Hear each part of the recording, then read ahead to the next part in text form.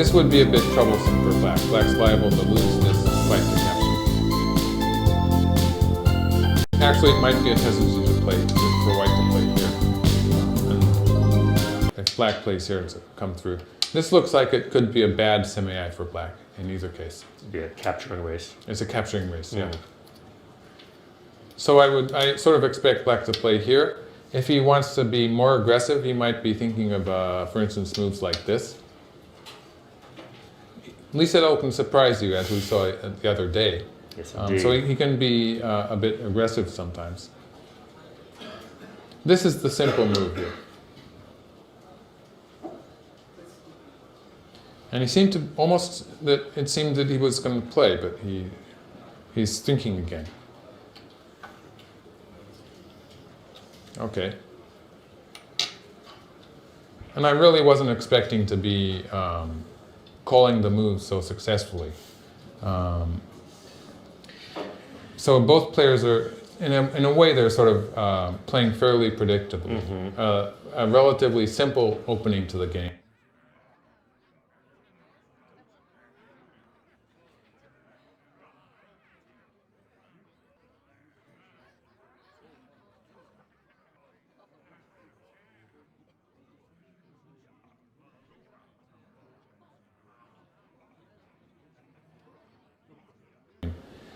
It is a fight that started, but the moves they play, for instance, white's extension here, black's extension here, they're what some people call shape moves. They're good shape. I'm sure that they are high priority in the priority network. They would have a high percentage of possibility of human play, I'm sure. You've been quite expert with the terms now. I'm learning the lingo here. And I'm getting the impression, it's probably an illusion, of course, but I'm getting the impression I have an idea what's going on. Calling the moves. Let me just remind folks, this is the 5th and final game in the Google DeepMind Challenge match. AlphaGo has, of course, won the match fairly stylishly, 3 straight wins. And we are in the fifth game. Lee Sedol won the 4th game on Sunday. This is the last game. Chris Garlock, and I'm here with Michael Redmond, 9-Dan professional, calling this match. And it looks to me like, Lee Sedol's got a plan he's executing now, right? Well, even in the second game, I think he had a plan, and I was seeing him playing in a way that was sort of really biased to territory. And he almost made it work. And at that point, it was already pretty clear that Lee Sedol had the idea that taking territory first. In fact, after the game, he did make a comment that he thought the opening was going more or less as he had planned. And so that sort of was an indicator that he had a plan to take territory first, which is not always the way he plays. And then in the 4th game, that same game plan sort of worked well for him. And so yes, sorry, ask. Well, just a question here. This is called this is a large knights move. This is the regular knights move. That's a large knights move, also called ogema yes. in Japanese. We've seen this before, yes. We've seen this before. What's your thought of? It's a very natural move. I'd say it's more common of games the last century. More recently, people tend to be worried about the 3-3-point invasion more nowadays. Right? This would take away the corner from white in most cases. There's actually a number of joseki or corner sequences that follow from this, but there's a tendency for this move to take away the corner territory. So some people who don't like that would be playing the knight's move instead. It's true in either case. There's a tendency, I think, for white to want to play on the lower side here, because black does have, we can call this, usually we can call it black's territory. I think AlphaGo might be looking at playing these moves like this later in the game. But the point is that if black plays something like this later, and we assume white here, and black plays something like this, we can see a kind of a framework building up with these 2 stones here sticking out towards the center and making one of the lines that will surround black's moyo. Of course, I'm not calling it a territory yet. Sure. But it has potential to get there in the future. And that's what Moyo is not territory. Moyo is It's simply... more of a framework. It's like the pillars supporting a building. It's just the outer structure, you might say. And it's not completely territory yet because white can, for instance, dive in at some point. Naturally, then black will be able to attack a little bit. This is an example of an attack where black will be trying to take profit while allowing white to escape, which is relatively simple. I always sort of think of it because a lot of folks I know are watching in the U.S. and I know you're up late, so thank you for that, and a shout out to all those at the many Go clubs across the country that are having parties and watching and have been doing so all along. So good for you. Thanks for watching. But when you have that kind of throw those back down there for a sec. Yeah. I think so. In the West, in the early days, you'd have sort of maybe some fence posts out there, sort of saying, "This is kind of my area. This is my ranch, and maybe your ranch is over here." Yeah. But then, as the West actually got literally fenced off once they developed barbed wire and then actual fencing, and that to me was sort of my mental thing, the difference between just putting a few posts, or in England they have like piles of rocks, piles of rocks to. They had plenty of rocks. Lots of rocks. Yeah. So don't see so many fences necessarily. So that was sort of my thought of the difference between a moyo and an actual territory, which I think is a difficult concept for people that are new to the game of Go, because when does this area or framework become actual territory? It's a great line.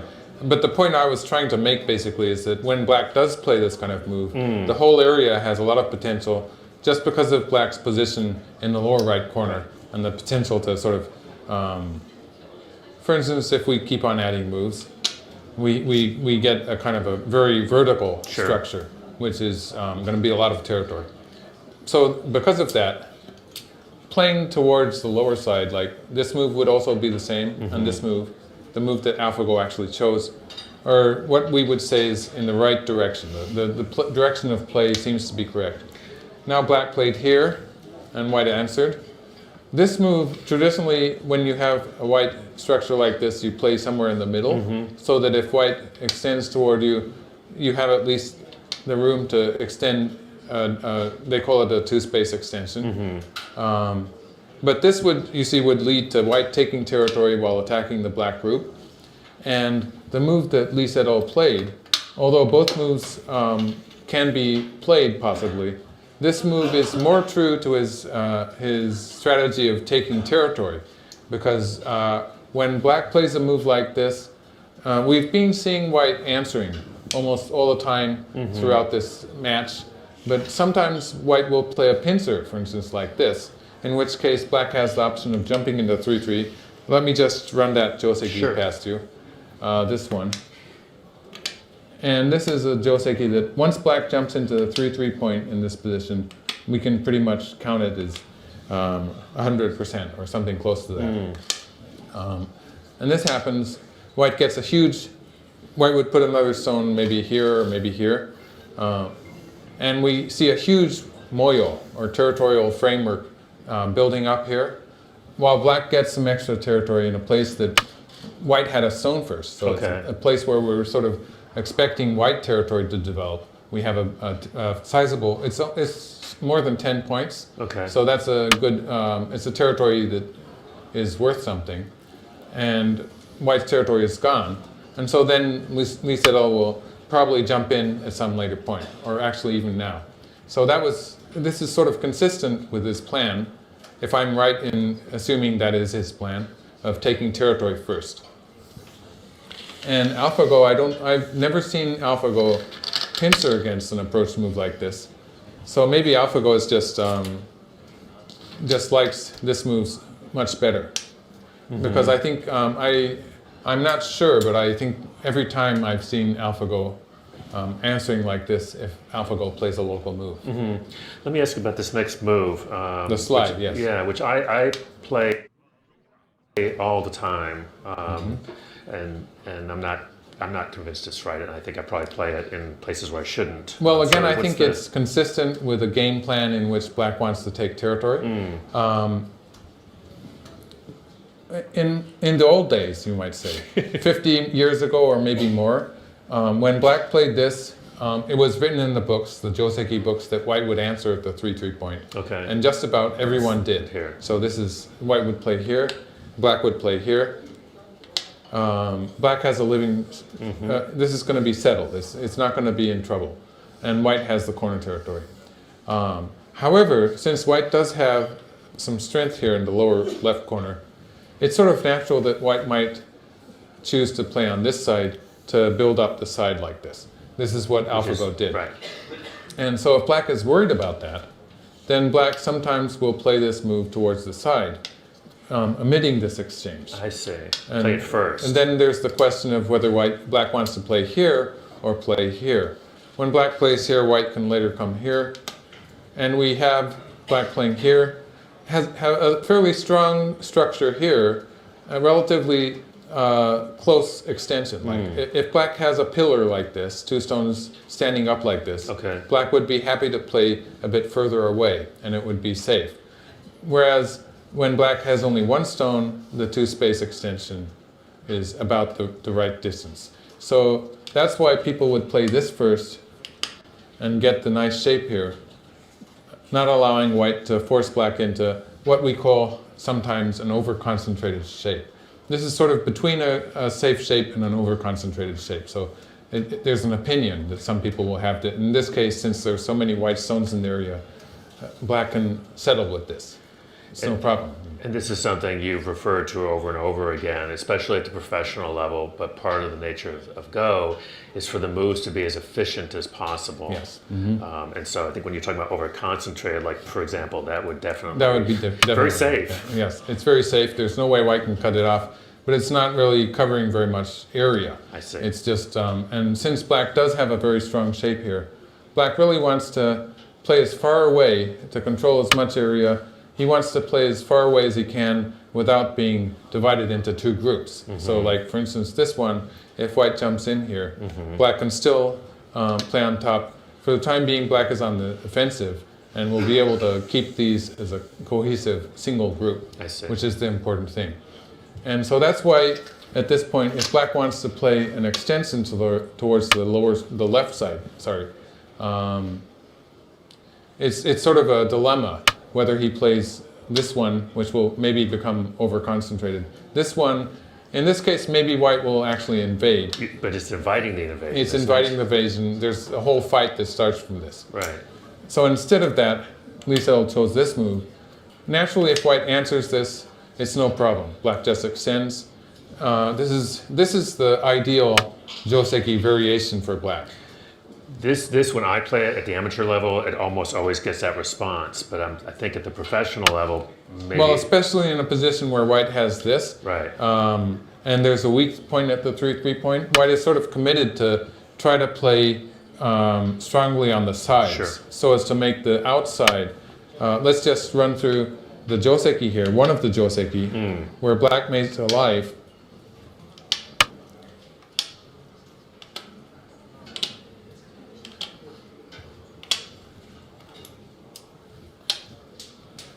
Something like this there's potential for it to happen later in the game. And we can see black is alive in the corner in here, but there's this huge wall that white has built. In order to make this wall, it's considered locally, although black has more territory, it's considered to be even because white will have influence sort of radiating towards both of these sides and towards the center of the board. But in order to make this influence work, white really needs to have structures towards these sides. So white needs to have stones in the middle, as white played here. And when white plays here, this becomes a nice moyo. Right. White's controlling along a lot of area. If black has a stone here, it's almost a good example of the Amashi strategy that I was talking about, where black is taking territory and the payoff for white is not really working, because black has territory all over. In fact, that's another version, sort of the Amashi technique, where the player has stones in key spots already before the thickness is made, so as to make the thickness work not so well. And so let's go back to the game now. This is just something that could happen in the lower left corner. Okay. So both players sort of have that in mind.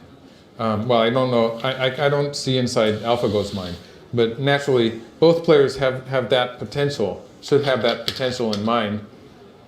And so that's kind of an explanation for white going all the way on the side here, trying to control this area so as to make a wall that white might build here useful. And now black plays on the top. And that this move is actually a relatively less territorial than I had expected. The normal move would be to play here, right. And white will probably play here.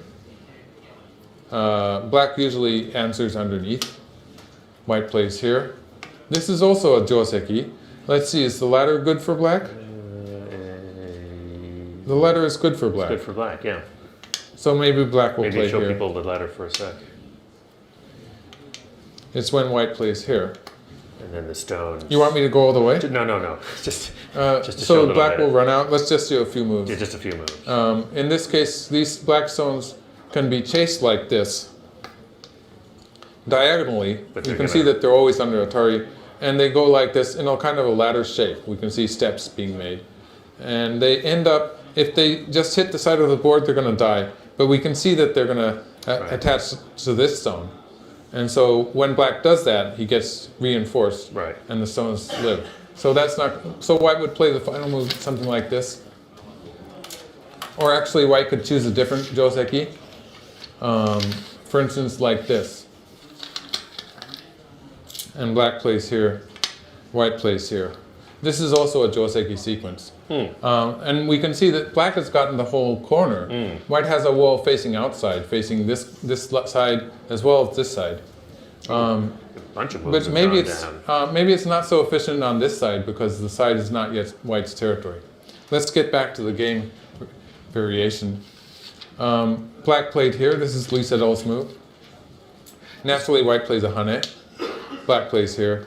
Now this move is is making miai of 2 points. Miai are interchangeable points. It's one or the other. Okay. So if white plays, there's a weakness here in white's connection. If white plays here or here, black will play here.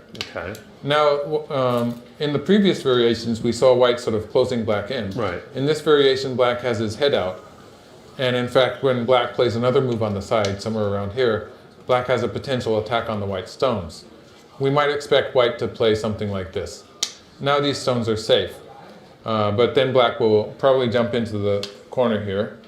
And white will get a wall, but it's sort of true to black's, to Lee Sedol's strategy to take territory and keep on taking territory until finally he can make a decisive invasion maybe. Or in this game, he might just play peacefully and win by territory. I think there's that potential too.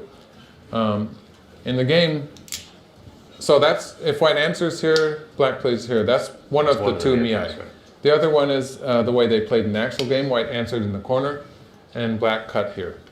And that's a must. There's Now no... definitely. If white plays both of these moves, now these black stones will be very weak. Right. They'll be running out into the center, playing useless points. So black cut. White cannot save this stone. Right. But the idea is to sacrifice it. So white connects. So this is a very standard orthodox sequence. And Lee Sedol has paused to think for a bit. What is he thinking right now? There's no way he's going to throw away these two stones, I don't think. But he has a choice of playing here to capture the one white stone, or playing once on the outside. Can you talk about that? Because I always have trouble with that. This creates... It's actually a fine point. Well, if black plays here, and let's just say white continues by closing the corner. There is a diagonal position here that black can, if the ladder is good, black can cut next. Or black can sometimes play this move. So there's a weakness, a definite weakness that black can look at. Now, why is that important? Let's say black plays the other move, this one, and then plays here. Now, if white is worried about, for instance, this weakness, then sometimes white will play a move like this. Right.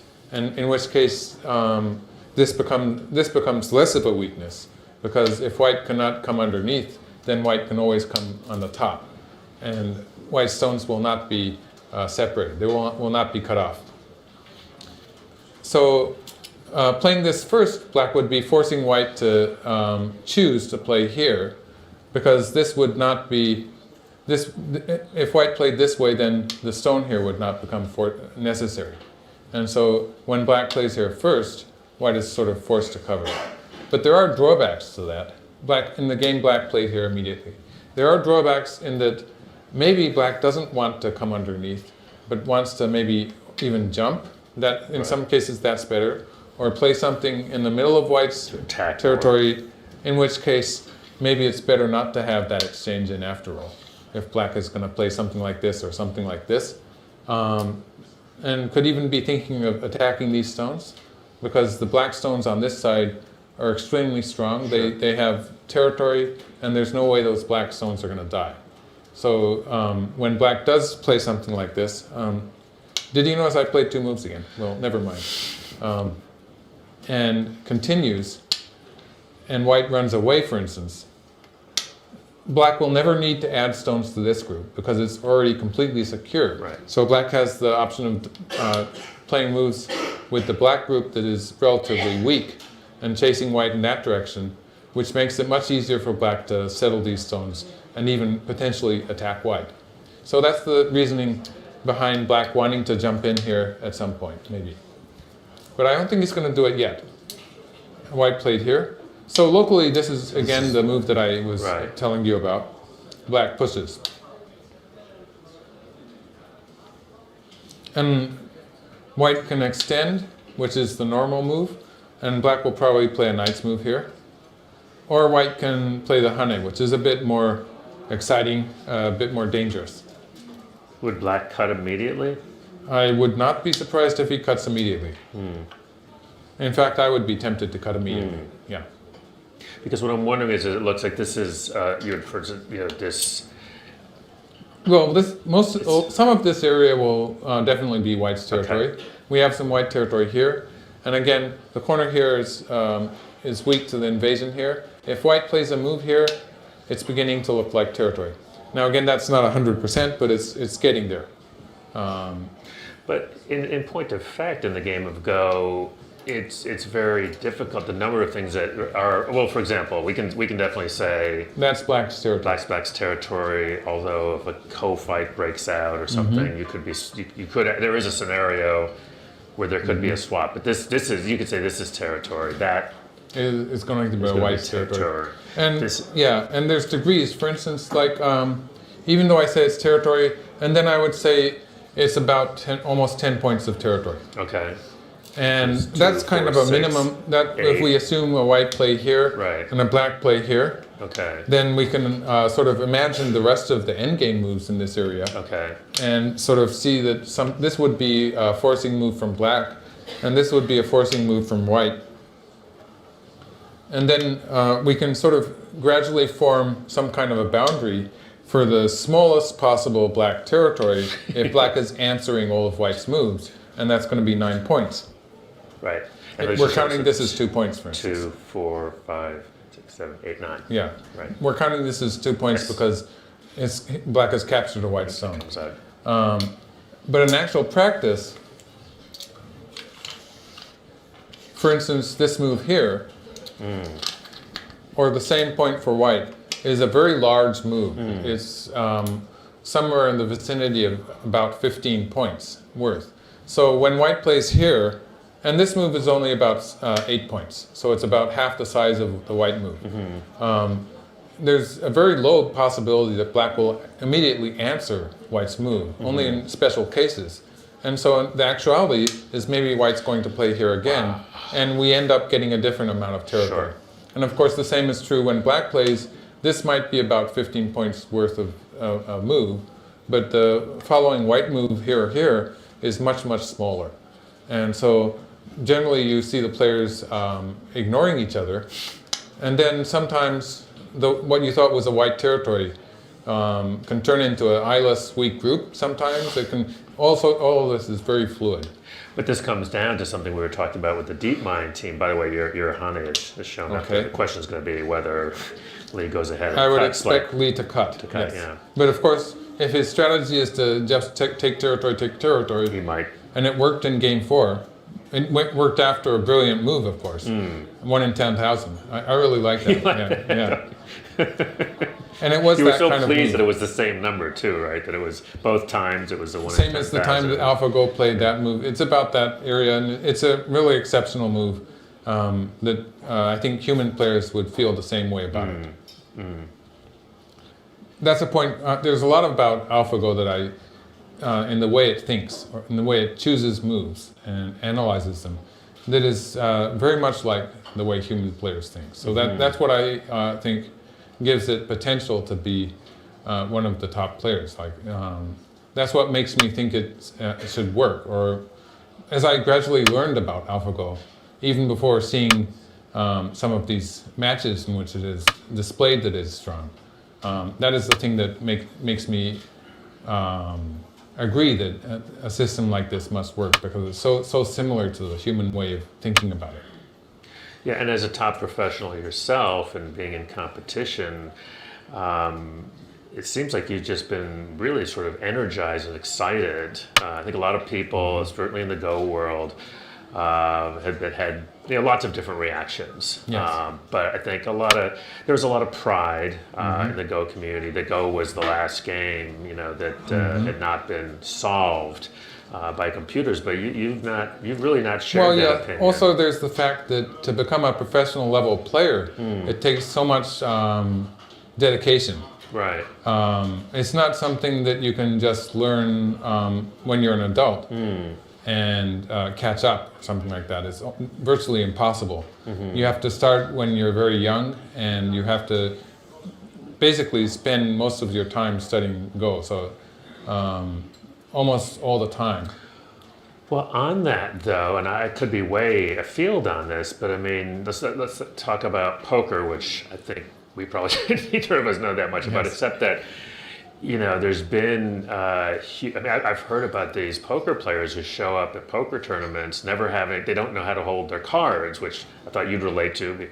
Okay, sort of like people holding Go stones, right? Exactly. Yes. But people showing up at poker tournaments who have been playing, who are very strong players, strong poker players, but have never actually held, a hand of cards, but they've, played hundreds or thousands of games. Would that be on the internet? On the internet. Yes. So that's beginning to happen in Go too. That's what I'm wondering. But it's such a difficult game to master that basically my opinion is still that people need to have the interaction of rivals and other children, basically. I think that I think it's agreed that humans learn quicker and more thoroughly when they're children.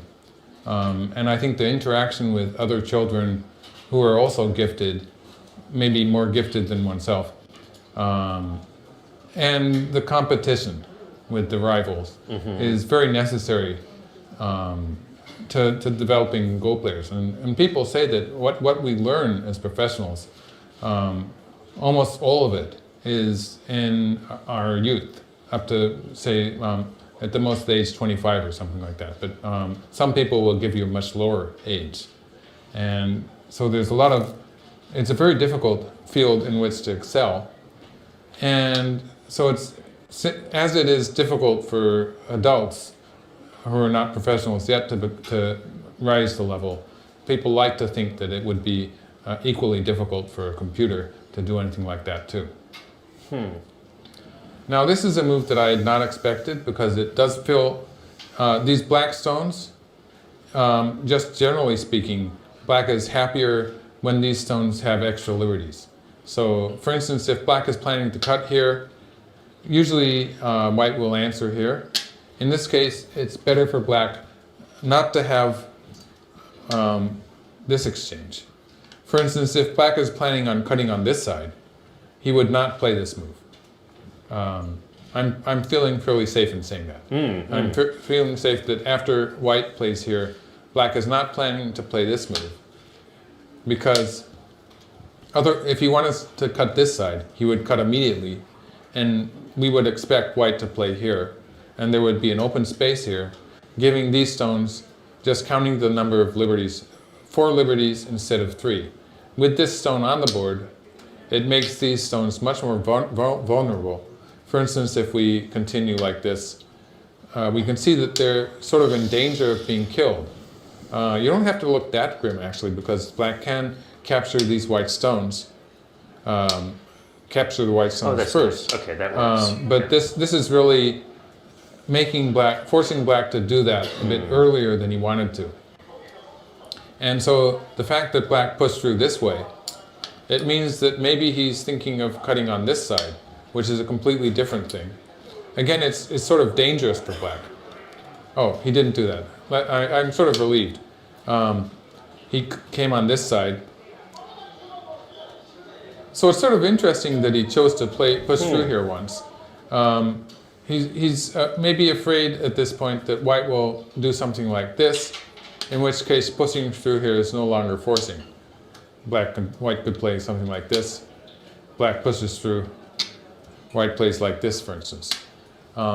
This could be something that Liesel didn't like, or you might say he was afraid of it, although I don't really associate that word with stuff that Liesel does. The word afraid. Not the word afraid, no.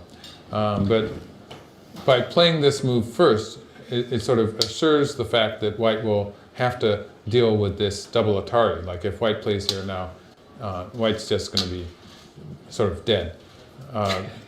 So white has to, and extending here is not so good either, because when black cuts here, this white stone is sort of in a strange place. Strange place, yeah. So white will probably just connect. Black extends. There is an issue of a cut here. Oh, there we go. I caught up with them. It's like you have eyes in the back of your head there. It's just like a boom, boom. I didn't see it. I didn't see it. You didn't. Now this cut, as it is, it doesn't really work. For instance, black can play here. This also looks sort of like a ladder. It doesn't really work as a ladder, but white escapes. Black is under attack here. Black pushes through. White comes here. And again, if black attacks diagonally, like I was showing in this part of the board, in this case, black dies first, so it's no good. But black can push through here. And again, black has to be careful of these stones, so black plays here. But this is not going to work for white. Like, even if black just plays once here and plays something like this, there's just not enough room for white to survive. This would be bad for white. So if black plays here, I would expect white to be playing on this side, which is completely a different story. Now the meaning behind this, locally it doesn't work. Black can cut here and capture the one white stone. So locally this is just a disaster for white, but we can see that if black does that, then white can play here and capture the 4 stones. So we back up one move. Black is cut here, white is connected. The question is, well, taking doesn't fill a liberty here. So what happens if black plays here? This is where it could get really, really interesting. Let's have white cut here. Now I'll show you the variation that works for black. I think we should do that one first, right? Black plays here, white plays here, black plays on the outside, white takes. This is called the Sekito Shibori. Sekito is a gravestone that is sort of a pillar. It's a pillar gravestone. In fact, I saw Shusaku's. Shibori is a squeeze. So white is squeezing this white group into a shape that looks like a stone pillar. And we can see it sort of developing here when black plays the final squeezing move. This is sort of like the base of the stone pillar, which you will always see. And then these 2 stones are probably the plate sticking up, where you would probably see the name of the family of that tombstone. It's and these 2 are sort of extra. They aren't always there. They don't really count. I want you to sort of be looking at this shape here, Right. which is the tombstone. It's very similar, folks, to a Western gravestone, just a little differently shaped. It's this traditional shape. Yeah. And so we see here that black is winning this fight to capture. Yep. So I'll just go back. That was probably a lot of moves for some people to digest, so I'll go back to the beginning here. We have a position where black is considering maybe this move, and white's counter to that would be to try to get a white stone here, so as to make this a good move. So that's why white starts with this. I see. Black cuts, and now we see a danger for black here, because white can next play here. This is the move I came up with in an attempt to stop that. If white plays here, black plays here, and if white keeps on taking this, black will be able to squeeze to make the tombstone squeeze, winning by one move. The tombstone squeeze. Yeah, the tombstone squeeze. Sounds like a rock and roll song. Let's just do that once more. At this point, let's see, where shall I...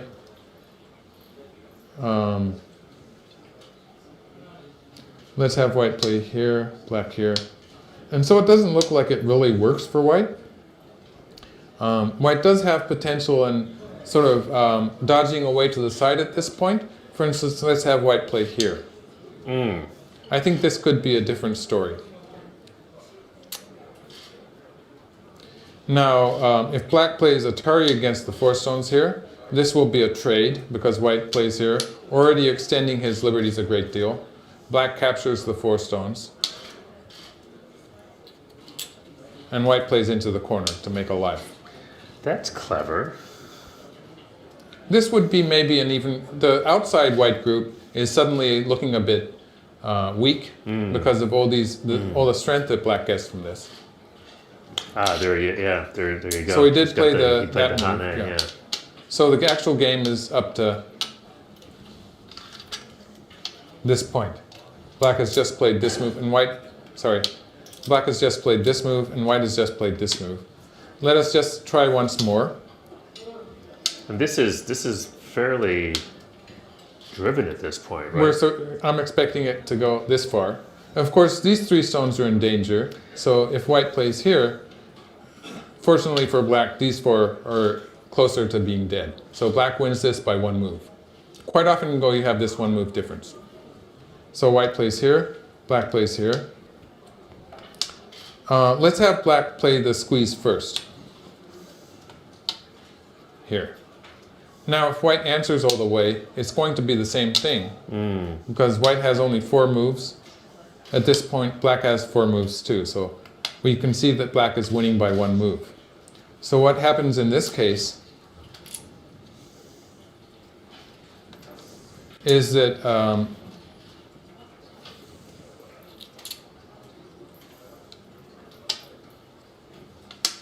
while black tries to squeeze, at some point white will, and now black throws in, white will escape to this direction. This is also something that could happen. And white gets some extra territory here. Black will be able to capture the 4 stones. So this is another way black can do it. Let me just ask you about Sente here. White has no forcing moves, but has a very weak position on the outside. White would need this does one not more look move. good. It's not really all that good for white. So the whole sequence here looks like it doesn't really work for white. So there must. So what's the real play for white here? Okay, white is played here. Black will cut. White will connect. And black will play here. So this much of it is more or less forced, I believe. So what do you think white's and after? white is probably just going for some kind of a slight squeeze. I don't really approve of it. Maybe white could play once here first. And why don't you approve of it? Because although white is gaining on this side of the battle, black is gaining a lot of thickness in this area. And so the extra safety that black gets out of that, I believe the value that black gets here is bigger than the value that white gets in the squeeze from this side. Is it maybe a little too early for this? It's too early. It's something that white would maybe keep in reserve for a bit. Later. And this is another sort of hallmark in the game. I mean, this is there. But you wouldn't play it right away. You'd leave it. They're much bigger moves Much on bigger the board. moves, yes. You could probably think And of when white is playing, for instance, a move like this, for instance, this would maybe change the equation when white sort of runs away from here. see. And there's no the question. sequence you showed. There's no question that it would change that if white gets enough stones in the area. So there's potential from this side that's just too important to throw away like that. All right, well, you're not going to like this, but let me put you on the spot anyway. We've seen a couple of... You didn't give me time to get to this move. I was really wanting to talk about that move. Will you come there in just a sec? I want to ask you a broader question here. You weren't crazy about the timing on this move. Yeah. And now you don't approve of this. Yeah, I'm sort of thinking that maybe AlphaGo hasn't recovered from game 4 yet. Yeah. That's what I wanted you to say. All right, now you can show us this one. Now this is what I was showing you in the beginning. Yes. And because it induces white to connect here, it makes the threat of this move immediate. Right. So black has to play on the top. And at that point, white does have the option of playing some kind of a squeezing move. This move is sort of more unforgiving. Shuts It's the door, trying to get it? more. And we can see that if white plays here, for instance, there's a good possibility that it's going to be ending up in a similar squeezing sequence. We can have black play here. These two stones are under Atari. If white connects here, we can see this sort of reverting to the previous squeeze. Okay. Now let's just try that once more. White plays here, black will throw in. Okay. At this point, if white is answering all of these squeezing moves, black will win by one move. So let's try this one once more. Actually, this doesn't really help white. I've just realized that it doesn't really help white because black can play something like this. This is this is the sequence. They are gradually catching up with me. When black does it this way, white can play here and push through here, at which point the escaping move here becomes a problem. Yes. And black would really like to fill one of the liberties of this white group. So a move like this or a move like this is sort of unsatisfying.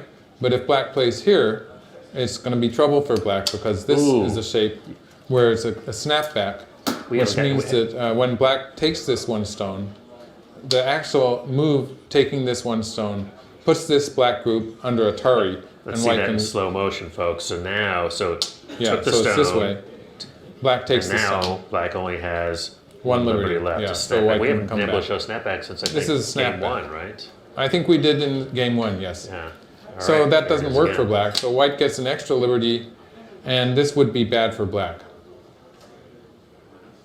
Oh, because now white will win this image. That's right. So that's something I was seeing and worrying about. But actually, so that's why once I had black play here and white live in the corner. But actually, black can play here to keep the heat on. And when white does play on the outside,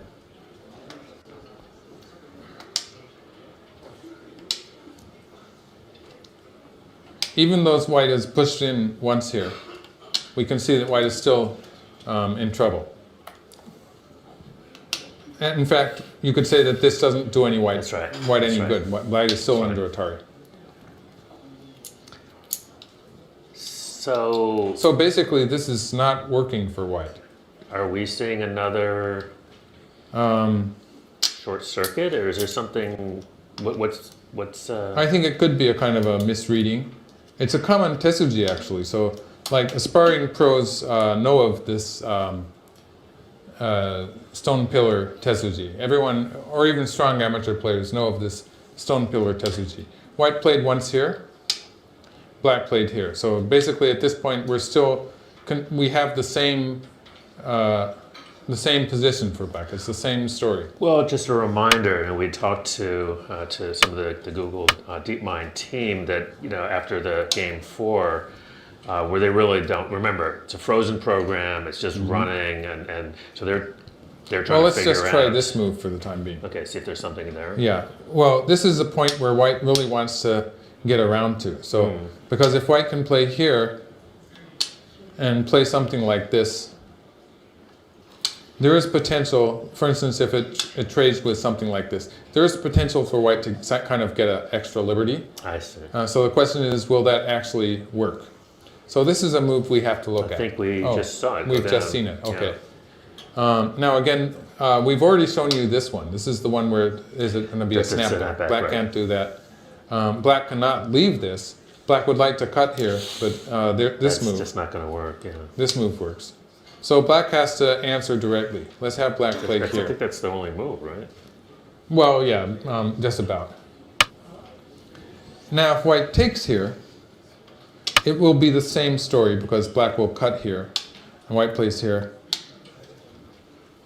And this is an important point here. In this case, the squeeze takes a slightly different shape because white can make an eye here. Now this is a real eye, so it's slightly different in that way.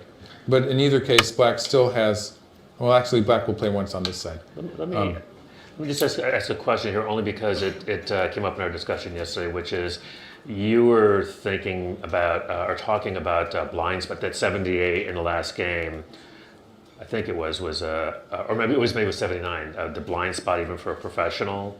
78. 78. Or maybe 85, the move that I was showing. Right.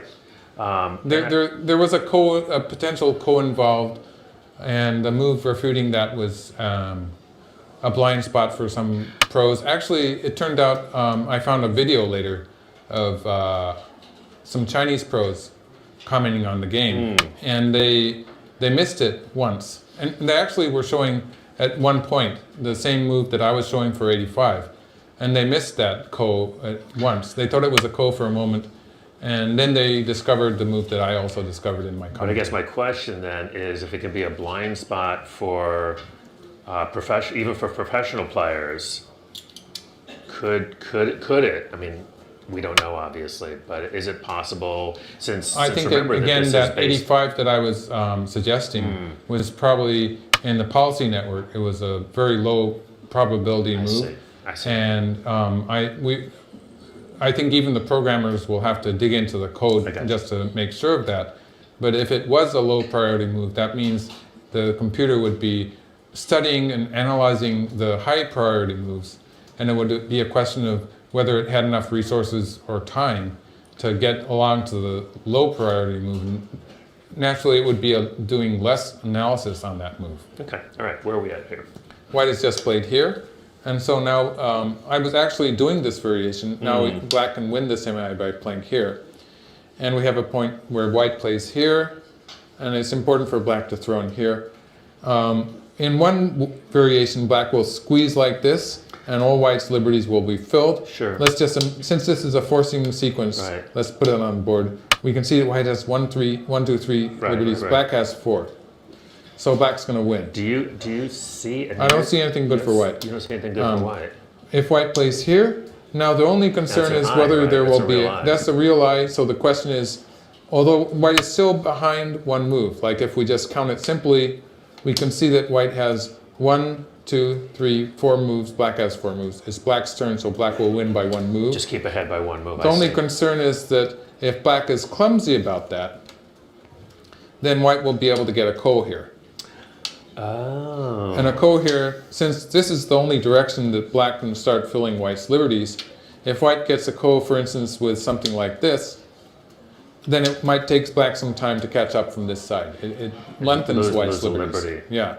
So black has to be careful of that, but if black just plays the correct order, there will be no problem. Let's get back to the game position. And usually the chances of Lee Sedol doing that are like 0, right? Just in terms of being a priority. I think I'd be tempted to go into the negative percentages. You don't have to do a policy network evaluation on that, or a deep look ahead, or. So black's going to play. He did play here, and white plays here, and black throws in here. This is sort of just forced. It's all forced. So the moment white makes a real eye by playing here, all black has to do is make sure that this ko doesn't come into play. So black will play the cover from this side, white plays here, black plays here, white plays here. Again, black has to be careful not to play Atari from this side, because these 2 stones don't count. That's the kind of move that some people would say that this would be a hallucination. I think you could find this mistake in pro games. If you went to millions of pro games, maybe someone would make that kind of mistake. But it would be way below 1 in 10,000. Okay. And then, of course, sort of coming back to that 1 in 10,000 thing. But naturally, black has 2 liberties, white has only the final one. So black's going to win. So the semi here, the fight to capture is already a win for black. It was from the beginning. So it was just something that professional players sort of do automatically, this reading. It's a lot of moves, actually. It's somewhere more than 10 moves, I guess. But it's something that professional players have been doing so many times that the whole position here is sort of automatic. Let me ask, so sometimes in professional games, you might see this kind of stuff, even though the pros write out that this is going to happen, this might happen at the end of the game in terms of... Well, for instance, locally, white does get to, let's just do it again. White does get to force from here. In this case, we're doing it the version where white has only a false eye. So we can see that black is sort of squeezing from the top here, killing the white group.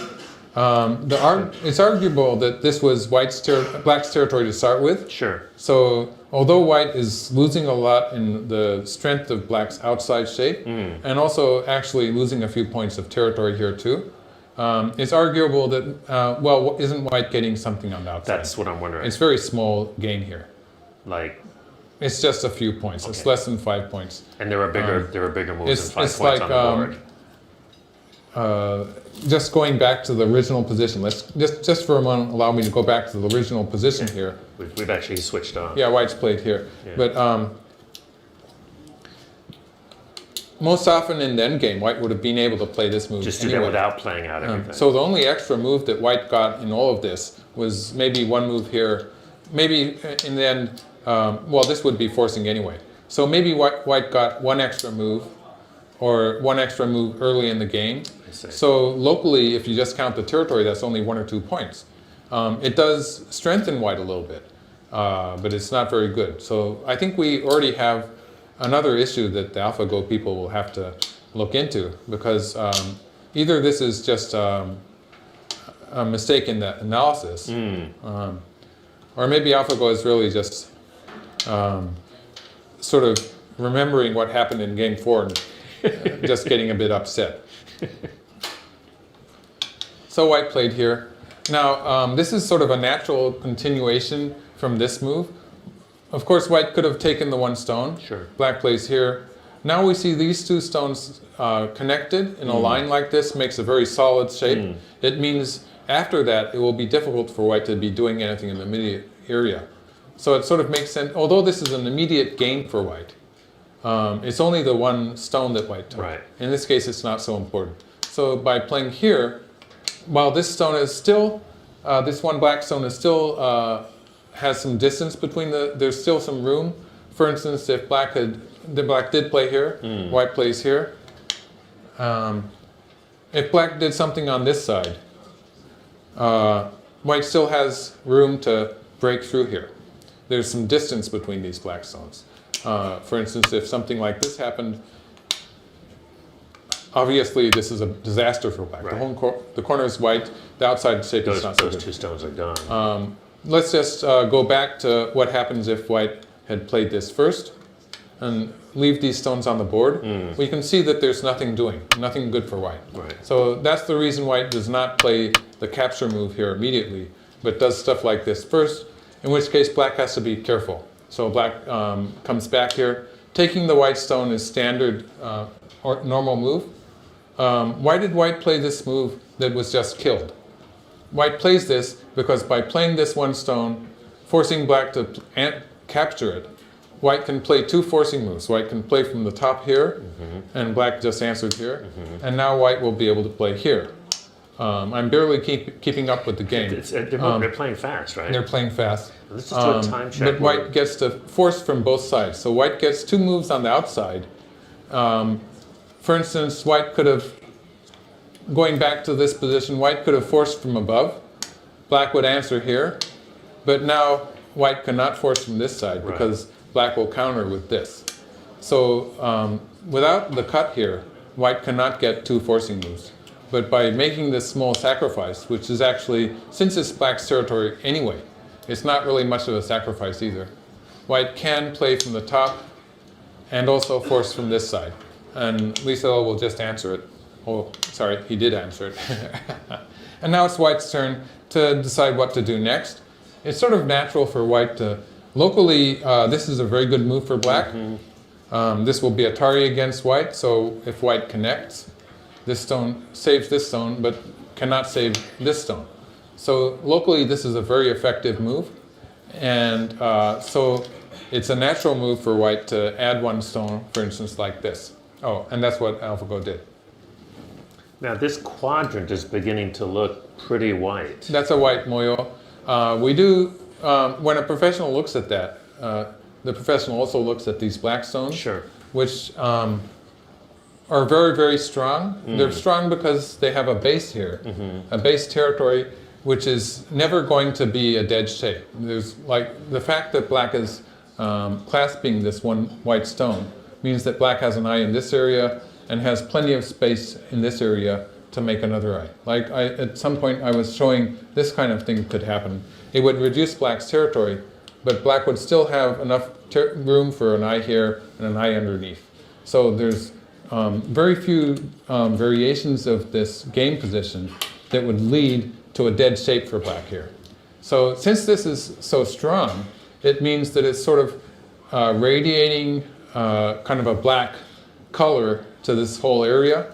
It means that when there's black stones floating around in the area, any white move to separate them from these stones will not have any effect on the black group on the left. So while white does that, basically black gets to play 2 or 3 moves for free towards the center and doesn't have to worry about those stones at all. It means it's relatively easy for black to move into the center. Well, this is pretty much what you had described at the beginning of the game, with the strategy of black taking territory, Yes. allowing white to build up a structure, Yes. and then what you're saying is that with these, it's possible for first of all, white can't seal off this area with 1 move, right? So black, I assume, can probably go fairly deeply into that structure. Yes. Well, the question is whether, does black have to do that yet? You had mentioned when we were talking about Shua that... Shua would do it fairly early in the game. Yeah. Yes, like at this point, Shua would be playing, for instance, moves, relatively safe moves like this, that sort of gradually moved into the moyo. And white would be faced with the option of losing even more territory, or making a desperate attack, or submitting to the move with something like that, and allowing black to get into the moyo easily. And it would always be a difficult choice for white. And as in the game yesterday, even though black plays, or black is not necessarily saying that black is going to save that particular stone, right? Well, Lee Sedol has a tendency to not to do it in such a simple fashion. I think we've seen that. He's a much more difficult player to. It's more difficult to predict what he wants to do. Oh, but he did do that. Nicely called, sir. So this is almost what you might call a safe move. It's a move when I think black is feeling that he's ahead at this point. Just because black did gain points here and gained a huge amount of, we call it thickness. It's just the fact that this shape is so much safer than it was before. Just because of all these moves that white has played from inside black's territory, sort of building a black wall on the outside. Even judging from the game 4, at the time the game went sour for AlphaGo, AlphaGo did play a lot of moves inside of a white territory. AlphaGo was black in that game, on the right side of the board. That's right, and AlphaGo got some points back in the upper right corner, but basically the profit that white got in getting outside stones, helping white in that part of the board, was bigger in my viewpoint. In that way, this sequence here, which is very bad for white, sort of similar to what happened in game 4 when AlphaGo was playing inside of, well, it became Lee Sedol's territory, there was actually, before AlphaGo started doing that stuff, it wasn't really Lee Seddle's territory yet. In this case, it's black's territory, Lee Seddle's territory, but white is actually making it bigger just by adding the extra value for black in this area. And has not really accomplished anything from it. So it's just a set of bad moves. You had showed a sequence where if white played a couple of moves here, then there would have there's been a real sequence difference where there's some actual player. So that's all gone now. It's all disappeared. So even if we start with the cut here, originally there were no stone. I won't do it in... White's played a capping move. Yeah, I won't do it in sequence, but if I just take these stones out for a bit, there was a point in time when it looked like this. Right. So white can sort of gradually move in That's looking and at move that. in and exploit some weaknesses in black's shape. Right. In the game position, we suddenly see a kind of a horde of black stones, Right. which are only there because white played all these moves from inside. And I think, what you're pointing out is that it can be okay to do that as long as you get something out of it. And this is very similar to what happened in the game yesterday, where you're throwing away stones. Let's just build an imaginary position in which it's not so bad. Okay. Let's have this territory black's territory anyway, like this. Okay. A situation in the end game. Sure. It's black's territory anyway. In that case, it doesn't matter that there's so many, so this gets so reinforced. I see. In that case, the profit of maybe 2 or 3 points that white get, I'm not even sure it's 3 points, it's something like 2 points that white gets on this side. Right. It's worth it. Right. But actually, you have to take into account the fact that when white does stuff like this, there's a potential that white will play that move. When white does that kind of thing, there's something like, I don't know, it's so bad I don't really want to count it. It's at least 5 points and it's probably closer to 10 points or something like that. So it's a horrible loss that white has taken after white plays these two moves. And of course you have to dilute that because there is a potential that white will play and an equal possibility that black will play in that area. So we don't know that white's going to play 2 moves here. So we don't know yet that white has lost 10 points here. But there's at least a 50% possibility that white will play here compared to black playing here. So at least half of that, a few points, white has lost. But I think, and this is important both for folks who are coming new to the game, but also for the amateur players, that for a professional, this kind of play that loses as much as 5 points, that's a lot of points to you, right? It's a lot of points. Even a player like, well, Lee Sedol is pretty formidable in the end game too, actually. Oh, but even a player, he's a player who sometimes, in professional games, quite often he relies on his fighting power to win the game. Even a player like that, when you give him extra points like this, he's very happy because he feels that even 2 or 3 points, he should be able to take that home with him and win the game just by that. So interesting, in some ways, he's kind of like AlphaGo. AlphaGo is also calculating on the high percentage, and if you see a high percentage way to even just a small victory rather than a low percentage. And there are some players who are sort of biased towards that, and they will play over safe moves towards the end of the game when they know that they're going to win. But the way these strong players do actually handle the end game, that is, again, it's different from the way AlphaGo does. And it's a completely different technique that I think that it would be nice if they could work that into the program. So we are in game 5 of the Google DeepMind Challenge match. This is the final game, and of course AlphaGo has already won the match, and we are going to see what happens. Lee Sedol won game 4, kind of getting some revenge there. Yeah. And I'm Chris Garlock, and this is Michael Redmond, non-professional. And you're pretty comfortable with saying that you're looking good for Lee Sedol. Looking good for Lee Sedol. And I think he's probably sort of kicking himself now because he must be thinking, why couldn't I make this work before? When I could have had $1 million. Right, yeah. This was basically, locally, it was a mistake by white. It is only a few points. Not game ending by any means. So it's just a little strange. It's sort of in between. It's in some cases the game still depends on the fight on the upper side Right. and the center of the board. So it's not really game ending, but it would be extremely discouraging for most pros. But but let me ask you. We're seeing moves in Game 4 and now again in Game 5 that we just did not see in the first 3 games. Yes, well, yes. Here, I think that it was just, human players are trained to see this tetsuji. It's a tetsuji. It's a good play, local play that players are trained to just sort of see hardwired. It's not as if it's not as if I had to read this out really before I showed it on the board. I knew what I was going to show you. The only question is what order would I show the variations and stuff like that. The basic tetsuji here, the play that Black did, is so well known that it has a name that amateur players will recognize.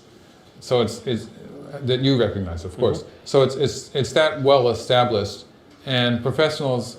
There are some cases in which it works a little better for white, and both players will play it out. So it's been in a lot of professional games. It's been studied in life and death problems or tetsuji problems. Any professional player will have been using that as study material and gone through it so many times that it's just, the fingers go there without your mind having to worry about it. Like, it's automatic. Well, your point is this is no move 78. There's nothing special here that Lisa Dahl could do this in his sleep. Right. But it's not like he did something. I think the point is that that AlphaGo did not do that kind of training. It has its own system of getting strong. Right. And so maybe this was just a complete hole in its reading. And when you're reading it, it's actually pretty difficult. It's one of those cases that people just know the answer.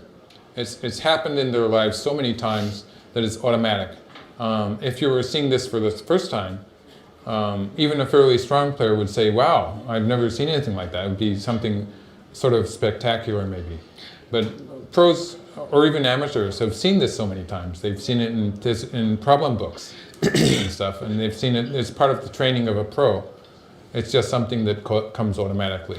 Well, as you pointed out, it's all very, very close. It's always one move. One move. Well, problems. It's no fun if it's not one move. Right? In an actual game, sometimes you like to win by 2 or 3 moves.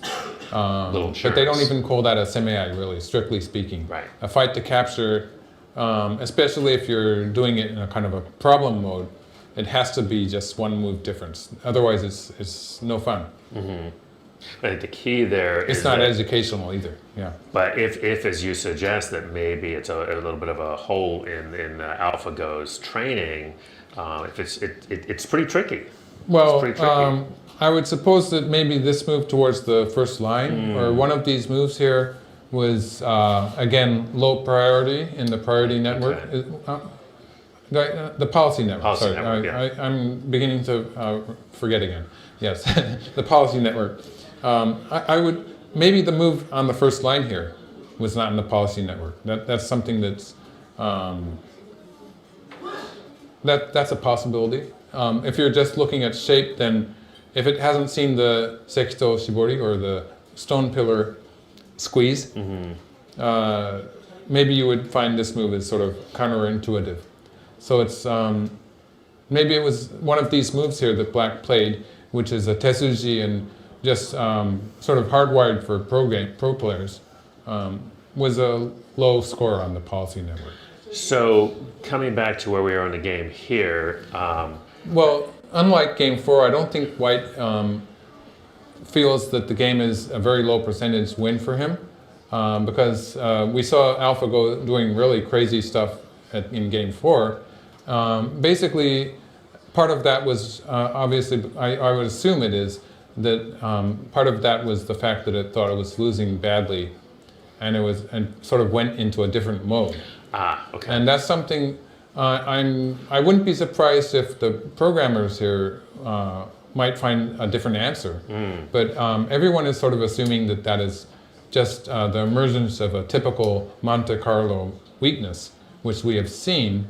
in weaker programs, of course. It's the first time in AlphaGo. But we have seen this weakness in that when it thinks it's losing, when the program thinks it's losing, it will play basically forcing moves that have to be answered locally. And they can be really horrible moves from the pro viewpoint, but it just sort of runs out of normal moves that it likes the result of. And in the Monte Carlo algorithm, these forcing moves seem to have a better percentage of winning. And it's actually, from the human viewpoint, it's a very ugly sequence of moves. But somehow the algorithm seems to think that they have a better percentage of winning. And that only happens in the Monte Carlo programs when the program is really doing badly to start with. Right. But that could be different in AlphaGo because it's such a more advanced, and it has all these neural networks and things that I completely don't understand. We understand. We have a little better feeling for them now when we started. Sort of grasping the lingo, but let me just ask you sort of a question here. This obviously is the big white area, and you talked about white, black diving in. Black sort of dived in. Yeah. So it is the fight that Lisetto was hoping for. Right. If usually when black plays a move like this, white usually crawls or pushes. So black's idea is that if white will do that, then black is sort of getting a loose connection here. Right. And this is what black's plan is. If white comes this way, again, black will probably do something like this. And when white then starts to try to attack, it will be more easy for black to sort of dance around and escape white's attack. So this move is actually probably a very good move. It prevents black from doing that. And even if black does push on the top or cover here, well, since black actually covered, let's do pushing first. It's not so easy for black to get around and connect to these stones. So it's putting a lot more pressure on the black group. Since black covered, now white pushes, and we can see that black is completely separated from the black group on the left. So white is staking a lot on the attack here. And so I think that AlphaGo might think it's behind or has to attack severely to have any chance, but it's not at the point that it will be playing those moves that make no sense, and we saw in Game 4. And is this a difficult fight for? This looks like Lisetto has more room. I mean, he was pretty cramped yesterday. It was cramped yesterday, and it was cramped in Game 3 too. That's one word. He was he was dealing with a very small amount of space. Nonetheless, we do see that there's a big white wall here and a white wall here. Some players would be feeling a bit intimidated with black. I'm terrified. I mean, it's just. The moves that you showed of lightly connecting out, those would have been my moves. You would have been happy if it happened. I don't see any place for black to run here except right into the arms of white. Exactly. So in that way, the way white is playing is a very a good way to attack black, because white is encircling black and making sure that there's no escape route into the center. And so black will have to make eyes somewhere inside here. And there are a lot of white stones in the area. My feeling is that probably black can do it, but it is a dangerous, locally it's a dangerous position for black. Yeah, I wouldn't say I'm terrified, but it makes me nervous. Well, I think at some point, for instance, now maybe, this is a kind of a key point that will secure an eye in this area. And once black gets an eye here, then there's potential for eyes on the side or maybe towards the center. So a move like this at some point would be a relatively safe move. Of course, if black wants to really be greedy and erase the whole thing, then he could move towards the center. And again, at some point in the whole fight, if black gets a stone here, there's going to be an eye here, which will make it relatively easy. I would be tempted to start with this move, actually. And I'm assuming that white, because it's so thick, can attack fairly strongly. But we can see that Lisetto is playing very strongly here. He doesn't want to get timid just because he's made some profit down here. And since the profit, if you count it in points alone, is not so big, he's trying to be very strong and finish off the game and the fight in the upper side.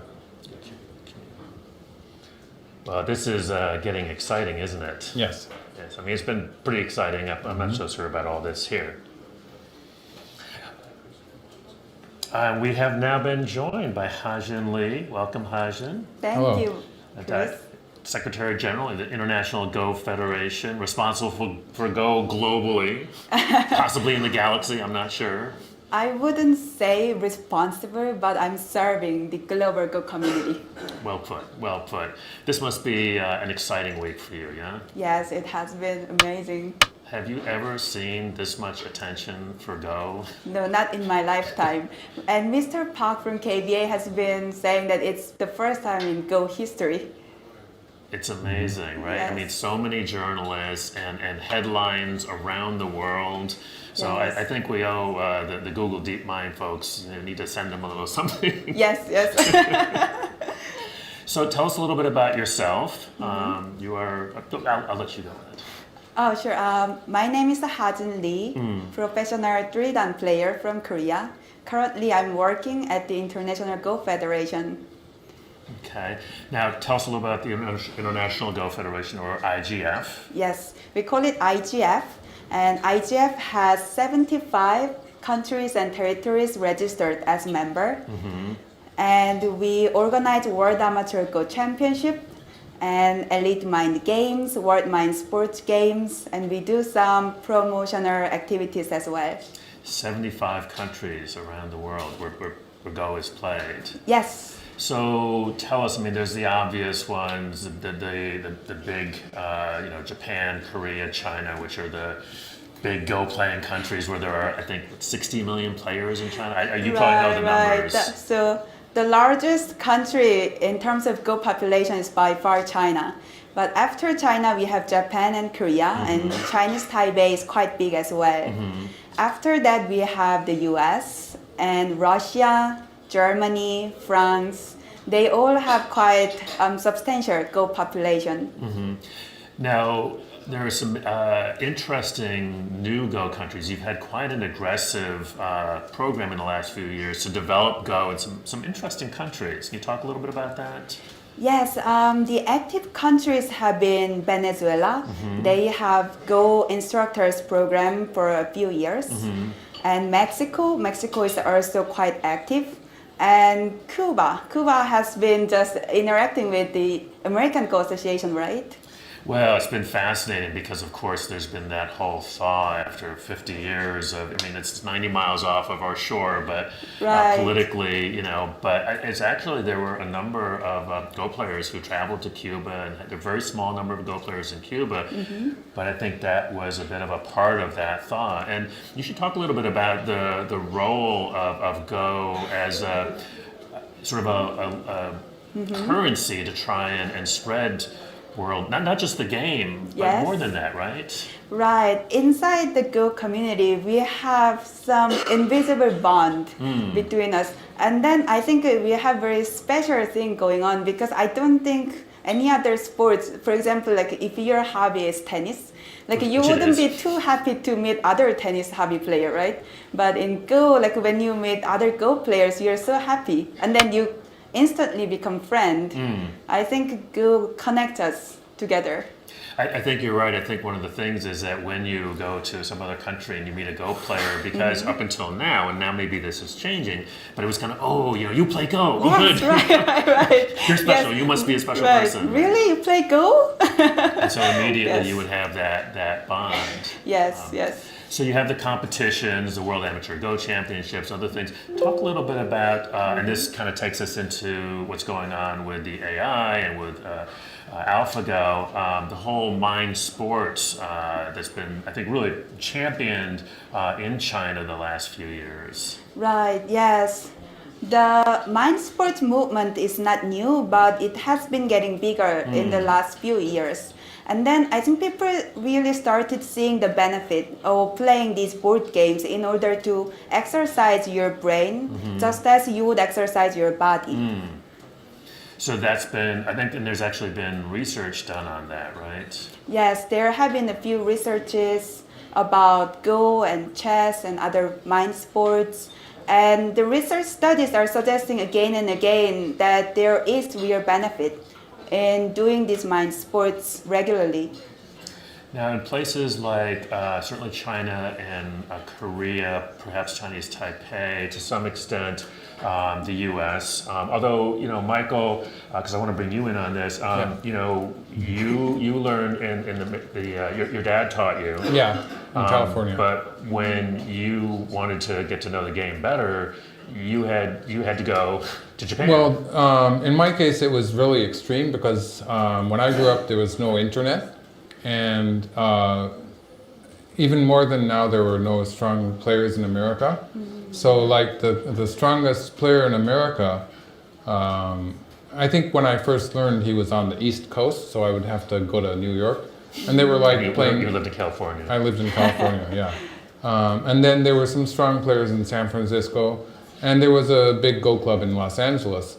Los Angeles was only 2 or 3 hours away in a car ride. So what I could actually do was go to Los Angeles and play in some tournaments there, which I did. And there was a Japanese, Japanese Americans club and a Korean club too. So I went to those places to play in the games. But that was like, they had a tournament once every few months. And in between, I was just playing a few friends in Santa Barbara where I lived. So like I would have these dry periods where I wasn't really making much progress. And then when I went to Los Angeles, I would be, it would suddenly come together in just one day, and I would be moving up something like 2 ranks overnight. Just because it'd been so much time that I'd not been realizing that potential. One other question I'd like to just talk a little bit about. Another very exciting thing that the IGF has been involved in is the whole pro system. And this goes to Michael's point. When he's a 9-down professional pro, and we are, of course, extremely proud of you because you come from the U.S., but in fact, you're a Japanese pro. That's right, which is great, but in order for you to become a pro, you had to go to Japan. There was no U.S. pro program. Now we actually have several. We don't have it. You have hundreds of pros in Japan. And, yes. But now there's a professional system in the U.S., very small, growing. A professional system in Europe. Can you just talk a little bit? I know you've got to get back, but just talk a little bit about that because that's been hugely exciting. Yes. So far we only had professional players from Asia or the Westerners who became pro in Asia, like Michael. But last 3 years, I think it has been about 3 or 4 years. Yeah, 4 years. Since the American Go Association and European Go Federation started qualifying their own professional players. And there are concerns that they are not as strong as the Asian pros at the moment.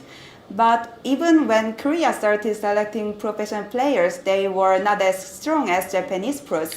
But then they caught up. I'll say. Yes. So I think it was a really good start, and I have high hopes in these systems. Well, we have high hopes too, and you and the International Go Federation have been doing such wonderful work, so we really appreciate it. And I know all the other Go Federations around the world do, so keep up the great work, and thank you so much for dropping in to visit with us. Thank you. I also wanted to say thank you to you, Chris, for having the e-journal. The e-journal, yes. American Go Association e-journal. I'm a long-time subscriber. Oh, thank you. And then, that's where I see most of the Go news in the West. We'll have to work on getting you to be a columnist for us. Thank you so much. I appreciate it. All right. That's Ha-Jin Lee. She's the Secretary General for the International Go Federation. Thank you. Well, Ha-Jin was very modest when she was talking. Of course Firstly, when she was talking about her efforts to promote Go throughout the world. Also, the fact that Korean Go was fairly weak at one time. And not that long ago, right? Not that long ago, but that was basically because of the effect of the war that it had on Korea. And so it just disrupted their country, which made it impossible for people to be studying Go. And that was basically the reason they had so few strong Go players. And actually the same could be said of China. But actually both countries, both Korea and China, had thousands of years of history of playing Go. And because of that, they could recover fairly quickly. Like it only took them a decade. Well, almost immediately, they had new players coming up who were actually quite gifted. And it just took some time to realize how strong they were. So they already have players coming up at the beginning. You could call them the fathers of their modern Go associations, who were already showing promise, but just didn't have enough rivals or competing players to really realize their full potential. And then after that, the next generation was already getting to be very strong. Well, and before we get back to the game, just one other thing on Hajin Lee and the International Go Federation. So the International Go Federation and all, I think she said 70, I'm terrible at that. 72 countries, I think. Okay, yes. 72 countries. There might be regions in there, so right. I'm not sure. But let me just speak, Hajin, it's not like she has a staff of hundreds or even dozens. It's an amazing organization in terms of being responsible for, promoting and supporting Go around the world, and to do it with as limited resources as they do is really quite an amazing thing. And one of the things I'm hoping is that with all of this interest now in Go, thanks to this historic match, that Hajin and the International Go Federation will be able to get more resources as they continue their great work. That would be very good. I know you're itching to get back. Looks we've had some Well, we've developments had some moves here. Lee Sedol did play the relatively safe move by playing here. Played your move. Yeah, yes, I did suggest that move. And so at this point, the situation is that black has one eye. One eye. And needs one more eye to make a life. Right. Now, there's a potential eye on the side here. In order to take that eye away, white would have to do something drastic like this. But actually, black still has some space out here, in which case I think black would be able to make another eye. So white played this is the shape move. I'm sure on the priority network this would be a high priority. And we can see, although white has lost some points here, AlphaGo is not as desperate as it was towards the end of game 4. And all of the moves we're seeing here played by white, locally they're very reasonable moves. Okay. So it's playing like a professional player. So we don't have to worry about that yet. I'm Good. a bit worried about what might happen later on, because the game as a whole is going well for Lee Sedol. But at this point, we're not seeing any. Did I call them nonsense moves yesterday? I'm sorry. I shouldn't have been so harsh, maybe. I think you meant nonsensical, which is a little. Well, they just nicer. didn't make sense to me, and Right. I was really confused by them. Okay. So I said. I'm sure AlphaGo will accept your apology. Yeah. At this point, black will be alive. At this point, he just played this move. But black will be alive if he puts one more stone. He needs one more move, right? I think he needs one more move. But instead of playing that move, he plays here, which is interesting. It's a kind of a dangerous looking move. Yes. But actually, it's probably okay, because in the process of trying to kill this black group, we can expect that white will at some point have to play this one. Sure. So let's, I'm not even sure it's going to die. But let's have white do something like this and assume that the black shape is not completely alive. It looks a little... Let's just do it that way. This is too good for white, but just let's ignore that for the time being. The peep here is threatening a cut. And after that, there's the cut here. Just so folks know, locally this is dead. Locally it's dead. It only has one eye. But there's the problem that if we have something like this coming, there's a cut here in the white Right. shape. And so there's a great weakness on the outside for white. In this case, these 4 white stones would be dead. And so there's a weakness on the outside that means that with the cut here and the following cut here, and some potential forcing moves for black here, even if white can kill black inside here, white's outside shape will just fall apart. Basically, locally, if I were playing black, I haven't really read it out, but it looks so dangerous that I would be tempted to put a stone in here. Or if we want to make it really easy to understand, if black plays here, there's going to be an eye here and an eye here. So I'd be sort of tempted to put a stone in. But we'll see if Lee Sedol actually does that. I'm with you. I just you like that, huh? Well, because he's surrounded by white stones. He's in White's house. So yes. And looking at the overall I like this position, move, Oh, it works. It's not going to die. And in this position, if we're looking at territory, for instance, black has a good amount of territory in the lower right here. This is in the vicinity of 40 points. It really depends on where you stop counting when you get over here. I'm sorry, it's just that white. White extended down, yeah. This isn't going to die, actually. Even locally, it looks like it's alive. Without another move? Well, black will answer now. Yeah, okay. Yeah.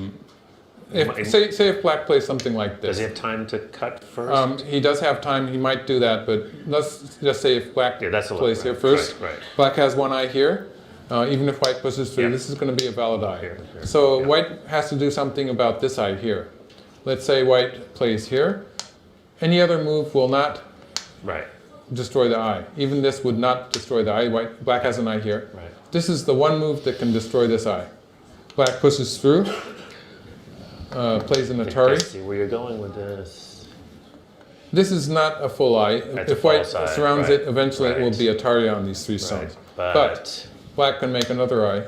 On the side. On the side. Very nice. So this is sort of an illustration of what I was saying when I wasn't really sure that white can actually kill this group. In this shape, black is completely alive. There's no problem.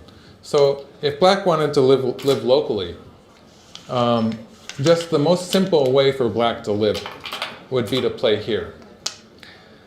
But professional doesn't like to play. Yes. Black would prefer to play here, and I think this is also alive. He cut. He cut. Yes. Now, locally, this is a forcing move. White has to do something about that. Otherwise, like if white played something like this, black could push through here. Push through or cut here? In this case, black would push through. Just right away. Okay. Yeah. If white covers, black comes here. These two stones are It's a dead. little short ladder. It's a step ladder. It's a very short ladder, yeah. And even if white extends here, black can push through. This is dead. Right. So this is just this is just a big loss for. So when black plays here, white has to do something to save these two stones. White played here. Connect, right. All right. Now when white plays that way, black is in kind of a dameizumari, a lack of liberties. Lack of liberties, right. So this looks like it's the safest move. It would be interesting sort of to see what happens if black plays here. If we assume a white stone here, it would probably need one more move to be fully alive. So this would be the safe way for black to make a life. So just finish. Yes. And it's good enough just to leave the cut anyway, right? Well, there's a cut. The cut here, it's not quite so effective when this liberty is open. So black, it's just something that might happen. For instance, if black plays a stone here, it gradually becomes more effective. If black plays a stone here, black might be able to be looking at this later. There you go. Okay, he played the safe move. And let's just take a quick stop here for a quick assessment overall of the Okay, I was about to do that actually. Okay. Black has about 40 points here. Okay. But that really depends on where you stop counting. Like it's 31 up to this point, 36 up to this point. Okay. And with all these black stones lined up, you sort of want to add on a few points. So I'm going to call it 40 points. Just because it's so useless as an attack for white to be approaching this. This would be way below 40 points. But all of these stones do not have a multi-purpose. They only have the single purpose of extending white's territory. Very little effect on the black stones. So there's a sort of a higher possibility for black territory here in any case. Or even if white plays this move, something like this or this to get some territory in Sente.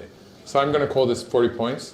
And that's in the vicinity of 10 points. This 50. Is well over 10 points. 60, black has a few points here. 65. Yeah. Okay. Yeah, somewhere around 65. White just doesn't have the space to catch up to that.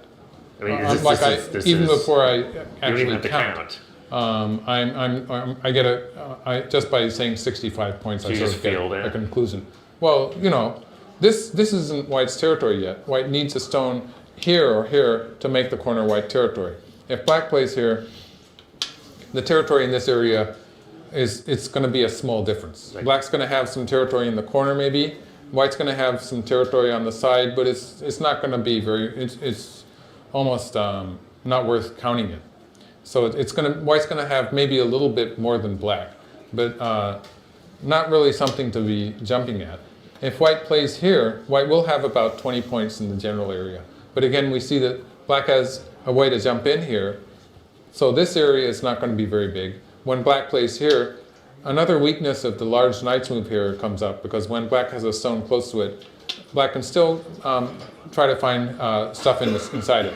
So once Black approaches this from this side, then again it becomes not quite a complete territory. And so Black has potential profit on this side when White makes territory here. So in any case, we can call this 20 points, but that includes the assumption that White plays first and that Black will get some extra points on the way. So White has some territory there. White has almost 10 points there. I'd say it's a minimum of about 7 or 8 points. But if White plays a move like this, it would be more like 15 points. So I'm calling that a good 10 points. This whole area, if White does finally surround it with something like this, it would be fairly big actually. This would be close to 50 points. But while playing these two moves, we can assume that that area will be wasted. Maybe Black will be able to play here and get some more territory. The problem is that when Black does something like this, there's all sorts of threats in the area, like there would be a forcing move here, threatening the cut here. There would be the threat of this cut here. When Black plays a move in this area, we can see a large reducement of White's territory. So White is looking to... So this is a good move. So we see White is actually playing good moves. After the original mistake here, White is playing moves that look very good, and they make sense. And so we can see that, judging from what I've learned so far, it means that AlphaGo still thinks it has not gone below a certain threshold, in which case it thinks the game is hopeless. Well, but also just based on your quick count there, AlphaGo is actually potentially not that far behind. Well, if we count this, if White can surround this whole territory, points. I don't think that's going to happen. But just assuming a few White moves here, like this, these two moves would create a territory that is close to 50 points. So Black has to do something about that fairly soon. Like now, yeah. I mean, because one more move. I would expect Black to do that fairly soon. How far? I was always thought, you sort of look at this is sort of the boundary here. Black probably doesn't have to be that cautious, because White has all these weak point, this weak point. The push through and cut here is a weak point. For instance, Black could come this far. Oh, he only went here. I'm finding that Lee Sedol is sort of unusually cautious here. Yeah. This is very, very easy. And so I think the idea behind this move is just to reduce a little bit. And that's a really big move in the corner. He wants to get this. Yeah, yes. So he's willing to basically cede. Well, the fact that these stones are going to be more or less connected up, it's a positive effect for Black. So that 65 points that I was counting has potential to rise. In fact, when Black does allow White to surround the moyo like this, Black does have potential. Like even if Black ends up playing something like this, we can see that this is potentially adding to the profit, and Black would be playing these two moves in sequence. Black's territory would be increasing by about 20 points. So that 65 would be inflating to something like 85. I see. And so that's the plan he has here. He's not, instead of diving in deeply and starting another fight, he's just giving the moyo to White. I think that although it's not going to be a big difference, Black does seem to have an advantage here. And reminding folks that Black, of course, has to pay Comey the 7.5 points that he gets for moving to equal. Yeah, I mean, one of the interesting things about Go, many interesting things, there's the Comey system, as you were mentioning, hundreds of years ago they played without Comey, but then they realized, they knew that Black going first was an advantage. And it's interesting because when they started playing with Comey to even that out, they started with a smaller. They started with a smaller Comey, right? And I think it's only gone to 7.5, actually, just in relatively recent times. Well, Started out, I think, was it originally, 3 points? well, even in the Edo era, ancient Japan, they did sometimes use a komi. The word komi originated in that era, I think. Okay. I'm not. It might be older, but they did have komi in some of their games, sort of as a handicap, I suppose. Usually a relatively small. It was not the common thing. It was the exception. It was not the rule. And then after a while, when tournaments began to be sponsored, say in Japan they were sponsored usually by newspapers, they really wanted to have an even chance for both players. So they did come up with the komi rule. I think at first it was usually 4.5 points, and that was in the Japanese system.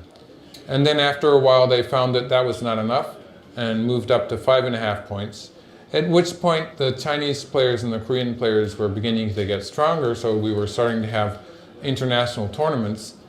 And actually the Chinese rules system, when you translate the numbers into Japanese systems, it really works well if the Japanese system has a 5.5 point komi or an odd number there, so it can be 5.5 or 7.5. When you translate into the Chinese system, it just works well. The difference between the rules is such that if it's 5.5 komi or a 7.5 komi, then even though there's a different set of rules, and they get a slightly different result when you count the game sometimes, the result of the game will not change if it's a 5.5 komi or a 7.5 komi, whereas if it was a 6.5 komi, it might change with the Chinese rules. And so this is sort of an interesting thing, is that as you've said, as Go, you're playing in international tournaments, and that there was a while there actually when some countries still had the 5.5 point komi and other countries had the 7.5 point komi. And I think it's pretty much across the board now that we're all playing with the same komi. No. Is that right? 6.5. 6.5. In Japan, I'm not sure about Korea actually. I think Korea also has 6.5. Okay. We've decided that 5.5 is not enough. And 7.5 But is too 7.5 much. is too much, but 6.5 actually does not work in the Chinese rules. Right. So in this game, Lee Sedol is probably working with a komi that is slightly bigger than he usually plays with. But the pros are, there's so many international tournaments now that the pros actually, it's not just the Japanese and Chinese rules. And the Korean rules are so similar to the Japanese rules that we sort of bunch them into one. Professionals don't notice the difference. We do notice the difference between that rule set and the Chinese rule set. Which are different ways of counting. Yes. I mean, many things, but The that's most the main basic difference. The one that comes up in the games is that it's a different way of counting. But professional players are so used to playing in tournaments, that international tournaments, that the top players are quite used to changing rule sets. So it's not a big problem for Lee Sedol. And I want to ask you about the handicap system in Go too, but I just want to. Is this the right time to play this? It seems like it's a bit early. I mean, the group is going to live. It's earlier than I would expect, but there is some logic in fixing the shape. For instance, if we continue here, which I assume at this point they will. White can continue or not. It's small enough that White could leave it at any point.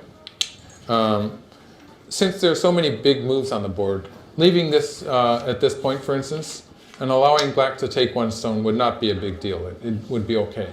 If White does continue like this, then obviously Black has to continue answering, because being killed here would be big. Well, let me ask you: could this be what we saw yesterday? No, definitely not. This is a sequence that can be accepted as reasonable. Right. Okay. Black and I'm about to show you why. Okay, good. Because Black will need to play another move here to make a life. Sure. I'm expecting this one. Okay. And White will cover from above. Now Black needs to play one more move. Right. Actually, Black will play something like this. Okay. Let's say Black plays something like this. Gets one more. White move. plays here. Again, this threatens to kill. Black can play here or here. Black is alive, but in the meantime, White has made reinforced himself a little bit. So that has So meaning. it's not meaningless. It's a sequence that can be used to reinforce But White's there are bigger board. moves on the board. Yeah. For instance, if we instead say that Black is at some time taking that stone, then there is the issue that Black can maybe play here. Sure. When there's a cut here, there's problems with moves like this that try to surround the 3 stones. Right. So having white stones lined up here will make a difference. Okay. So that's the reason behind this sequence. Even so, it's a bit earlier than I would expect. And also black might play this or might not play it yet. It's always forcing. When black does do this, I expect that instead of this move, which gave white the extra move, black will probably play it this way and still leave there's still some works, potential right? there. Yeah. But it's an exchange that will eventually happen. Locally, it's the correct move for white. And there is some reason that maybe white having an extra stone here will help white in the center later. So there's nothing wrong with this exchange. Okay, good. You're really suspicious after the 4th game, aren't you? You know, once per. Oh, nice. So white did connect. And Lisadell is thinking about what order of moves he should actually take. Covering here first, of course, works. Playing the attachment here works. So the big places we're looking at is either finishing or another reduction yes, here. if white plays here, That's just sort of finished now. black will play a hane here. So we can actually and white call will that pull back. territory after that. And this will be territory, even though Lisetto is so good at reducing territories. I don't think he's going to do that. No, he's not going to plunge Okay. in. All right, so we have fenced off this part of the west. And then I would expect black to jump in here. And that's kind of what's going on right now, right? Is at least it all wants to Just reduce a little bit and then jump in. First, right? And then if he lives in the corner, I did show a variation once. Black has played the turret. Yep. So this is going to continue a while until black has a living This is not too shape. big for white to ignore. It's just going to. Now it's big. Now it's big because capturing here would put pressure on the cornerstones. Right. So white will connect here. Black will play here. White will probably continue to this point. So this sequence is sort of expected at this point. And just a quick time check. AlphaGo's got over an hour. Liesl has 41 minutes, and that's really no worry at all, given where the game is at. It's sort of the same pattern as before, but this time Liesl seems to have a favorable position. Right. He's not in trouble. So he's a lot happier using his time than he was before. Okay. He was really sort of in pain in the previous games, but in this game he's probably enjoying the concept. Well, he said he enjoyed the games in all cases, so maybe he's enjoying in any case, but I would find it much more pleasurable time to be thinking about the game. He chose this one. That's an interesting choice, right? You hadn't really looked at that one. Why do you? Well, as far as territory is concerned, black is losing points. Yeah. As far as the black territory is concerned. I talked about how this became forcing for white in the sequence I showed. There's no forcing moves for white. Like if white plays here, black can just connect underneath. Sure. Black might even start with this. First. And here, white plays, and black plays here, white here, and now black plays here. Now there's a hole in white's territory. When white covers, black does not need to respond because although black can take the 2 stones, black can take back. There's no problem here. No problem. So this would be a disaster for white. White would have been playing forcing moves, but forced to take gote and give black the initiative. So white can't do that. If white plays here, which looks good as far as surrounding the territory here, it's not forcing because white can play here next, but black can connect underneath. Right. And so this is just erasing any potential for white to play a forcing move. White can play here. This is sort of interesting because next if white plays here and black tries to connect underneath, it's going to be a ko. That would be bad for black. So, however, when white does play here, black can just answer here. Now this is a valid I here. So black has an I here, black has an I here, and we see a big hole in white's territory. Same thing with this move. If white plays here, black will just answer it to make an I. And still there's some weakness here. There's this move left. So that was a very good move for black. It's a nice move. Although locally it lost a point or 2 of territory, the profit in reducing white's territory here is bigger. Well, and as you've talked about before, particularly at this point of the game, Sente, the ability to be playing first, and white does White took this move. Territorially, the corner is actually a little bit bigger, but by building an extra strength here, AlphaGo is looking at the cut here.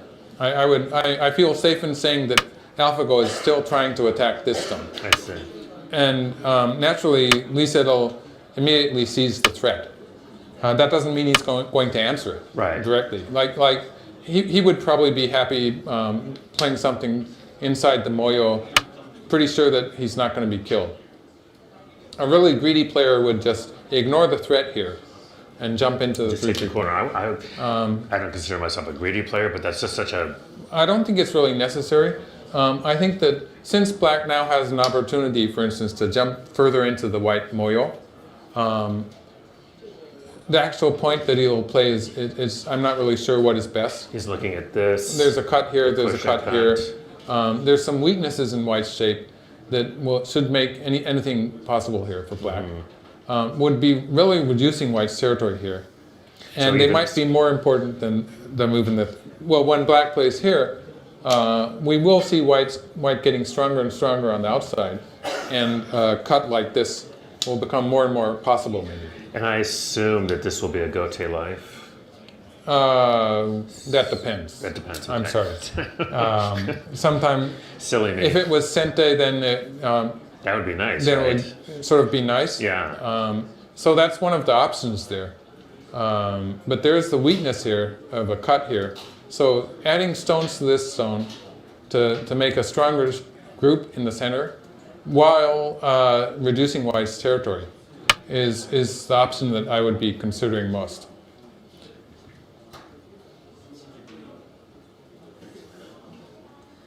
And even after white has played this move, I would still call this something like 40 points.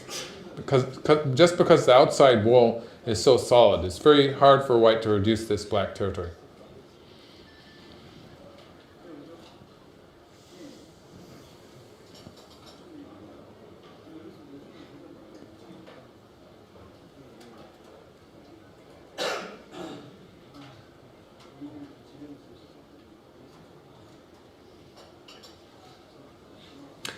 We should, we haven't really talked about the handicap system in Go, which enables people of really varying strengths. Like in chess, if you want to play another player and they're much weaker, you have to take pieces off the board to try and equalize. And of course, then that changes the nature of chess. If you're playing without your queen, or it changes it a lot. Changes the whole game. And when you're strong enough to win with a queen handicap, then you're down to just a rook or something. Right. And it's a big difference. It's really hard to adjust. Actually, that could be I think that's sort of one of the reasons that I started playing Go, because the handicap system is so much better. Basically, it's just that the weaker player plays extra moves just as the game starts. Like you do. I do that in the middle, yeah. Okay.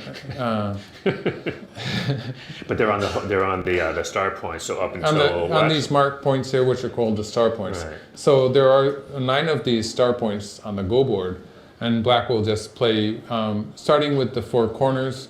That would be a 4-stone handicap. That would be the handicap. Maybe a top amateur player would take against a top pro, and then. If you fill all the star points, it's 9 stones, which is about the handicap that a Shodan would be taking. Well, there's all sorts of, the ranks aren't really solid, you might say. There's some people who call themselves a Shodan who are about 9 stones. And then actually the ranks in Europe and most of the Western world are a bit stronger than that, maybe. And so they'd be more like 6 or 7 stones to a professional. I think last I checked, I think the Europeans are generally considered about a stone stronger maybe than American players. And in turn, wow, that's an interesting move. At this point, if black had pushed through here and cut, then he would have been sort of committed to make this work by saving these 2 stones, the 3 stones here. Whereas when he plays here, he's leaving the option of just sacrificing these 2 stones. Like if white plays here and black does something like this or like this. Because the action is over here. Yeah. And so basically what I'm saying is that if white plays something like this, these 2 stones will be cut off and probably die. But provided black does not add stones to them, black can afford to throw away these 2 stones. So that's the idea behind this move. And why is that? Well, I kind of liked when you were looking at these. Well, this is sort of, it's a bit of a vulgar move. Is it? Okay. Because white will just answer, and Yeah. still the shape here is relatively difficult to fix. So this would be a much more good-looking move, but it would leave white the option of playing here and sort of closing off the line here. At which point this kind of move would become less and less important. So playing here first, he's establishing one extra stone here, and probably really thinking of something like this, in which case this stone reinforces the connection between these two stones to make a more or less connected shape. That's a shape. They call it the face of a horse. Face of a horse. Yeah, Because it's a long face. Yeah, This would be the face of a dog, a bit shorter than a horse. Okay. And I think that's true of the actual animals too. And then they have the face of a giraffe, which is a bit further away. It's a very colorful language, isn't it? Yeah, sometimes it is. Yeah. Oh, white has answered here. So the question is, will black play here? As far as shape is concerned, this kind of thing is also kind of a key point. It looks just a little bit risky. The stones seem to be spaced out just a little bit too much. White would try to cut maybe here. Black would play here. And there would be a lot of potential for white to cut black. Maybe black would be able to handle that anyway. It looks, these two stones are definitely connected up. And if white pushes through here, for instance, black will just cover and can afford to allow white to capture this stone while sort of just laying waste to that area. So this would be okay for black. But black has to be a little careful, right? Because there's the push and cut here. Yeah. But on the other hand, if white plays on this side again, maybe these 4 white stones are in danger here. So this is kind of an effective way for black to connect his stones up. So the natural move for white is to push through here.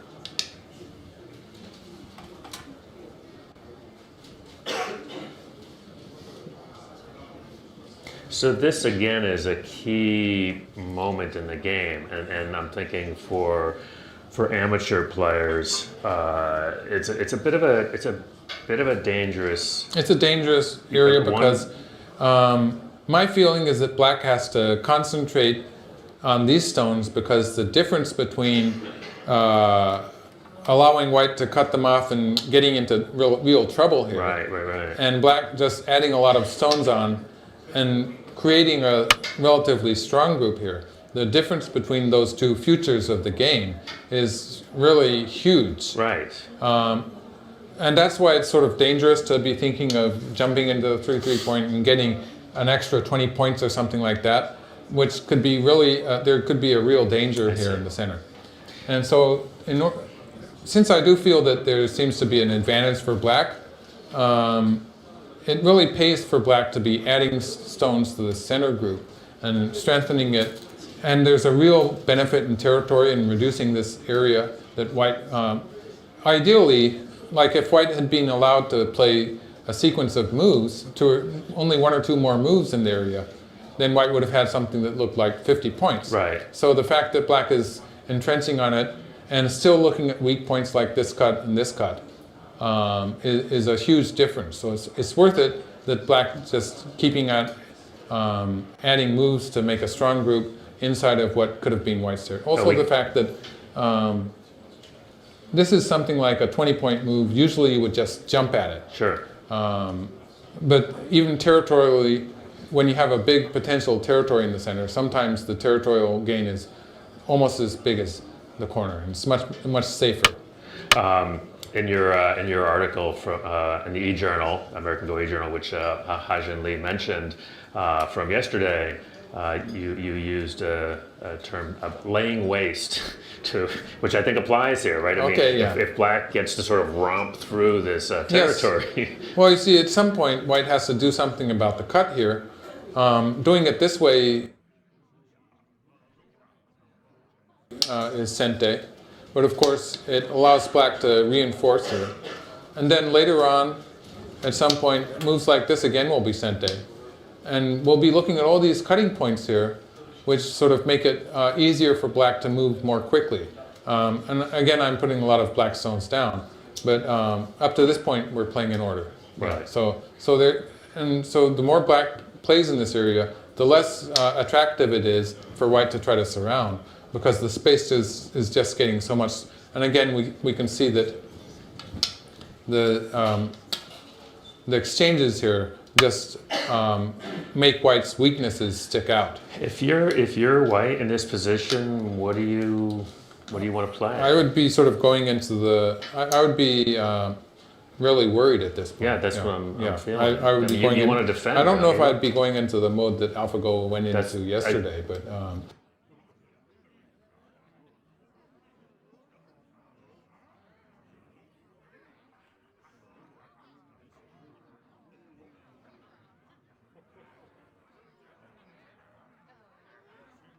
I would be worried. Yeah. Smoke coming out of your ears.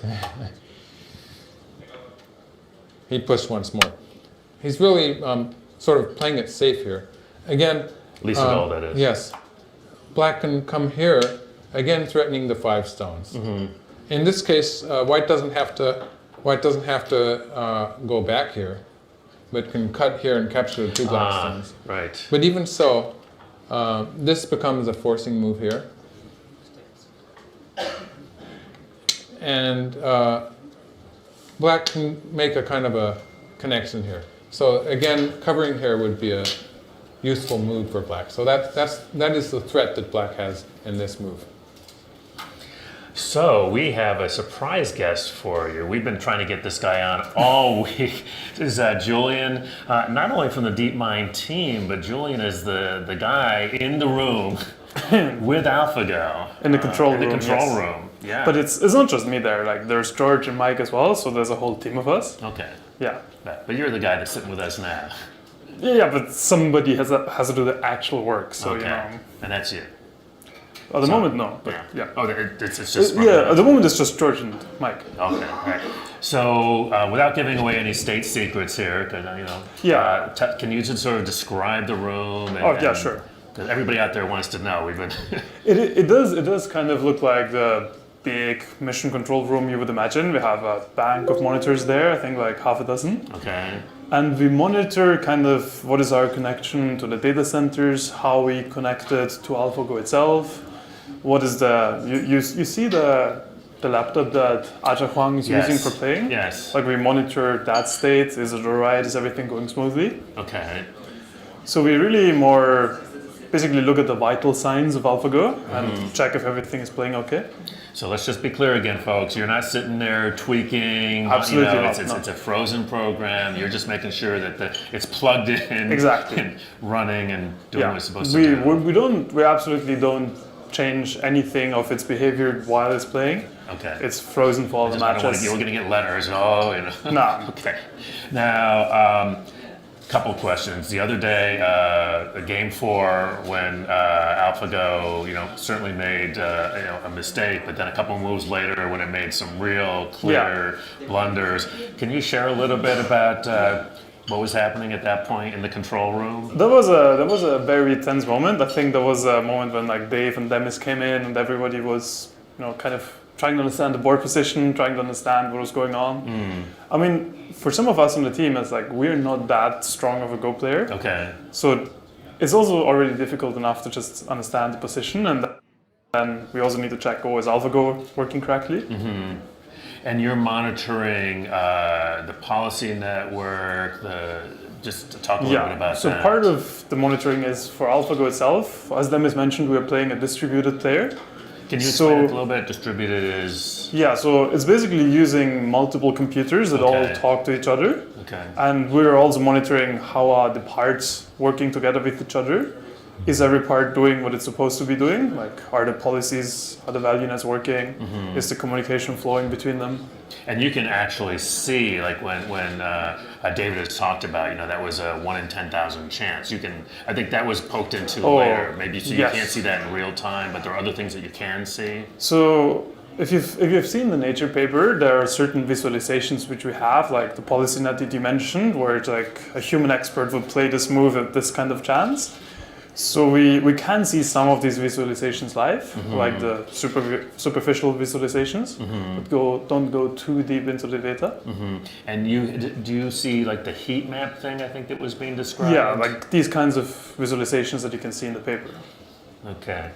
Did you? I want to get you in on this. I know you had a ton of questions. We finally have Julian in our hands here, so we can ask him anything. Well, sort of like when you're watching the vital signs of AlphaGo, and you're looking to see if the networks are communicating with each other and stuff like that. I suppose you didn't have any problems with that in this match, but while it was playing itself or while it was playing these practice games it plays, are there any instances when you saw some kind of trouble with the communication? So it was mostly during development that, like, while we were actually building the software, that was really valuable. Once we had actually locked down the code, then the communication was normally very stable. But if you play as many games as we do, even like at the scale of Google, occasionally one machine, one computer is going to fail. Like if you play tens of and hundreds of thousands of games. So that's also when we would see like, oh, something went wrong there. But yeah, during the last few matches, like during these 5 games, it was all super stable. Problems. There was no. I thought there was early on. There was a moment you had mentioned at breakfast the other day. There was a little bit. Apparently, maybe the other guys don't know about it. I don't know. Oh yeah, but that was actually like that was just with the computer we were using for playing, and we just like changed some. Like we set the video recording the wrong settings, and that was just like a minor Nothing thing. serious. Yeah. Oh, okay. All right. How did you get picked? And I know there are other folks in there, but how did they decide, okay, all right, Julian, you're going to be in there monitoring that? You like draw straws or like? Well, the reason why George and like me are monitoring this is because we wrote all the communication software between like here in Seoul and our data centers. Okay. So we're kind of the natural people to actually make sure that this works because we understand all of what it does. Okay, that makes sense. Yeah. Other questions? Well, I was sort of wondering what you would do if, going back to the original explanation, what you would do if one of those computers in the network sort of just failed. What would you do? Call the system failure. So we can run multiple identical versions of AlphaGo that all play the same game. So then if one of them fails, we can just switch back to a different, to the identical version, but on a different computer. So you just take that computer off the network. Yeah, like because it broke down. Yeah. So we can just continue playing with the identical version on a different computer. We humans could use that. That'd be so great. Like, that would be super useful. We'd be just like, oh, okay, Julian's just going to jump in and just take it from there. So, well, I know you've got to get back and make sure that it's still plugged in, but great job. I mean, seriously, Congratulations. A really convincing win. A little bit of a hiccup yesterday, and I don't know, we'll see how this plays. Yeah, it's very exciting now. It's a little difficult. Yeah. Maybe we can catch up with you later. I'd like to hear some more about some of the assessments that are going on in this game. Yes. But really appreciate your... Thanks for having me. Like, it's great to be here, and your commentary is really exciting. Like, he knows his stuff, right? Actually, I forgot to mention this. This is also part of one of the things we have in the monitoring in the control room. We have your YouTube feed. Oh, yeah. Oh, really? Yeah. Okay. You never throwing things at it? No. Okay. Because it's really useful for us to have like also a good understanding of the game from another point of view. Good. All right. Well, if we've been able to be, when I say we, I mean this guy has been able to be any help, then it was very useful. Yeah. It. All right. Thank you so much for stopping by, and we'll turn it back over to Michael to catch us up with where we are. Well, just one move. Just one move. Oh, okay. I can never quite tell what's going to be going on there. Well, White just played here. So this is actually one way White can protect the corner here, but there is some space open in the corners. It's not as safe as it would be, say, if White played a move like this. This would be, with the reinforcing move here on the side, this could be called a White territory at this point. Even this would leave a little bad odds in the corner. There would be some potential for Black to jump into the 3-3 point at some point. The whole point behind this move is that maybe there's some bad aji in the corner, maybe there's some potential for Black in the corner, but White is more concerned with the kind of link with these 3 stones to the corner. Like if White plays here, there's plenty of room, especially after Black plays something like this to force White to protect. There's room for Black to come in here and separate these 3 stones from this area. So this is not, it is partly to protect the corner, but it doesn't completely accomplish that. It's sort of an in-between move that is reducing the value of a black move in the corner, even though black has something like a small life, or maybe it's going to turn into a coal. Something not as effective as black invading with no whites in there. It's not going to be so effective. It's not as if there's nothing there. There's a little something there for black, but not as much as there was before. So it's partly that. It's partly protecting the corner territory, but it's also lending a hand to these white stones, which, if black does play here at some point, these white stones will be sort of isolated. So that's the meaning behind this move. Does this also, in a way, look potentially, if there does wind up being an attack on these, at helping these, or is that just off the table at this point? There's some distance at this point, because black does have this move, which black can use to sort of connect up to the side there. I see. So the attack against these black stones has gone back into the distance just a little bit. Okay, so that's not as urgent right now. So let's just do another sort of the territory check. Well, black's territory hasn't changed very much. So black has almost 40 points here, about 10 points there, about more than 10 points here. So it's 60, 15 60, in all. still like 65 points. It still sounds like 65 points. White has this here, which is really difficult to count because it could diminish to somewhere around 15 points. If you had to count it as it stands right now, how would you count I that? would count a minimum of 15 points, and then I would count something like this, which would give, let's see, I'd have to count this. Why don't we stand up to count this one? It would be, this would be more like almost 40 points. Okay. So there's a big gap there. So somewhere between 15 and 40 points. There's a big gap between the minimum. That's what makes games like this so hard to estimate. So that would be more like 25 to 30 points, somewhere in between. So that's how you sort of split the difference. If you just take a split. Okay. But actually, it's more complicated than that. That was pretty complicated. It wasn't complicated enough for you, right? No, please. Because even when black plays a move here, this hasn't taken white's territory to the minimum 15 points. The 15 points that don't disappear are sort of in this area. Okay. So there's still some extras for white there. So I'd say, let's say it's more like 30 points. Okay. Now in the corner black played here. Just to continue with that, this is actually slightly less than 10 points at this point. Because if these two black stones are saved, then the crawling move here will be forcing. So, well, let's call it, just for the sake of argument, so 10 points. 15, And then we have 25. an imperfect territory here, which is, even if white makes it into territory, it would be 20 points. But that's 45 points. So you had 15 plus 10 was 25 plus 45? 20, 45. Well, black has 40, 50, 65. 65, so down 20 points. So it's not good enough. Minus calming. So a lot depends on eventually what happens here, but there's also the fact that this is not a complete territory. It's still looking good for black. Now, just to go into some variations in the corner here. First of all, if black plays here, a lot of stuff depends on the surrounding position. If white does something like this, it means that white will try to kill the black group. Very locally, it's a bit dangerous for black, just because this shape looks like it might be a living shape, but actually it's dead when white does this or this. And that's just unconditionally so locally dead. It's dead. Just dead. Locally it's dead, Right. and black would have to rely on all sorts of bad potential for white Special here. circumstances. And when that happens, this move will come into play. So it will be, and also the stones here protect these stones to a certain degree. So it might be a bit difficult for black. So in this case, it looks like white might actually play that to try to kill the black stone here. If white simply plays here, which is usually the reasonable move, we can expect this against, and then white here, black here, white here, and black here.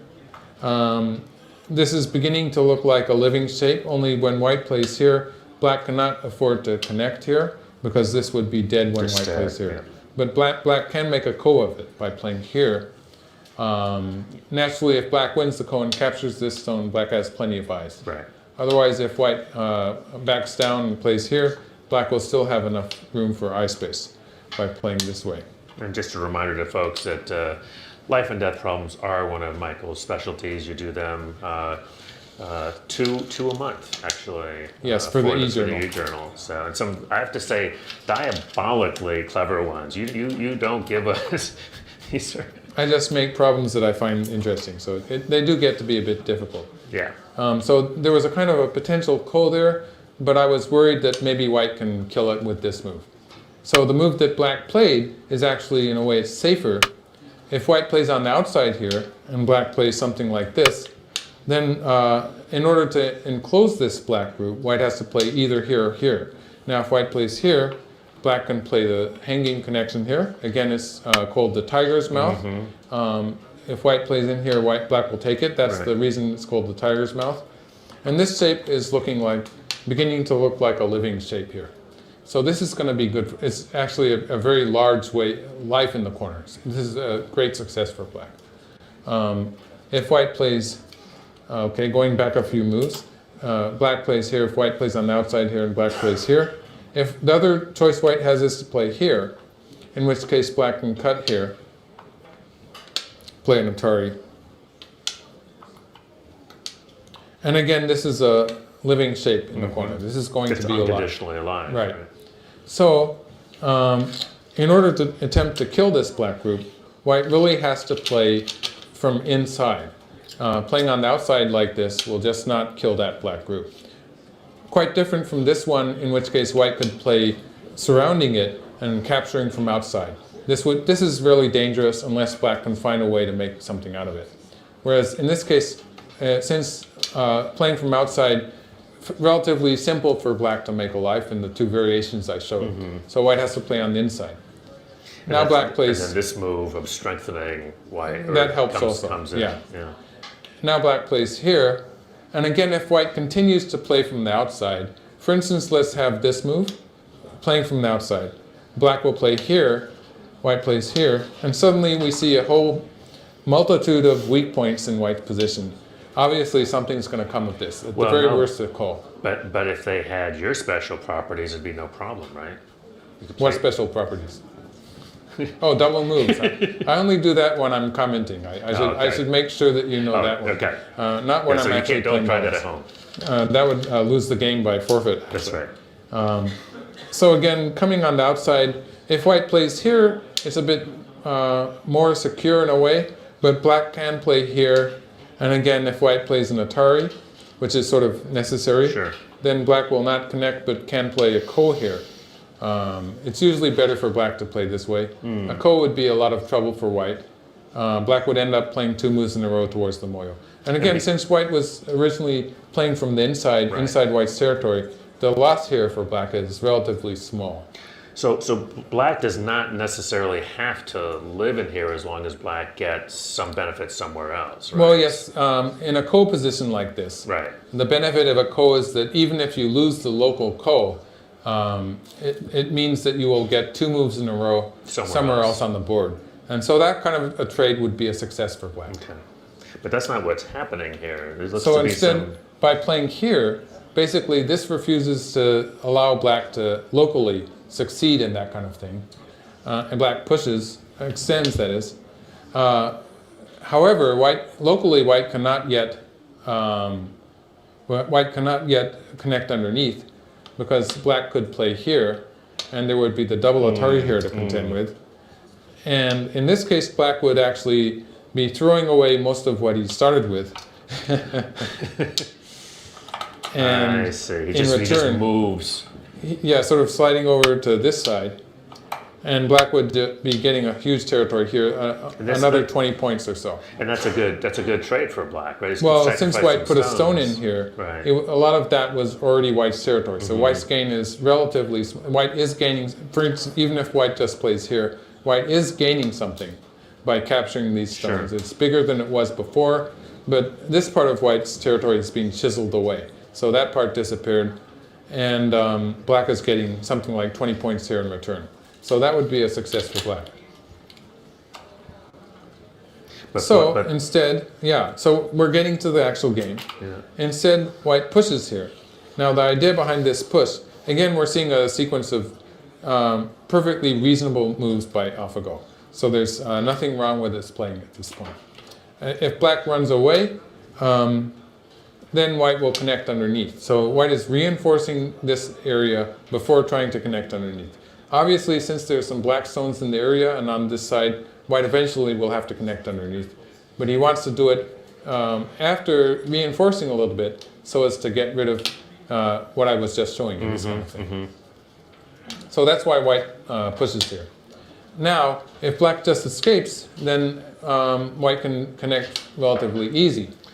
So instead, black plays here. This is actually a very normal way to play. The whole idea here is to play, if white plays here, to continue with this. Both white stones are in Atari. White has to capture the one black stone, and black will play here. And because of this stone here that black exchanged with this white stone, capturing this one stone here next will be a very forceful move. It puts the next white stone in Atari, and even if white saves this one stone, it creates a ko here, cut here, which will depend on the ko. But of course, a local ko is usually a success for black. So basically, when black plays the Atari here, because of this exchange that black started out with, this Atari is going to be forcing. White will want to connect here. So when black does come back to stop white from connecting on the side, it's a much more effective shape. It's a bit of a disaster for white, isn't it? He's kind of clinging. Oh, are you sure? Well, I'll try No, playing with sure. the white stones for a bit and see what you can do with it.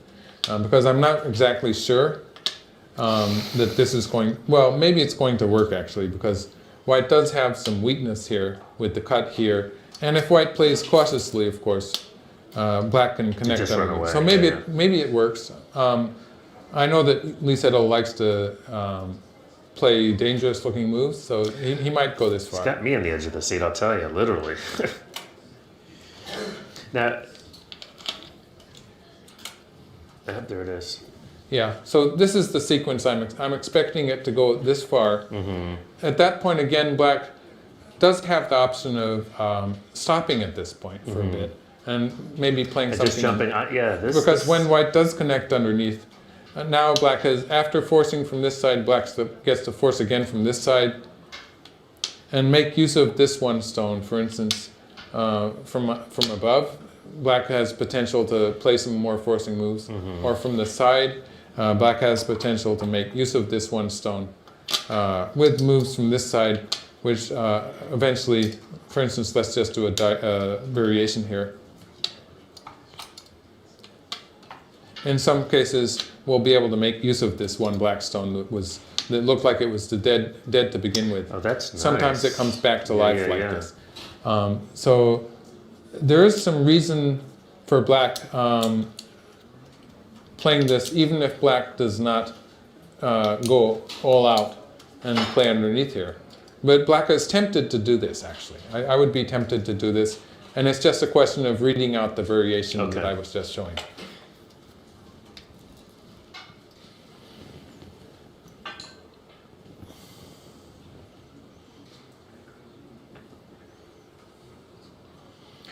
And I'm assuming part of the subtext to all of this is that black would really like to be able to erase this area. Well, once this. black's gone in like this, I would really want to be able to erase it completely like this. But actually, I was wondering about something else. If he can get out of here in Sente and get back to the nice move up here you were talking about, or is that just not Well, really? I would not be really satisfied with this whole thing because the white territory had a stone here, a stone here, a stone here, and here to start with.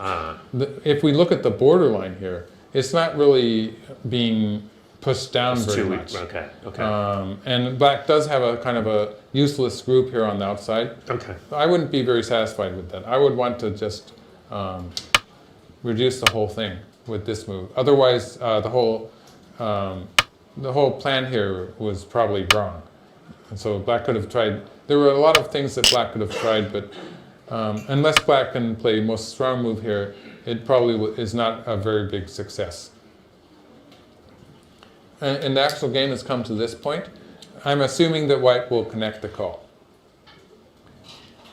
Does white have any other option? Well, white could play the ko. White does have some ko threats elsewhere on the board. If white does play the ko and uses ko threats like this or against the black group on the upper side, white will be able to win the ko. So locally, white can play the ko and win it, maybe. But in return, black will get some extra moves in the center, maybe. Black will basically get 2 moves in a row, which is pretty big too. So white did connect the ko. So you're thinking next. I would want to go all the way here. Yes. It looks like it works to me.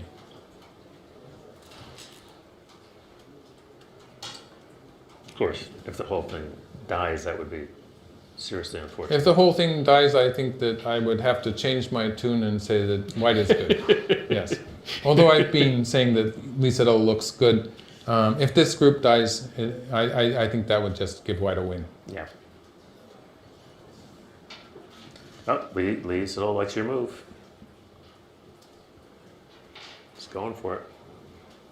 And so why don't we take a look at the remaining white territory. This is reduced to about 15 points. Okay. If we just imagine white's, this is kind of the minimum territory here. It's 10 points, 13, so it's 14 points. So that's a minimum of 14 points. It's off by a point there. Just saying. That's serious. And then if white plays here, then we can assume about seven we can sort of imagine white stones along the third line. Maybe about 7, 8 points added on. Right. But for the time being, let's call it 15 points anyway. Yeah. 15 points it is. We'll call this is in the vicinity of 10 points. 25. Okay. And then there's this territory, which still is very difficult to I count. think we'd agreed on 25 there because it was between 15 Yeah, sort of and 25. 15. So that's but that 50. doesn't really make any sense because in this game, the difference between a white move around here and a black move around here is it's pretty Huge. important. Huge, right. And so we really have to make a variation up to the point where white surrounds this and then figure it out. But for the time being, just for, since we can't do that yet, we'll call it 25 points. But we have to remember that that's not really, that's going to change. That's not a real number. That's going to change. It's sort of imaginary. So that's 50. So that makes it 50, right? Black has about 40 here, about 10 here, and more than 10 here, so about 15 in these two. So it's still 65 for black.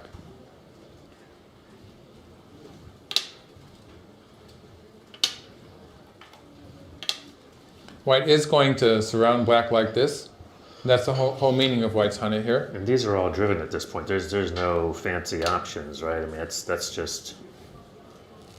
Well, it's either this one or wedging between. It's one of these two. Since black has a lack of liberties here, there's no jumping out on this side. Right. Because white will just push through and cut. Right. And the fact that the cut is a forcing move is very important. Black has to come back here. Sure. So that would be bad because white would be able to use the next move to reinforce this area or just to surround black or something like that. So this would just not work for black. No, it's just dead. So can you show us this again? Because I'm getting a little nervous here. Well, I don't know exactly where white plans to play next. But we can see that, say white plays here. Yeah. After black does this, white has a problem here. White has a problem there because if white plays on this side and black plays this way and this way, we have an emerging problem on this side too. For the time being, white only has 2 moves. I see. We could, so this is going to be looking good for black. And we have to remember that black has 4 or 5 moves on this side. Can I just ask just a technique thing? I mean, white can throw in... Okay, we have to compare that with white playing this way. This is 1 move. Right. The second move is forcing. Right. So white only used 1 move. Right. Has 4 more moves. White has 1 move here. Right. The next move was forcing. So 1 move plus 4 moves is 5 liberties, right? 5 liberties, yeah. So is that going to change when white throws in?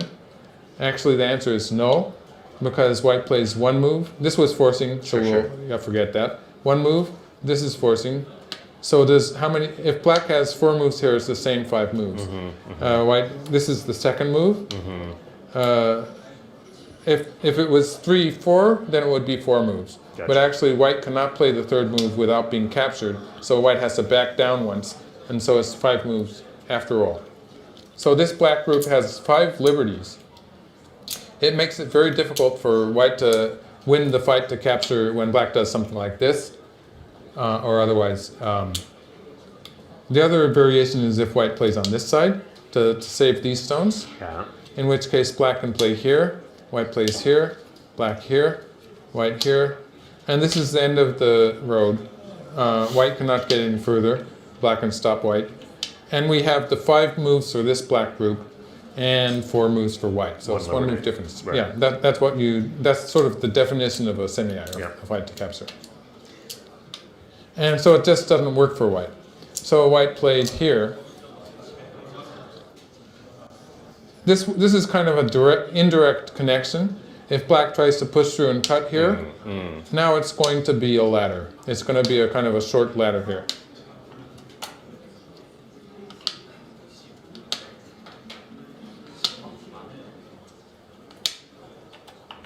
So that doesn't work for black. No. So that's the meaning of this move. Of course, strong players, even AlphaGo, I'd call AlphaGo a strong player too. Usually the move has 2 meanings. So it not only is white protecting against the cut here, and actually, incidentally, white's protecting against the cut here too, and threatening to cover here. So that's even locally, this is sort of a double meaning move.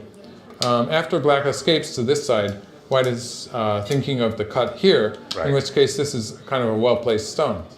I don't think black has to really panic at this point, because there is this move which sort of moves towards the left side and should be okay for black.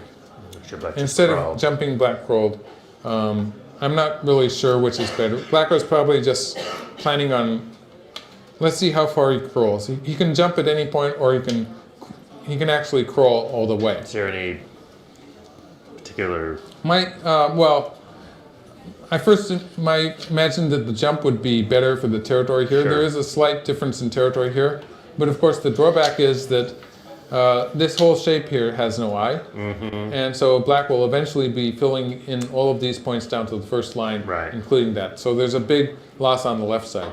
So that's the reason for this move. It looks like, I guess it's better. White extends, and black will need to, provided he has an eye here, there's some potential in the jump, but I think it might be better just for black to crawl all the way.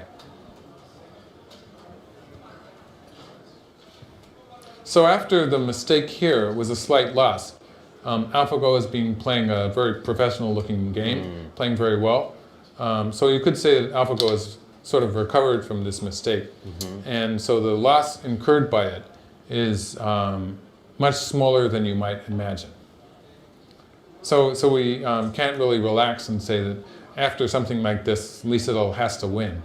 But actually, the thickness here, it sort of depends on how the game continues. So a lot in this game, it depends on the final surrounding of territory.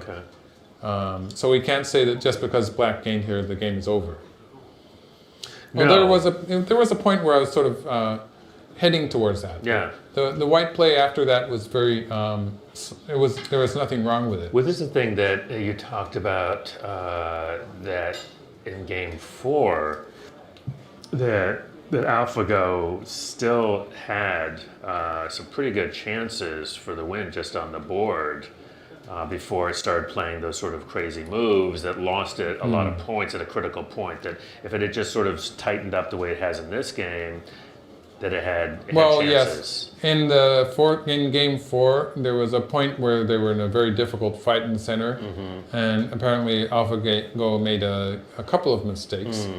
And those were basically, I think, because the reading and the priority of the move that we found to be correct were low, and the reading capacity was just too much reading for the computer when the priority of the move was low. But then in the case of the moves after that, they just don't work. And my suspicion is that that kind of move comes out when there's when the assessment of the situation is that AlphaGo is going to lose by a fairly large possibility or a large percentage. I was about to say a large margin, but apparently AlphaGo doesn't count the margin, just the potential of victory or loss. So that's I think that it must be correct that the fact that it assessed that it had a low possibility of winning must have something to do with those crazy moves. And again, I'll go back to the comparison with the weaker Monte Carlo programs that have come before, and they do play that set of forcing moves that AlphaGo played when they're about to lose the game. It's sort of like they're sort of extending the game for a few moves before resigning. If I understand it correctly, it has something to do that if it has a very high probability of winning if it's not responded to, and it's somehow right, yeah. that. It's a forcing move. Basically, the only move that the opponent can play that gives the opponent a win is the one move that answers Atari or something like that. Sure. And I know it sounds silly, but it does. It just happens. That's something that a problem with the Monte Carlo programs, and some programmers were saying that looking at the paper that was published, they don't think that originally there were other programmers saying that they didn't think that they had solved that problem because the other programmers were having the same problems with their programs. And so there was some suspicion there. But actually, I had been assuming that the AlphaGo would not have that problem. And I don't think the programmers are certain that it is exactly the same thing. They were saying, someone was telling me that maybe it had more to do with the neural networks, which I think are not the Monte Carlo part of the program. I think that's right. So these are just forcing moves that White is playing. There's really no loss in playing this sequence of forcing moves. It's just a straightforward, you'll say, endgame sequence. It's about time now for White to stop playing that, and the difficult thing is how White is going to play the center. Because this is the last big area, right? Mm-hmm. Yes, the center is the last big area. There is a large, you'll say, on the left side, covering here, and a large, you'll say, in the upper left corner. Those are both endgame moves worth note. Of course, White has some forcing moves here. All of this is, White has the right to play these moves in Sente. And there is one more large Yosei move in this area, which will eventually be forcing for Black. So that's the standing out large endgame moves. After those moves, the game will be simple. Mm-hmm. But the real problem is how to play the center. Like if White plays something like this, we can expect that there's going to be a sizable territory for White in the center. I think I was saying something like 40 points, in which case it would be 55-65. I wonder if you could sort of show some of the sort of a sequence, because we're now getting into, and I know this is going to be played out, right? This has got to be played out, and it'll make a big difference. Like if White plays something like this, we're looking at a White territory. Maybe it's not quite 40 points. Mm-hmm. And then 15 points here, 10 points here, that's 65. I wonder if you can show maybe a sort of an endgame sequence. Well, here, like if White plays here, this would not be answered usually by Black. If Black answers it, then White will continue to play here. And we'll be able to capture the one Black stone. Now we can see this White territory would be this large. It counts to about 15 points. And we're counting the captured stone as 2 points. On the other hand, if Black answers it, then we can expect this kind of thing. And then all of the moves for white will be gote. That means they will not be retaining the initiative. So we can expect that black will be able to play this sequence, which is forcing locally. And locally white can play this one move, forcing, but we'll have to go back to the corner. Now we can see that white has only about 10 points here. So when white plays here, this white territory is either 10 points, which I just showed, or about 15 points when white captures this stone. So there's a 5 point difference in white's territory, and there's also a difference of about 3 points in black's territory, comparing this to when black takes that.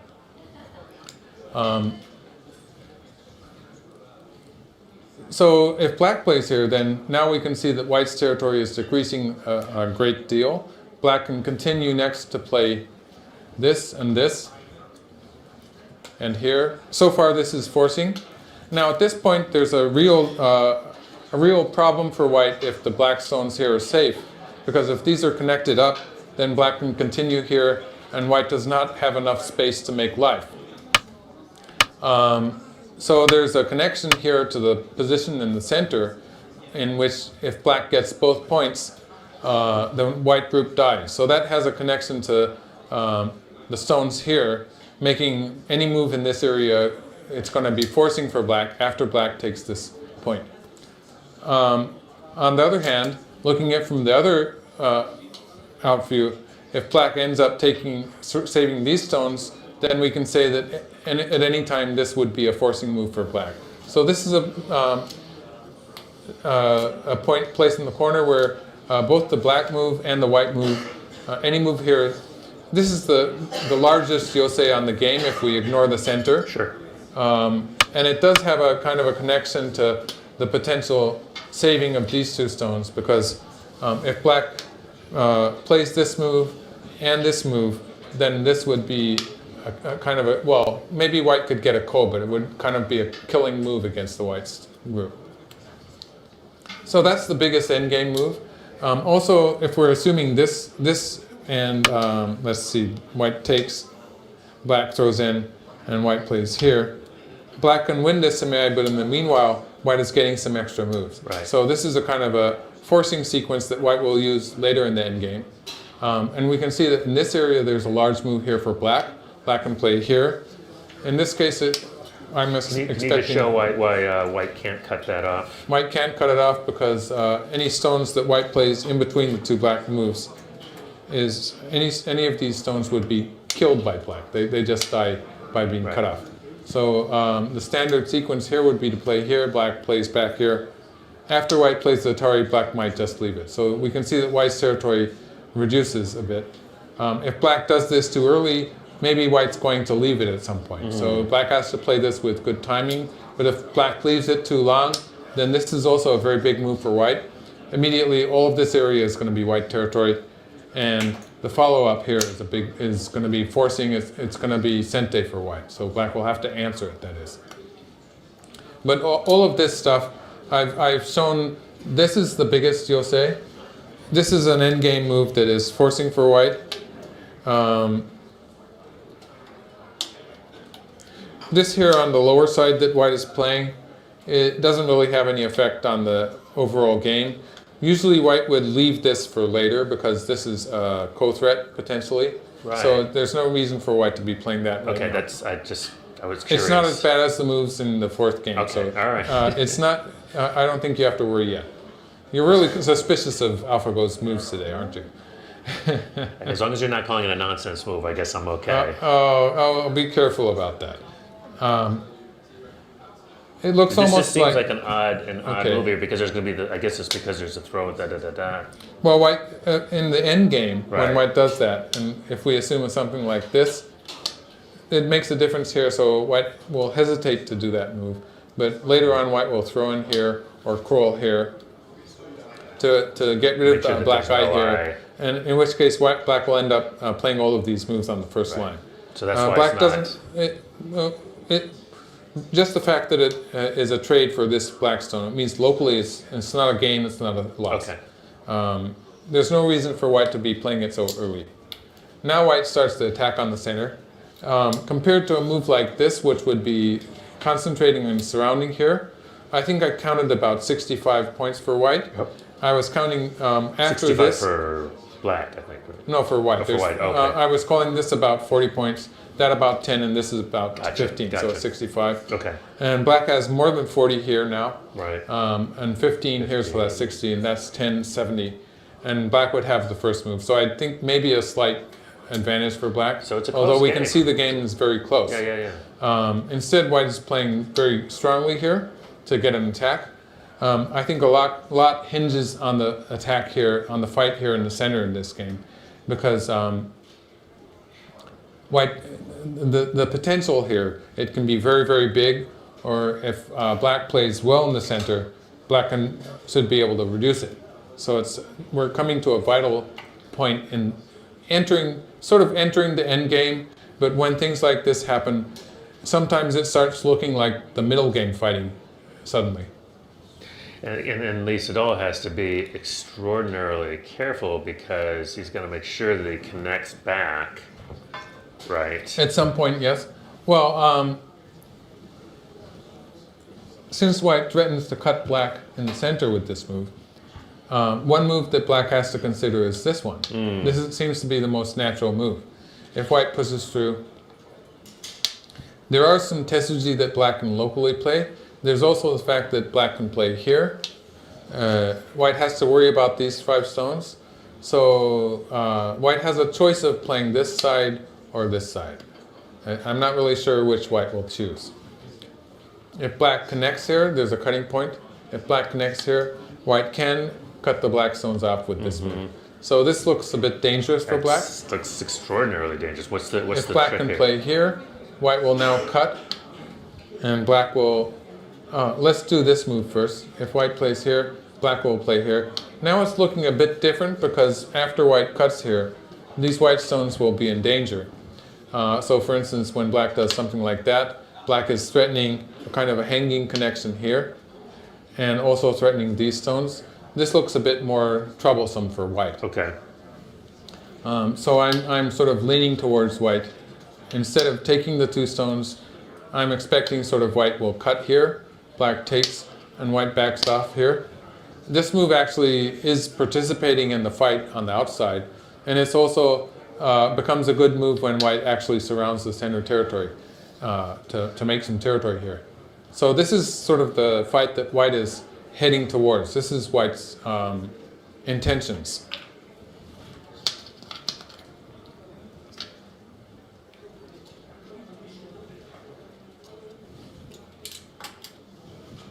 So the actual game has come this far. White has played the peep move, and Lee Sedol is deciding whether to connect or not. And we can again see a kind of a frown of concentration on his face. He played here first. Yeah, that was. Well, this will be answered with this. Right. It's the same thing. And this one you looked at a while back, and then here, and then here. And again, yes, if black comes here, white will cut once, and then protect. Gotcha.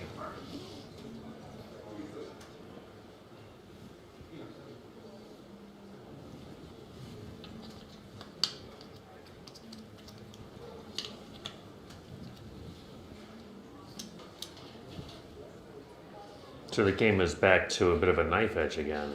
Yes.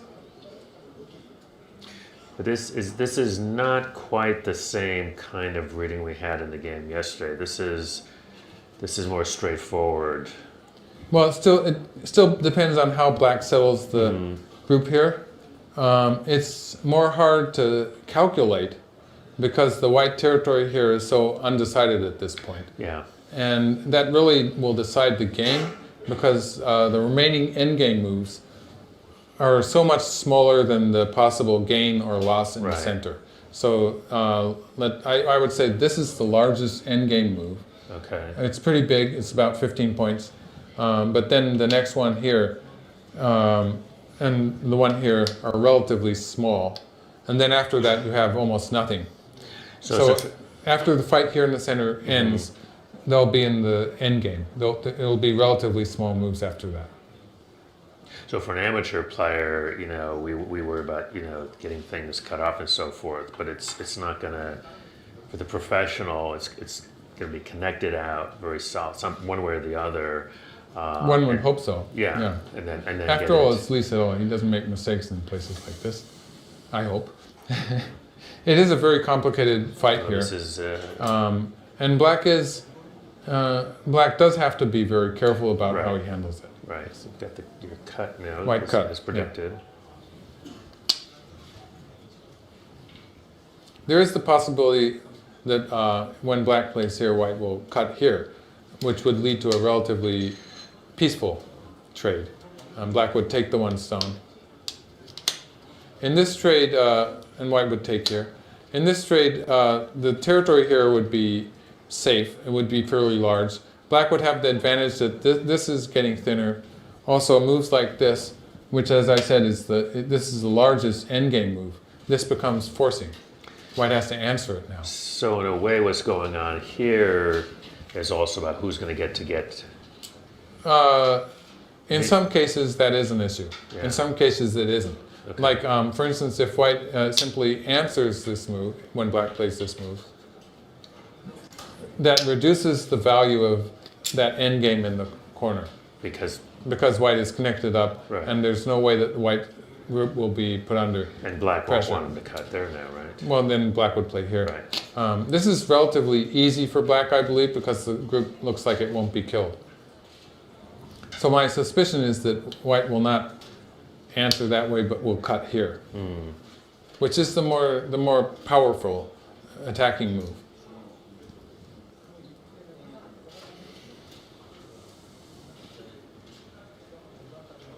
But Lee Sedol looks like he's very centered on the game. It looks to me sort of like calm concentration at this point. Mm-hmm. I would be much more worried than he is. You and me both. So now Black plays from this side. And the problem with this move that this area it's not connected quite yet. So eventually Black will have to move back to there. If White cuts, I think Lee Sedol just plans to cover on this side. Maybe throwing away something there, but This could all become territory. it's not a big, well, and then maybe peeping here. Using that move, Black still has the Atari here, so it's not as if it's 100% White's territory yet. Okay. I think while Black settles the stones on this side, White will have an opportunity to finish off that territory. But if Black can lay waste to this area, it's maybe just as good for Black. It's a bit of a game of chicken going on, isn't it? Yeah, I suppose so. White is really trying to attack here and really wants to get some gain somewhere. And there is a cut here still. I think after playing the peeping move here, cutting is not quite so effective. White needs to do something with this stone first. It's also something where, you know, let's say that Lee has got a little bit of an advantage. He wants to make sure to keep that and not back off, right? Mm-hmm.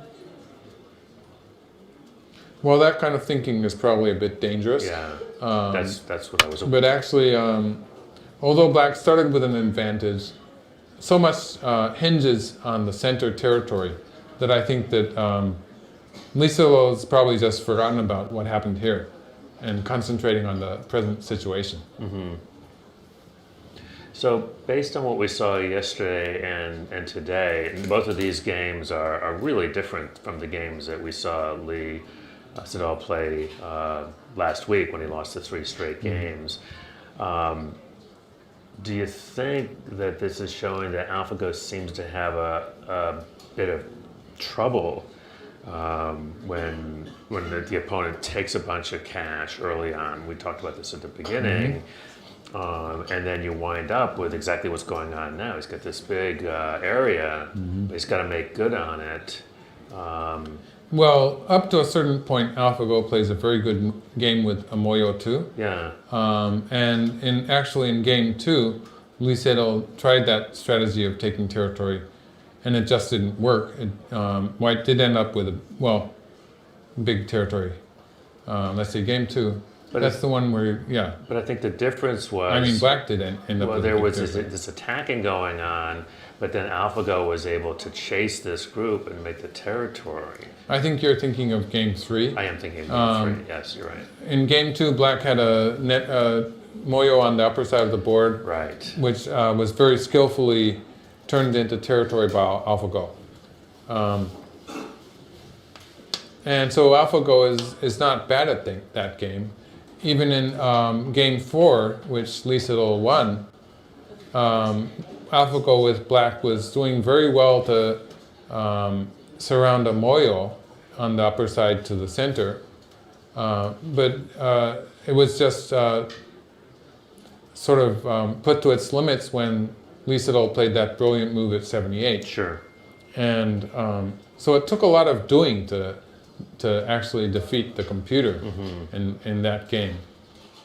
So I wouldn't say that AlphaGo really has a weakness there, but on the other hand, it seems that Lee Sedol has a valid strategy when he's using that to try to play a winning game against AlphaGo. So it's a very fine line in which I think that most players would not be able to pull it off. Basically, that's what I'm trying to say, basically. But Lee Sedol is a strong enough player in the fighting that that situation in the center in game 4 was so complicated that I doubt anyone but, well, there are very few players in the world who would be able to make that attack on black's moyo actually work. This is beginning to feel a bit complicated now. Well, here, white really locally wants cutting here, although maybe black cannot kill the cutting stones. White really wants to sort of put another stone in here. Right. Which will lead to black playing here and white playing here. So if white actually does play this move, it will be a relatively peaceful trade in which black is moving out into white's area here, and white will have the opportunity to put a stone in and surround this area. So it could be a kind of a trade if white does it that way.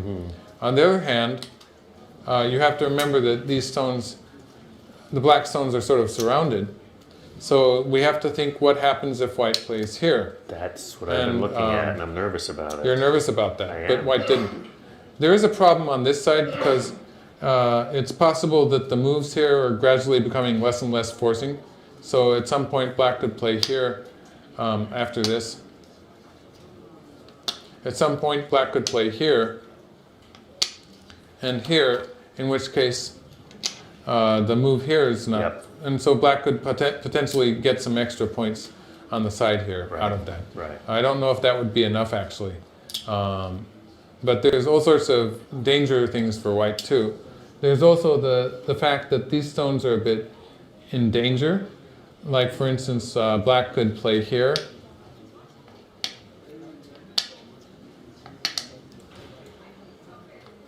And this looks sort of dicey for white on that side. Let's see. Something like this maybe. That works. Sort of. I'm not sure. Does it work? There's a lot of bad aji. I'm not sure about this one. Yeah. So it's actually AlphaGo is playing the safer move. One might wonder what the territory is going to be like. And at this point, Lee just has to connect, just straight up, right? I think black will black would like to be able to play the wedge here. Yeah. Again, I think it might be a bit dangerous because white can cut it off, and black plays here, and white cuts here.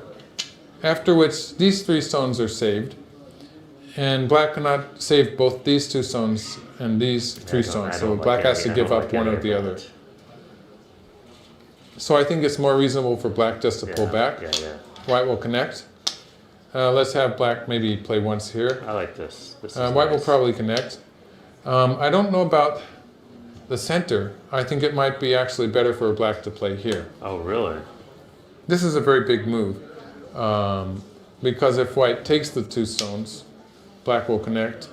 And now the white territory has mostly disappeared. Sure. If white does not take the 2 stones, then it means white is planning on playing here. Black takes. White can capture the 2 stones. This territory is going to be reduced a little bit. What's more, this becomes forcing, which is pretty important. Right. So black's getting a lot back in this variation. Okay. So this is a move that Lee Sedol wants to end up playing at some he point. just connected. Okay. So let's consider what happens if white does not answer that. I like the dangerous play, but Oh, really? Yeah. I do, but Well, if white plays, for instance, something on this side, then of course now black can push through here. Yes. Yeah, that's nice. And this is actually a lot of trouble for white, Right. because after black gets this far, Pushing and cutting there's coming all up. sorts of stuff. Like there's this move, which threatens white. Black could even push through once to do that. This move, which is thought that might be troublesome too for crude, white. but There's all sorts of stuff. There's this move, which sets up this move. So white's just sort of falling apart here. Ow. Oh, this is, yes. Okay. All sorts All of right. stuff. All right. This is going to be bad for white. So this is, because I was imagining white generating. So a white whole will big probably territory. connect here. And I really want to play once here. Sure. It seems to make a big difference in white's territory. But also I want to play here. I think I'd be tempted by both moves. And both moves moves seem to have potential to be forcing for black. So I don't really know which one Lee Sedol will choose in this case. And there's no time issue. Lee Sedol is down to just under 5 minutes. That's But this is that is a kind of a time issue. really. With all this open space here, the endgame moves in this area. While I was showing you endgame moves here and the endgame moves here, I was making a. This kind of stuff is sort of, although there are a lot of variations, it's such a common shape that professionals have been through those variations a huge number of times. And the same can be said of this one. Actually, if you're about Shodan amateur and you haven't seen this before or you don't remember it, well, you've seen it before, but usually a weaker amateur will not remember it. Oh, wait, to Shodan?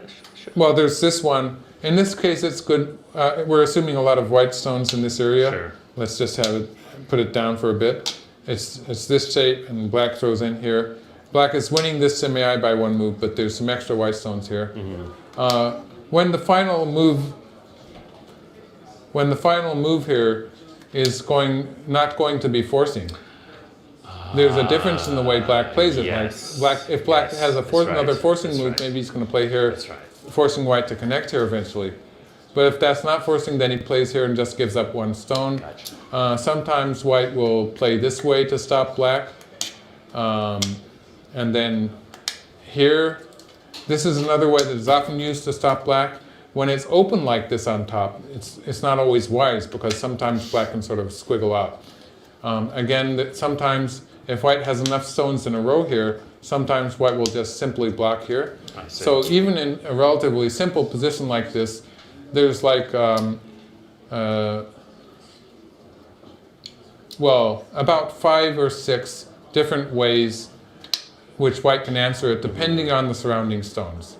And then when white does something like this, there's about 2 ways that black can potentially handle that depending on the surrounding stones. So even a relatively simple endgame move like this is actually difficult if you're looking at it for the first time. But again, pros have been through this so many times that it's sort of, you just look at the surrounding stones quickly and it's pretty obvious. So that's another thing which I think that might be easier for humans. Well, at this level, it's probably no problem for AlphaGo also, but it's probably relatively difficult. So black played here. Yeah, I really wanted to play that move too. I can understand Lee Sedol wanting to play that move. I wanted to, this was a while ago, but on one of the cool things about the whole handicap system is that, say we start out with the stronger player giving the weaker player the 9 stones, that you can very quickly see as the new player improves because they'll win, and so then you remove a stone. Oh yes, the 8 handicap stones, 7 system. stones. Yeah, so it's Somehow I got digressed. Maybe I was looking at a Go board. Yeah. The handicap system, when you have 9 stones, actually the difference between a 9-stone handicap, that's a nine moves before the game begins, and an 8-stone handicap, in which you take away the stone in the middle here on this point, is relatively small. So if you're strong enough to win with 9-stone handicap, then if you reduce it to 8, you still have at least a good chance to stay in the game for a while. And usually, especially if you're a child learning how to play the game. There's your move.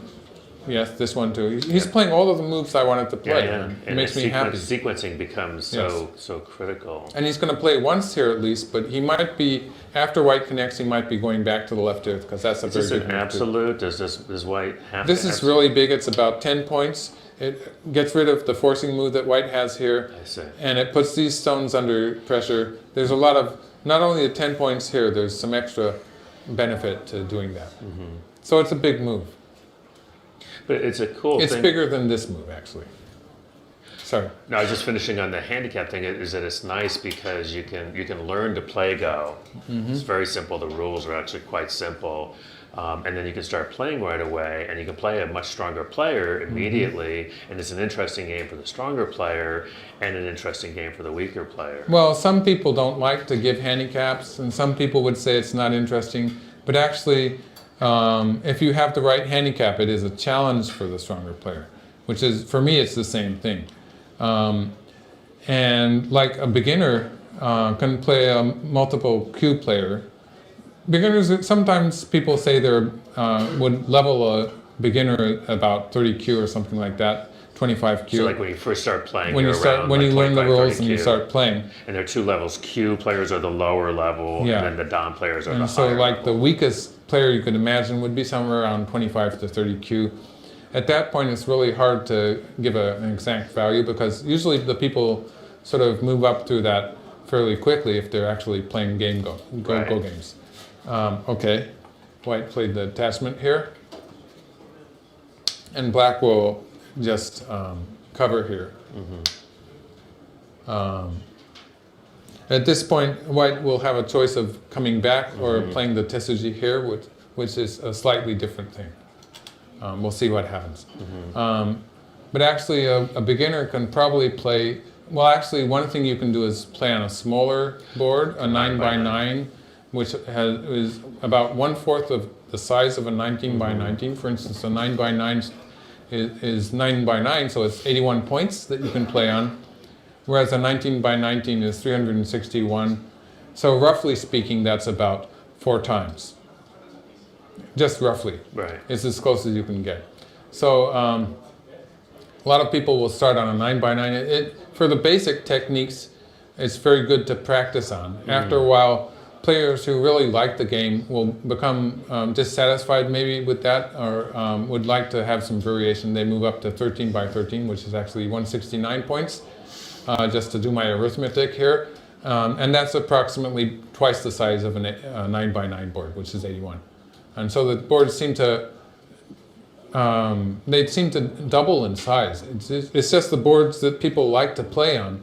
There's no reason you can't be playing on something like, for instance, an 11 by 11 or a 15 by 15. Right. It's just something that you don't see people doing very much. I've never seen it. The popular board sizes are 9 by 9, 13 by 13, and then 19 by 19. Right. And so it sort of doubles in space that you have to deal with. It makes the game that much more interesting, that much more exciting.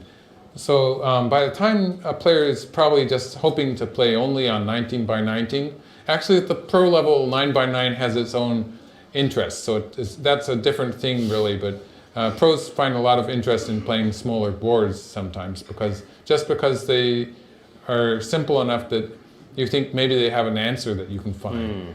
And so it's a different kind of interest actually.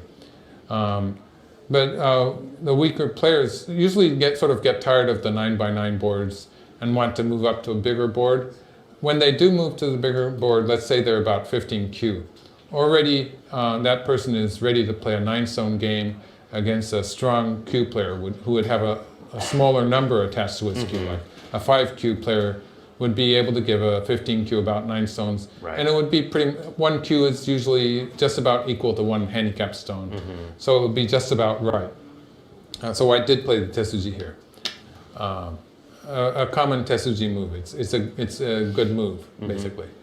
And then the 5Q in turn would be playing a fairly strong Don player at 9 stones. So after just a little practice to move up to about 15Q, it does take some doing. You have to play games. Basically, if you play games, you will move up to about that level fairly easily. And after that, you have to study stuff. Like you have to learn life and death. It helps sometimes to study opening patterns or joseki a little bit, just so you have an idea of what you want to do. But just a note on that's very similar, the AlphaGo with playing itself, self-learning, you can learn the game of Go fairly quickly. Like you say, start off on a small board, quickly graduate to the medium, and then get onto the big board, and then just play a bunch. Go to your local club, jump online, lots of Go online, and actually, move up the ranks fairly quickly. And then once you're, double-digit Q, but you get up around 10Q, you're now, if you're around 9 or 10Q, you're now within 9 stones of a Don player, because a Don starts 1 Don, goes up to... And amateur ranks don't go up so far. So the fact that you can put so many stones down, 9 stones, and in fact, if you really want to put a larger handicap, you can add stones to that. That's right, you can go more than 9 stones. And you can go more than 9 stones. Yeah. So that just about any player can play with a fairly strong amateur player. And then those Don ranking players can already play with professionals if they get a sufficient handicap. And so just the fact that so many diverse players can get satisfaction and get a good challenge at the right handicap against such a large selection of players. Like someone in the vicinity of 1Q or Shodan actually can play some of the weakest players who are actually actively playing, and he can also play professionals at a large if he takes a large enough handicap. Well, I'm a perfect example of that. I'm 3 Don amateur, and that means I can play down to sort of the mid Qs, giving a bunch of stones, or I can play up to a professional level. So because it goes in both ways, and so there's kind of a thing where as a player, you have a responsibility to play the weaker players because you were a weaker player at one point, and then the stronger players play you because of the same thing. So it works out well. Before you get back to the game, just should remind you. Speaking of which, Michael Redman, 9 Don professional, which is the top level. There is no 10 Don. Right. And I'm Chris Garlock, managing editor of the American Go e-Journal. You are watching the 5th and final round of the Google DeepMind Challenge match, which was won on, I'm losing track of my days, I want to say Friday, the third match. The third match. Yeah. About 3 days ago. Yeah, AlphaGo swept 3-0. Lisa Dahl, the top players in the world who you're seeing playing here, won on Sunday in a, kind of have to call it a bit of an upset. I mean, it was actually by everybody's count. I mean, AlphaGo was leading at the point at which Lisa Dahl pulled 78 out of his pocket. Yeah, that was a spectacular move. Even though maybe it didn't work, it was still an outstanding. It worked when it needed to work. It worked when it needed to work. Yes. If the 9 Don is anything to go by, you're feeling that Lisa Dahl is doing pretty well in this game. Well, he was doing pretty well. I'd have to make another count to Let's be do sure. another count. Let's take another Okay. look. What do we got? It's getting a little messy in the center there, isn't it?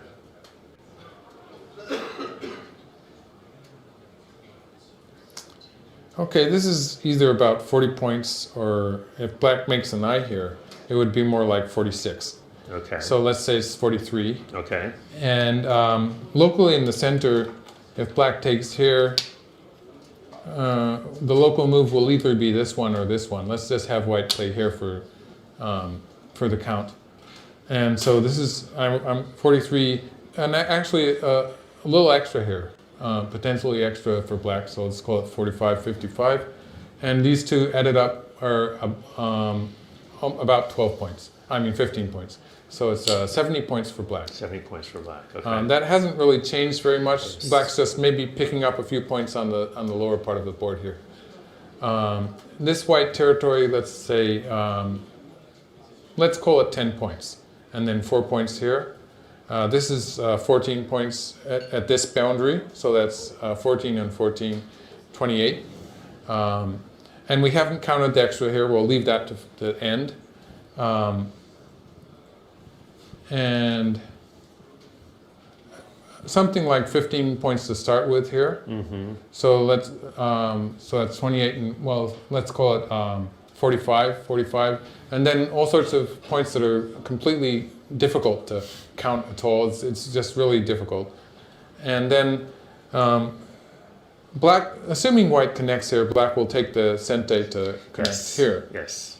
After which it will be difficult for, well, for instance, cutting here, it will be difficult for white to get very much from this, because black will be able to get something back on the left.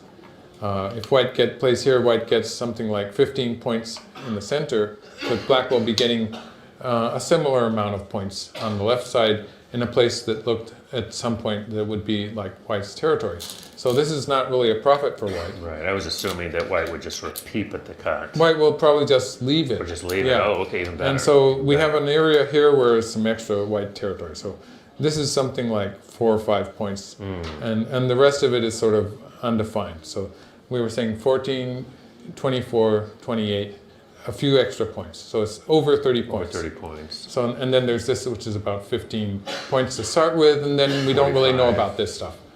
So that's 45 plus something here. 50. I'm not sure that white's going to connect here though. Oh, he didn't.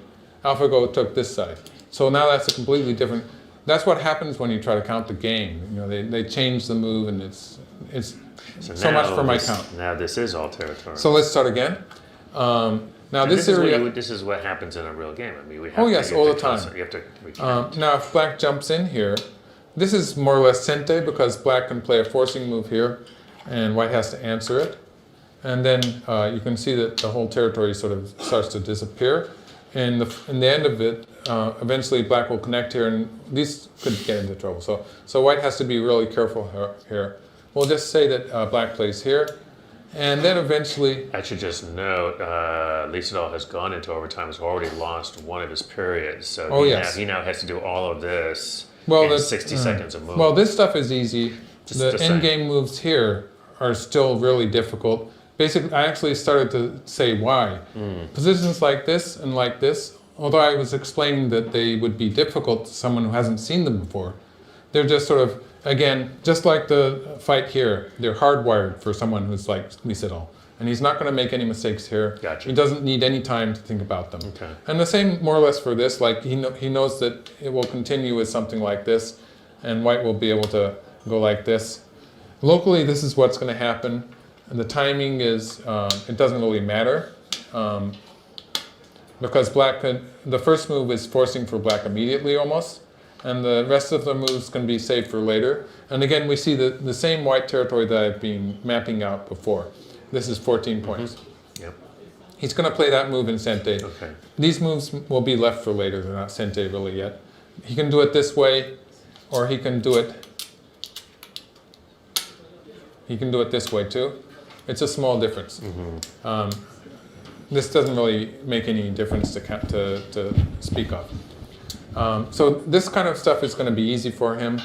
The timing of this move or this move is sort of tricky, in that the center is probably bigger than that. Yeah, I mean, just the... But how black, this area, the point of what I'm getting to is that moves in this area are unique in that Lisadol has not seen the same game position before. The local position here has been repeated over and over again. The local position here is being repeated, and same with this. And so they're all things that he knows sort of by heart. Whereas the position here has never happened before. All Go games are said to be unique. You never get the same opening even. It's really strange that we play so many games and you never get the same game. It's always, there's some difference. And this is sort of an example of that, where black has some potential of this kind of stuff. There's a question of whether black should connect with a sort of a nice shape move like this, or should he play this way, or should he be going closer to this thing here. At some point, a move like this would be really nice because it would be the key point in white's shape, and it would be threatening these 3 stones. And so there's all sorts of actually sort of life and death sort of connected to the endgame moves here. Each move that they play is going to be an original calculation that they haven't done, well, at least Liesel has not done before. And so actually looking at the fact that AlphaGo makes mistakes in positions that are sort of hardwired for professionals, maybe it's less of an advantage for Liesel in this fight, because AlphaGo is looking at it for the first time and they both have the same handicap. And actually in the second game, and some of the games here, Liesel did lose the game in kind of one of these center positions, which he was looking at for the first time, and maybe losing the advantage of his knowledge of the game. So white pushed through once, but white will continue by playing this move, I believe. And this is still. Well, it's usually Sente. I don't know if black's going to play it immediately.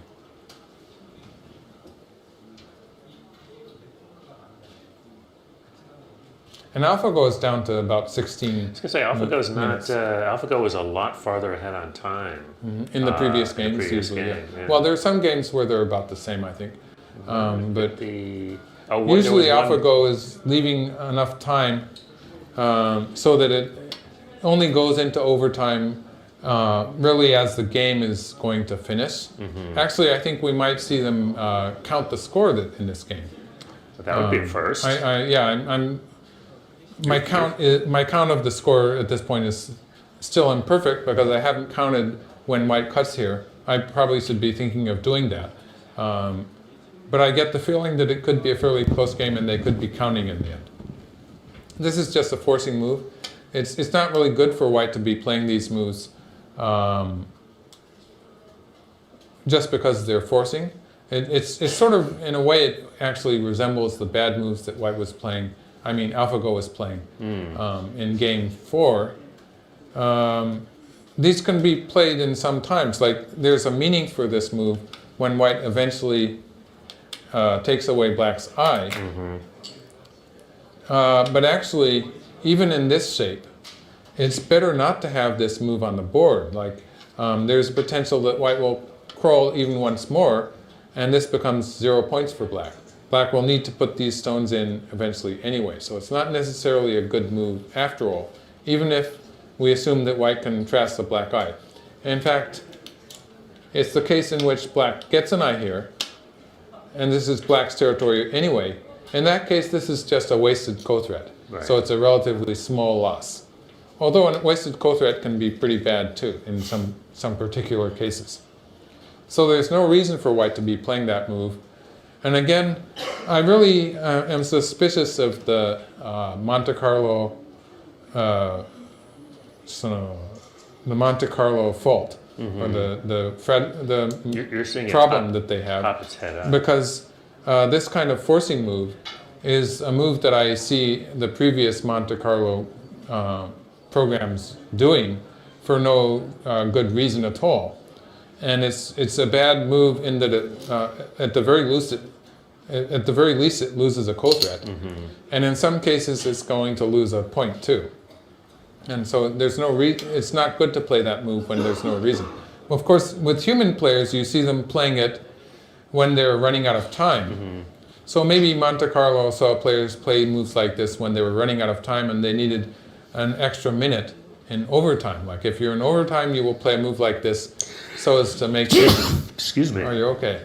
In the overtime, you will play a move like this when you run out of time and you want to save an overtime.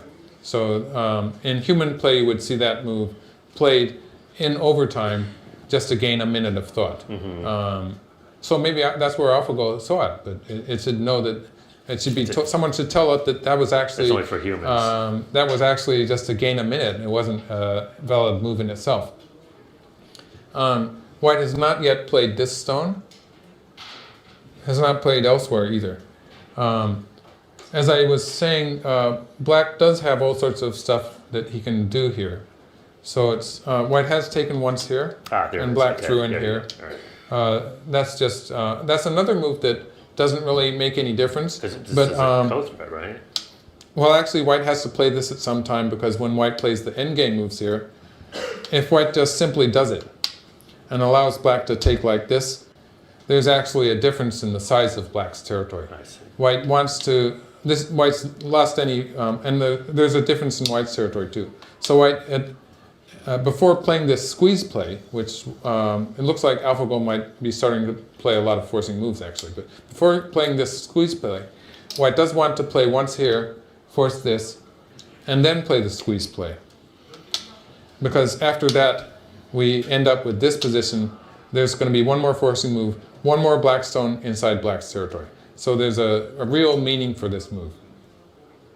And we do see white play. Fixing the shape is not always bad. It's something you do as the game approaches the end. Mm-hmm. I sort of worry when I see AlphaGo doing it because it is something that AlphaGo does when it's behind. So why don't we try to count the territory here. Isidore is just using his time to the best he can. He's in his second period of overtime. He's trying to read out the end game. He knows what he's going to play. He's going to play here. And we'll just show this position.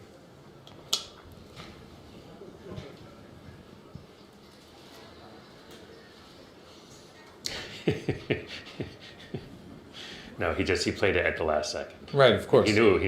He knew where he was going to play.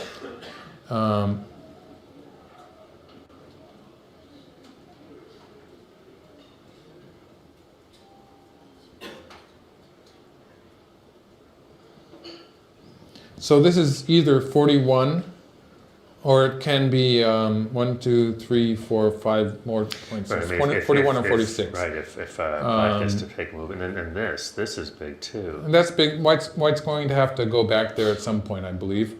There's also a large Jose move here, so it's really hard to choose between them. If this is between 41 and 46, it's 43 and a half. And then black has some extra points here. This is still open. I almost forgot this thing. Mm-hmm.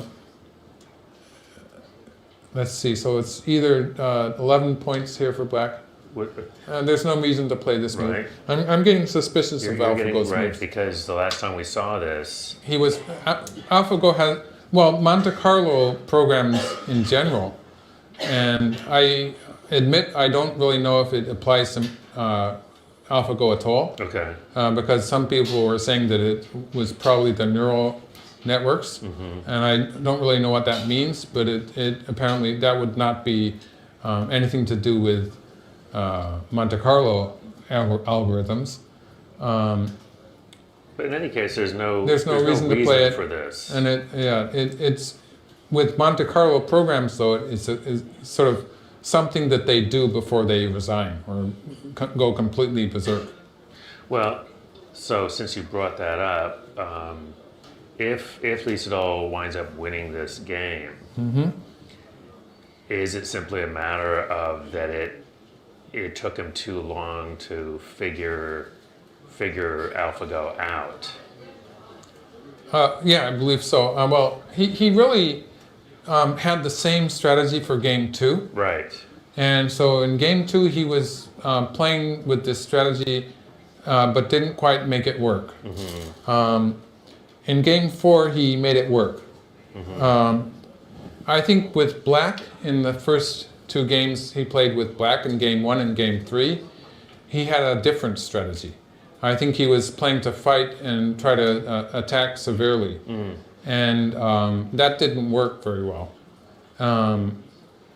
So I think he maybe lost 2 games because he had the wrong strategy. And in game 2, it was less his strategy than it was the fact that he just made a mistake.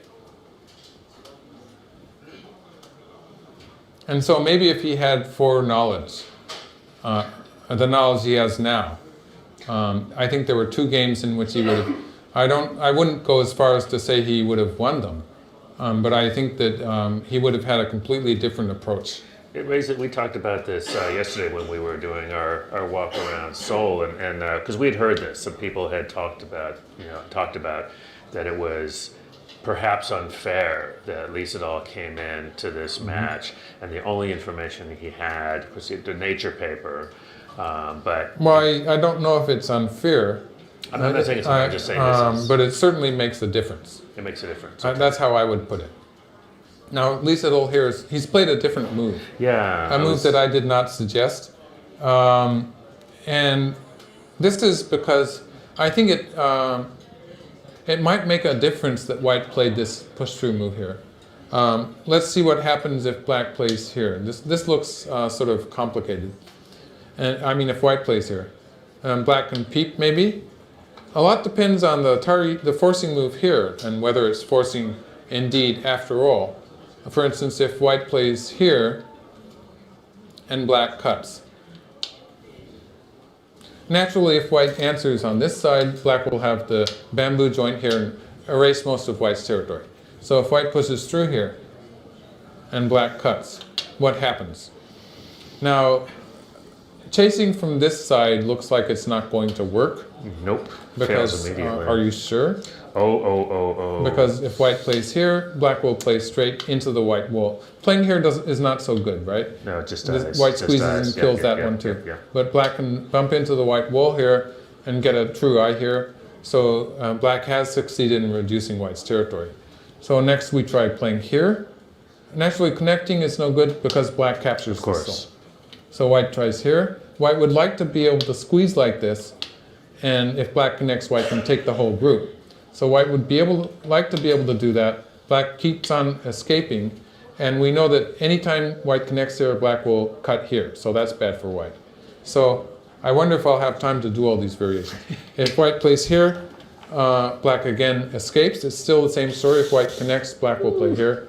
And finally, when White plays this Atari, oh dear. Now this becomes a forcing move because the White stone's here, and in Atari, if White takes the one stone, then Black can take here. And this is just... And this is a complete disaster for White. Right, so we go back to the beginning.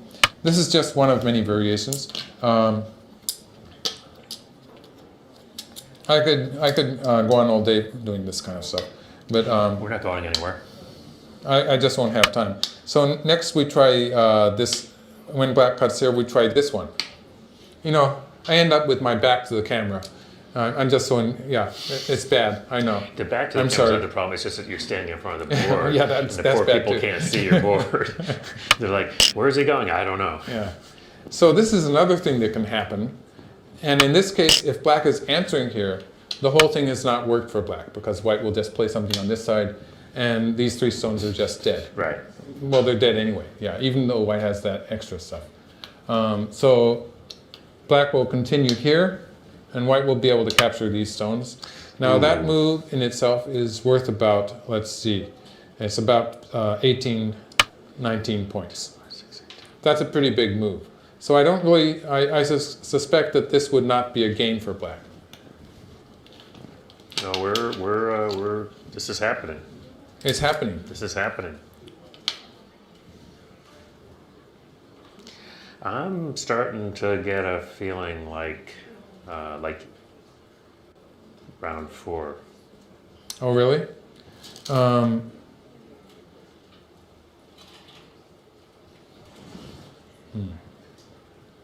Well, it looks like it might be turning into a trade, actually. I'm not so sure that Black is gaining in this trade, actually. Unless he has some very nice move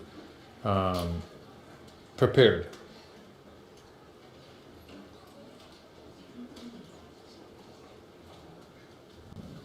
The trade that I was just showing now, it's not so much of a gain for Black, I don't think. This one. We can have Black playing here. maybe we'll have white play one Atari here first. Yeah, I think white had time to do that. I'm not sure. Maybe black can play here once. So we'll have white do something like because this. Here, because the connection here. Right.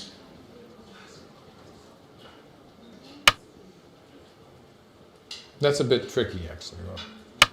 Let's just assume that works. And here, black has erased a huge wad of white's territory, but white gets this in return. And the calculation here, I haven't even counted the score, and when something happens I'm not really ready for it, but it seems that black has sort of destroyed about 10 points here, and maybe a little bit more, and then a few more points on the side here. But of course, this is more like 19 points. So white is getting something back. I guess all of this back? Well, no, just these stones. Okay, all right. 10 points here. Right. Well, I'm not taking them off because then I'd have to put them back on again. We're moving along. And about 4 points here. We're approaching this diagram. This is so it's 14 sequence. points of white's territory that have increased, and then 1, 2, 3, 4, 5 points of black territory that have disappeared. This is getting hard to count, yeah? I mean, So it's approaching 20 points, right. And I think it might be bigger. Well, it's maybe about the same size as what black has profited on that side.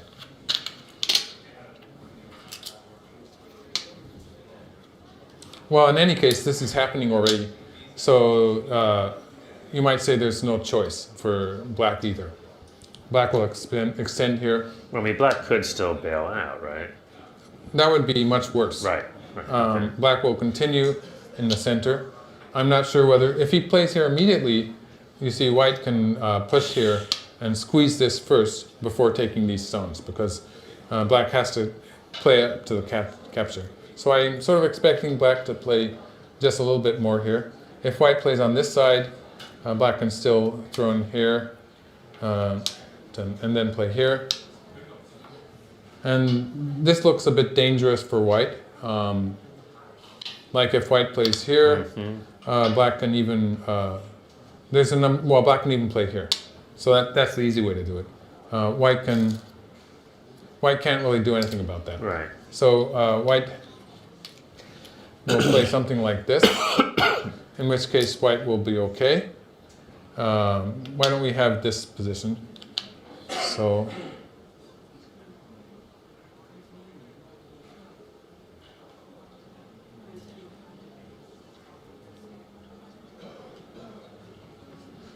Yeah, black gained about 10 points here.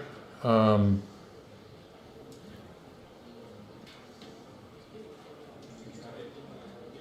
guess he gained several points there. So, and there's the fact that white did have the option of reducing this territory.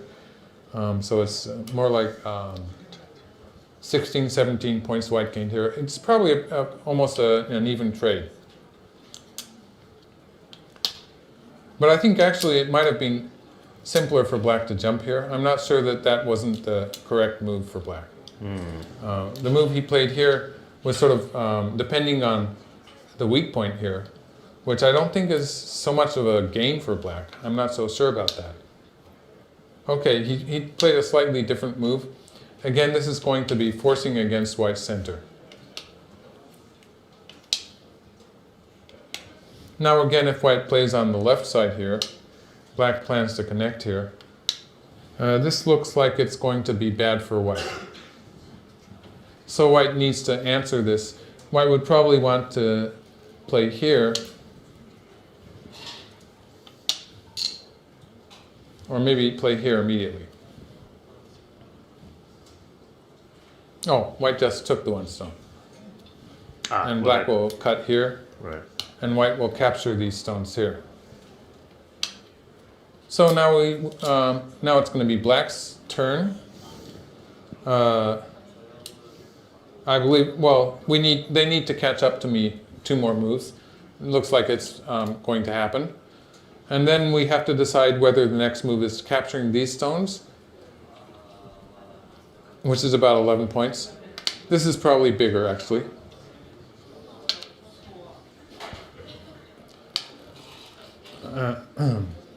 Again, I'm not really sure about which is correct. And then there's a large move here. This is probably big. And let's have black play here. Why don't we count with this kind of thing? So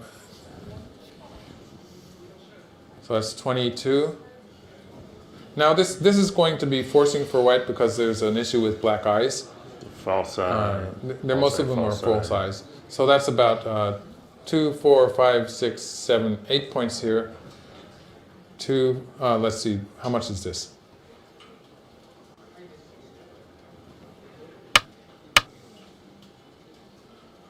This is 41 plus this is, so it's 52, about 52 points. How much did I say? This is 8? So that's 60, 75. Throw in here. Yeah, about 75 points. Black's territory hasn't changed much. It's interesting. It's moved around, but it hasn't changed much. So the question is, how about white's territory? Yeah, now I'm going to count white's territory. This is 14 points. So it's 20, and I'll count this later. This is 10, 12, 14, 16, 18, 24. Sort of tricky. Let's call it 24. So this is 14, 38. Okay, and this is about 50s. 55, and then some more points here, 67. It looks like it might be a bit better for black. I don't think there's much difference in the score in this whole fight here. I think white might have backed off a little bit with this move, but I think that the profit of the two players, the profit and loss, was about the same. And my calculations is that I think that black has a slight lead. But in this game, I think they will go to the end. And you're counting. I'm not forgetting the komi. Okay. Yeah, you're worried about that, aren't you? Somebody's got to worry about it. I think Aja looks a bit happy taking those 5 stones, actually.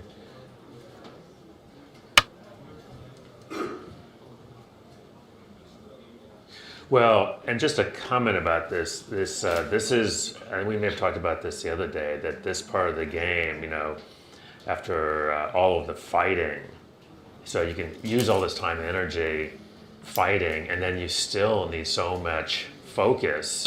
I've seen so many times, certainly in amateur play, but I imagine it's got to be difficult even for professionals, because you need to save yourself enough mental energy, right? Because mental energy, and it is a very physical thing. And that you're using energy, and your mind is a part of your body. So it is, in a way, a very physical thing too. And the game is proceeding this way. And we've actually talked about this before, about that, as you say, it's a matter not simply of your brain, but that you physically have to be in shape to. We're in the. I'm not sure. We must be well into the 4th hour at this point. Maybe getting to. I wasn't watching the time. I'm not sure either, but it's got to be because they're both down to the last few minutes. So using up, so over 4 hours. And Nisetto was in his final time period. Time period, yeah. But so even at the end of this 4-hour plus match, still got to be mentally tough enough to be sharp, because one slight and part of it mistake. Is that, although in this particular case there is some life and death that might happen according to the end game, and this sequence on the left side of the board was sort of like that too. It was sort of like that too. It was sort of almost life and death kind of thing. Despite that, and here again, AlphaGo is wasting Kozets. It's a good thing that AlphaGo sort of tries to avoid playing Ko, because it uses all its Ko threats up. But because the type of moves that you're looking for when you're fighting in the middle game and then in the end game, there's a big difference. Things like playing a good shape are not always correct in the end game, and sometimes what looks like a clumsy shape can be the correct move. So it's a kind of a different mode that you have to go into when you're entering the end game, and also from the opening to the middle game. And sometimes these stages of the game can be going back and forth. So there's a kind of a, not only the stamina, there's a kind of a mental agility that we have to be able to be thinking of the moves in various ways at the same time. Well, that raises a really good point, because especially, let's say one player is behind. We saw this the other day in game 3. Did this finally happen, or you want this to happen? Well, everything is proceeding as I had foreseen, Right. actually, yeah. You shouldn't sound so surprised, but of course. And I'm expecting this move next. next. Otherwise, big moves would be here. The monkey This is a real, this here is going to be Sente for white. So black playing here is a pretty big move. But instead he played here. This will be forcing. White will probably answer this one. This is really big because if black plays here, this whole area becomes eyes. Right. So it makes a difference to this end game. Right. It's also huge in this area. So it's just too big. White will answer this. But just to back on your point, and we saw this in game 3, where Lisa Dahl is behind, so he launches an invasion into White's territory. What I was calling White's territory. White's territory, and came within one move. We were sort of expecting him to invade. So that kind of thing, there's always the potential of that. And we can see that even if black plays a move like this, there is kind of a return to a position where you don't really know if the white zones are all that safe or not. Like if black continues to play moves like this, then white starts to have to worry about stuff. Of course, white has ways to stop that, but basically that's the idea. Playing up there, it's if you can count it, is about 7 points in Sente for white, so it makes it a pretty big move. Okay, this one. And as I was saying, if black continues here, this is going to be putting some pressure on white. So locally, the natural move seems to be for white to play here and cut, in which case black will play here, and white can close off the side with this move. After which black might just leave it. Black has succeeded in reducing white a little bit, even though there's a black stone that is in a target. I see. Yeah, he played the. Instead, white played to surround territory on this side. Just a little bit. A lot of the meaning there is just reinforcing, and black will answer either by playing here or by playing here, or actually sometimes black might. This is feasible too. Actually, this might be better.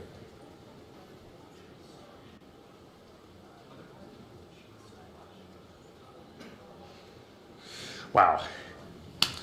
We wanted a nice, exciting, close end game. Yeah, close end game. Have we had a game that went to the end yet? No, we haven't, have we? I was hoping a couple of times. I was thinking we might get there, and then it just didn't work out that way. So I'm afraid to predict that this time because, but it's from all of your counting. I mean, the score has not significantly changed. Black is in the vicinity of 75 points. If we assume black captures this and allows white to capture that. I mean, this one stone here. And white is 20, 32, 40, 43.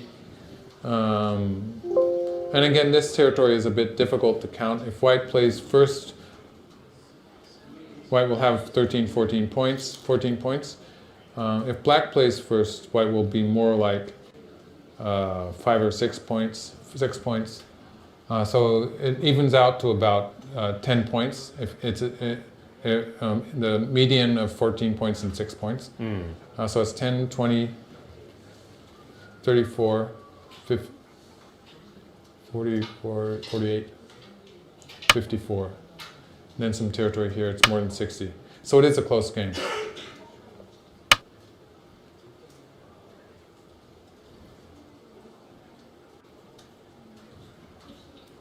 So black played here and white answered here.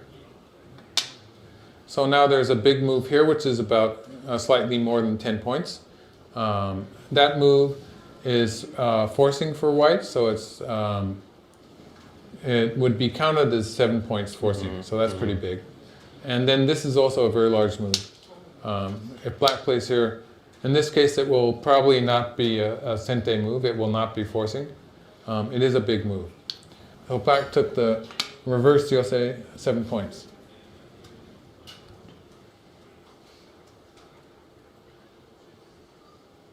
And can you just explain the reverse?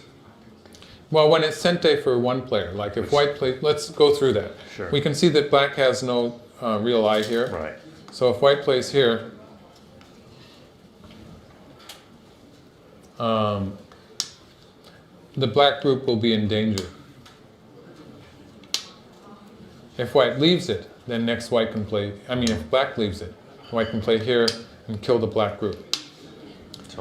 So black, in order to avoid that, black has to play here. So we count 1, 2, 3, 5 points just inside here, whereas if black, in the way black played an actual game, apart from these 5 points, black has an extra 1, 2, 3 points here. So there's a 3-point difference in the black territory, and now we count the white territory. In this case, black actually can play here at some later date, and locally white has to answer it. So we have this position. So it's this white territory.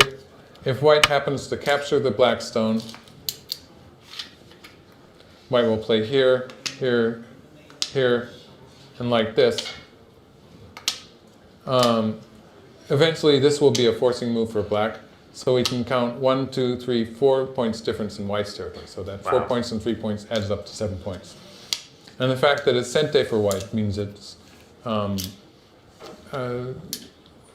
roughly the size of a gote move, a move that costs 1 move. Oh, we've got white connected here. When a move costs 1 move, it's called gote, and when it's forcing for 1 player, it's called sente. And when you have a move like the sente, since it is forcing for 1 player and that player can maintain the initiative while playing that move, it's usually considered to be roughly twice the size, counted twice to get the same size of a gote move. So this gote move was about more than 10 points. It's more like 11 points, I think. That was a 7 points reverse sente move, which means that it's roughly the size of a 14-point move. So this one is smaller, that one is bigger. So we're but that's just sort of like a thumb rule. Right. And you have to count the extra fact that this is going to be forcing for white because these stones do not have eyes. So there's an extra point or 2 for white here. I'm not really sure which was bigger, actually. But then you have to count in the fact that black got the sente to play this move, which is big. So it gets to be pretty complicated. Even though we can sort of count the theoretical sizes of we have the system to count the sizes of moves. But sometimes you have to fit that into the overall position, and ideally we have to read out all of the variations. So a couple things, just a reminder, this is Michael Redmond, 9 Down Professional. I'm Chris Garlick with the American Go e-Journal. This is the 5th and final game in the Google DeepMind Challenge match.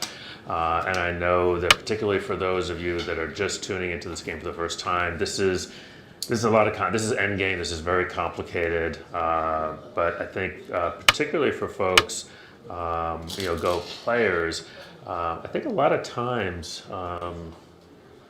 So we've got a ko going here on this side.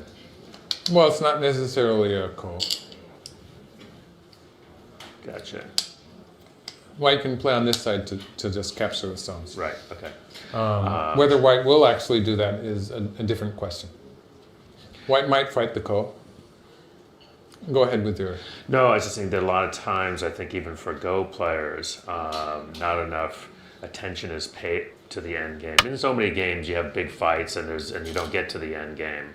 And the end game, can be kind of tedious. You have to count and you have to recount, and then your count changes because something, blah, blah, blah. I was going to predict, I just saw AlphaGo would just do that. Not playing the ko, yeah. No, he's played his ko threats already. Yeah, it's definitely... No ko. Well, he still has some ko threats, but the number is much lower than it was before. But I think particularly as you get stronger, the end game becomes a pretty critical part of the game. And we talked about this before, that some years ago that you spent well over a year, maybe 2 years or more, working on your end game. Probably more than that. Well, I really had trouble with my end game. And it was basically because I never really bothered to study it very successfully. And I decided I had to study up on it. And so the method I used was that I took games played by other professional Go players, and I could have them on a computer file. So I would have a copy of the game, and I would take it, I would remove the final 30 moves, for instance. Okay. And the final 30 moves are really, they're really easy, actually. They're really elementary moves. But I take them off the position, and I print that on a piece of paper. And then I have a unfinished game that I will finish for myself. Preferably in my mind. I don't put it on the board. So you don't work it out? Well, actually, putting it on the board would be very awkward because it's a lot of stones. So I just look at the paper and I finish the game in my mind. Usually, however you play it, there's not usually a big difference in the number of moves. It's usually in the vicinity of 30 moves if it was originally so. And just the fact that I did that, and I had to hold the position in my mind, I think that improved my play in general. And also it improved my understanding of Yosei. Of course, at that level, it was just very simple moves, like the one we just saw. Moves that were usually only 2 or 3 points in value, and they were the final finishing moves of the game. But of course, it gave me practice in counting too, because I was checking my score against the score of the actual game. And so when I could do that fairly well, I moved on to game positions 50 moves before the end of the game, at which point you would have larger moves. In fact, I think this game is already maybe even passing that point, but you would have moves like this place in the center, where you're not really sure what's going to happen here or here, and the moves are more like 5 points in value, or close to 5 points in value. I think we might have passed that point actually, but I don't really remember because I haven't done it for a while. But the 50-point Yosei would quite often have moves like this one that black played on the side here, or moves like this one that black played here. So there would be an amount of calculating that I would have to do to judge the size of each move before I could choose the correct order. And then again, I would have to hold all of that in my mind while calculating the score. And so that was a much more complicated thing to do. And then I went on to 70 moves, which was actually proved to be very challenging. And I did have longer endgames also. I had endgames that were, I made some 100-move endgames. But at that point, I was not gaining as much out of it as the time required. So I stopped doing it. But I think still even the 30-move endgames are a good exercise for me. I still have these little packets of paper. I know. And the 50-move endgames are a good practice in counting the size of moves, just like I was doing here. Right. Related question on a different part of the game. Many over and over again, these life and death problems have come up today, and all pros will tell amateurs, it's one of the things you have to study to get better is to study life and death. You simply have to know it. You have to know the shapes and so forth. There's lots of books. There's actually apps you can get for your phone. There's software to have lots and lots of problems. What's your position on? You're talking about that you would hold a problem, like the endgame problem in your head. Well, for most you... amateur players, it's not really practical to try to do that much. Okay. That's really a thing that aspiring professionals do in order to be able to visualize the Go board. And it's basically it's the basis for the high-level reading that Lee Sedol showed us in game number 4. Right. Those spectacular moves that he played are sort of protected by a huge reading ability and the ability to see the board as he's thinking about various moves, because it's not just a question of that particular place. He has to have a vision of the board in his mind. And some people actually say you have to have 2 boards in your mind. I'm not really sure what that means, though. So you're not. I mean, I have some people who are purists and say, oh, you're looking at a problem. You have to read out in your mind. You're not so strict on that. You just want people to do life and death problems. Period. Right. In the case of amateurs, what I was trying to get around to is that it's not quite the same as the goal that a professional player has. In that most often, even Dan-ranked amateur players don't really have down the shapes that occur over and over again in amateur games, professional games. There are certain shapes that repeat themselves, like certain shapes that perhaps start with a joseki. A rather simple one was the shape here I showed you, in which case black died if he didn't put another stone in. Shapes like that, or let's see, in this game, black just has so much territory that he doesn't have any joseki shapes that were easy to kill. But you have shapes that, for instance, if you have a star point stone like white did in this corner, and black jumps into the 3-3 point, there's a whole multitude of shapes that can originate from the josekis there that can be alive or dead depending on how you arrange the stones, and they're realistic positions that happen in games. And so the object for amateur players, I think, in doing life and death problems is just to learn these shapes, which are sort of automatic for professionals. But most amateur players don't really have them down pat. And black cut here.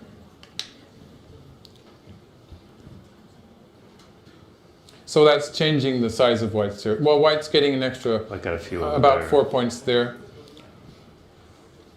And if white allows that cut to work, it's going to be a 5-point move, or actually slightly more than that. It's called 5 1/3 points. 5 1/3. Yes. Yeah, I was wondering if you're going to mention the third. Yeah. I almost didn't say it, but yeah. But of course, and white did not play the ko here. Instead, played here. So black will be able to capture that stone. It's going to be 5 points plus 1/3 point. So it's 5 1/3 points. Which is big at this in general, point, but certainly a point. Certainly at this at point. this point, it's the biggest move. Yeah. Black could play a forcing move here first. Threatening to pull out the stone. Threatening to pull out the stone. That would be big enough to be sente. So it's 15 points here. It's 8 points here. I think it was 42 points here. Let's check that, because black lost the opportunity to take these. So.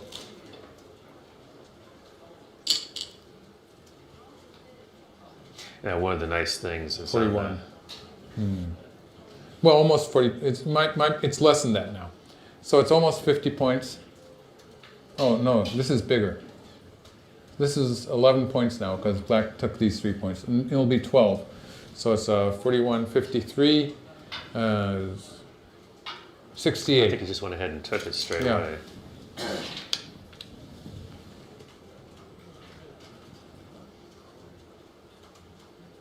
So that's 11, or well, let's call it 12 points.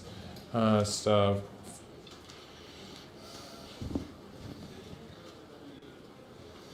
41. So that's 53, 68. So about 68 points for black. I think it's come to the point where we need a real count, so I'll do my best.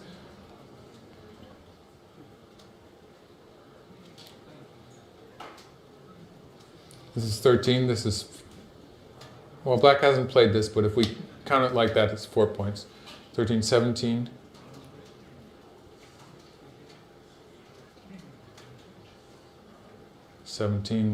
This is, let's call it 7 for the time being. That's 24, 30, 30, 31, 33, 35, 36, maybe 37. 61.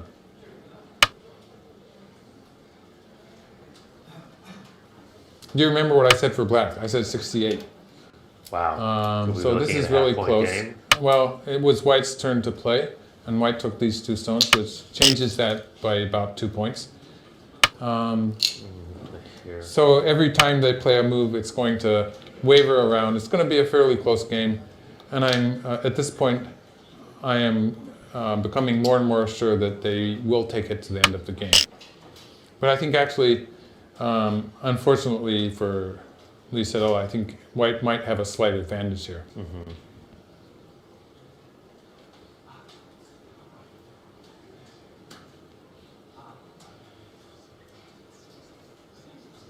That's right, because white gets a little more squeeze on the...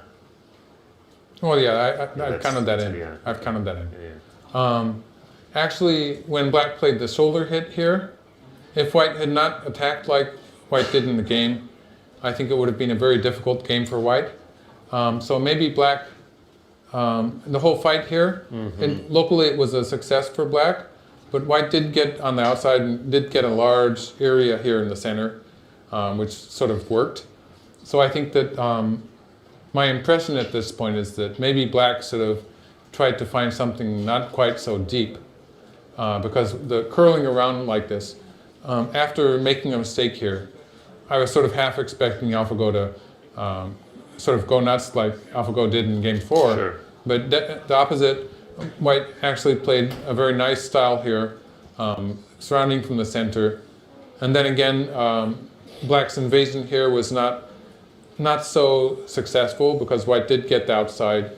And all of white's play here seems to be fairly reasonable. So it wasn't going off on its mode of kind of self-destruct, but instead was playing what looked like good moves or reasonable moves to me as the game progressed. There's definitely some odd play. You know, this whole area was odd. The way it plays its co-threat. Well, all of this was just that it was not reading. There was a move that it was low priority. I think that they've explained that to me at one point already. So there was a move that was low priority that the computer was not expecting to be played or something like that. And it was just a hole in the reading.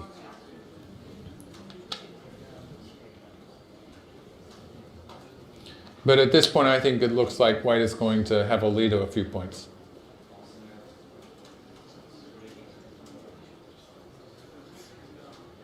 If they count it, just so folks understand, if they count it, black will be ahead on the board, but will... Oh, yes. But will, yeah, definitely. Black will be ahead on the board. Lose after like black paying has, let's see if I'm right, that's about 12 points there. This is 41, so it's 53, 68. Yeah, black has about 68 points. There's a ko here in the center.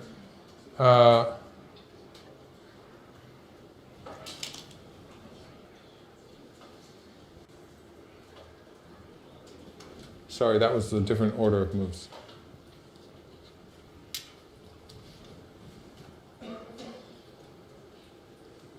After white took the 2 stones, black played here, and white played here, after which black pushed through. There we go. White pushed through. I'm just checking it. And white answered here. Black played here, white protected. And again, we see that there's a ko here, but white AlphaGo is not playing the ko. So black might just continue to play this move too. This looks like it could be forcing. But locally, black eventually, because of this ko here, black will eventually have to put a stone back here.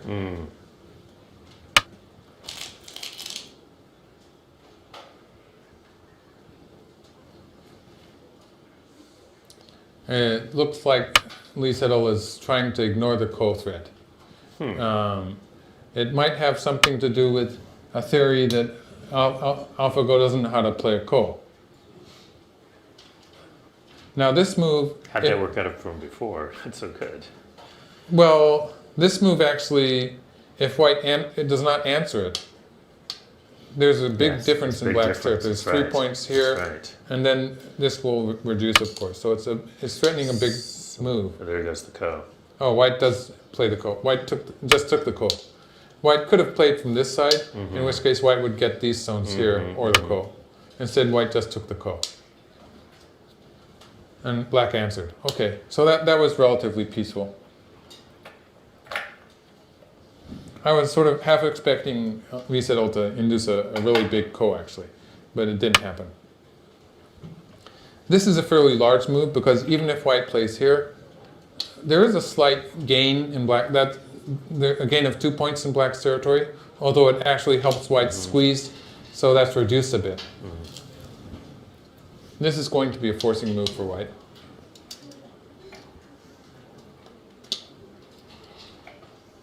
And this is also a very large move here. White's getting a lot of sente here. White hasn't played that move yet. This is not necessarily sente, but locally it's, I think it's about 5 points. At least 4 points. So much still left. There's still some big moves left. Sorry, this was not played yet. White takes. Black will have to put a stone in here.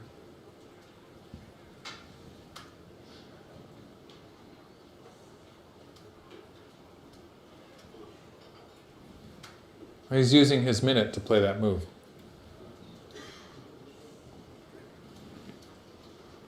So this was 41.53, but I was counting it as 1 point here, so that's either 55 or 56.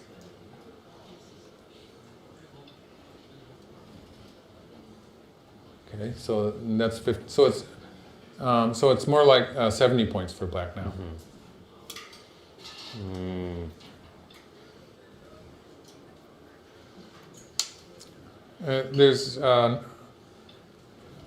Black played this one and white played here. Okay, if black goes after the 4 stones, then now white can extend here. This looks like it could be trouble for black. So black has to play here. But there's no profit for white in that because if white plays here, black can just play here. And it's the same 1 move Do you difference. think AlphaGo is still having the same sort of hallucination? Well, there's something strange about the way it's playing because it's playing some moves that are not really necessary. Right.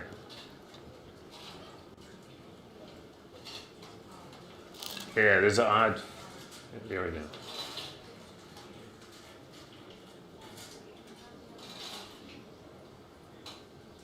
It almost feels like it's just sort of a blind spot for the program somehow. I think it's a very close game. My feeling is that white has a slight advantage still.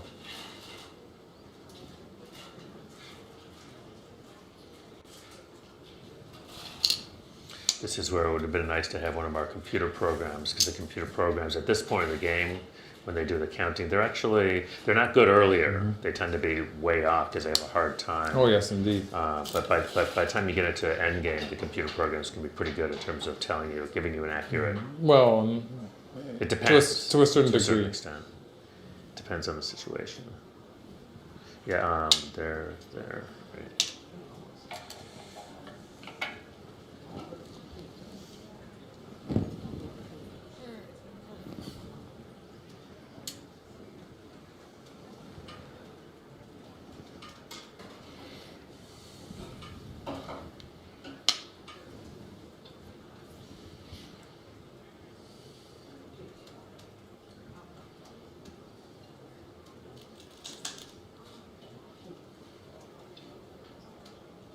Oh, before I forget, I should thank Ben Lockhart has been terrific help the last few days. He's studying Go here in Seoul and has been really helpful in terms of coming up with a lot of the questions for us. So we appreciate that, Ben, and good luck with your studies.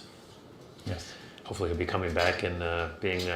He's been doing some pretty serious competition in our new pro system that you heard Hajin talking about. So. I imagine after some study here in Korea, he may. Well, studying in a country with professional system is always very beneficial. Right.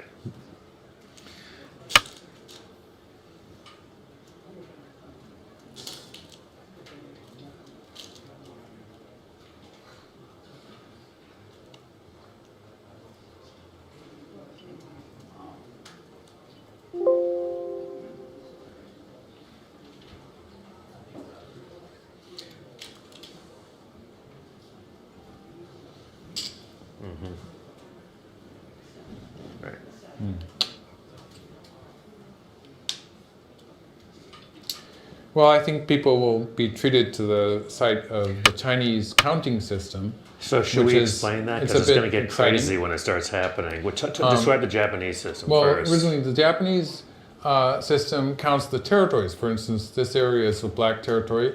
So in the Japanese system, we count the open spaces here. Oh, this one, yes. Yeah. This is the last large move. I think we've run out of large moves in the endgame. There's still this ko here, and then the rest is just 1 or 2 points. Black might answer this one move, in which case white plays here. Oh, this way, okay. And so this means black will put a stone in here. And then we're down to relatively small endgame points. What people call about two-point moves. And those usually just get swapped back and forth. One takes two, they just... And what was I going to tell you about? You were going to describe the counting Japanese system. Let's just leave this on the board. Yeah. And so there's this territory, and the Japanese will rearrange these territories into easily countable positions, like take some black stone from some other part of the territory and put it in here, or do something like this, and count 10 points. Sure. And when you have agreed that the territories are finished, the game is finished, then the boundaries can be a bit ambiguous, just as long as you know what territory belongs to who. So you'd count these open spaces and rearrange them into square rectangular shapes, just to make them easier to count. Usually multiples of 10s possibly. Multiples of 10 usually, sometimes 15s and stuff like that. And you would do the same for the white territories. All of these, the captured stones would go into, like these, the captured stones that were here would go into black's territory and reduce it. And the white territories also would be rearranged into square shapes, just 2x5 shapes or 4x5 shapes, just to make it easy to count. And then you would have the killed stones would reduce your own territory, and you would have a result. And so that's the way the Japanese or the Koreans do it. The Chinese have a completely different system, which is, for those of us who started with the Japanese system, it's a bit surprising maybe, in that the Chinese will count the territories of one player. In this case, it would probably be the black player. The Chinese system counts the territories of maybe the black player, and will end up with a set of 10-point territories. So ideally, the Chinese system will end up with about 100 points of territory. And the captured stones and all that don't really make much difference. So they just scoop out squarish territories and make them as big as possible. And end up with, say, 100 points of black territory. Okay. And what happens then is a bit shocking. It really is. Because you have to see this. The first time I saw it, because everyone should look closely when Fanhui. I think it will be Fanhui. Stones will just start flying, right? What happens after they count about 100 points is the referee's going to be doing this. We'll put some stones in one of the lids of the bowls, just to signify that black had 100 points. Okay. He will put 10 stones to signify 10 sets of 10 points. Okay. And then he will grab the black stones and just take them away from where they were, and just completely destroy the shape and collect the stones into groups of 10. And he will count the stones. Now, if we just ignore the komi and say it's a game without that komi calculation, the player who ends up with a score of 180 or more than 180 will win the game, because the board is divided into 361 points. Takes the code. And since the board is divided into 361 points, the player who has more than... Oh, white took it. Yeah, white took it, sorry. Okay. Black just took this one, so white took this one. Right. It's moving more quickly now. Yeah, so we probably need to... Yeah. And so the player who has the higher score, and they only have to count one side, because they know how it's supposed to add up. Did not play that one. He pushed through here. Yeah. in this position, if white connects, now if white later will be playing here, this is 4 points of territory. So it's really big for black to push through once here.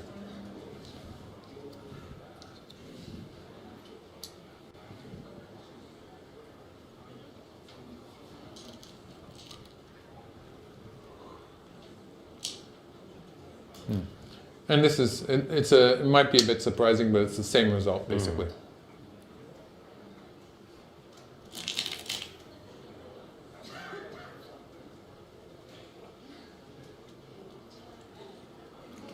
Well, I'm sure people will be, those of you who are used to the Japanese or Korean system of counting, will be entertained to see something completely different happening.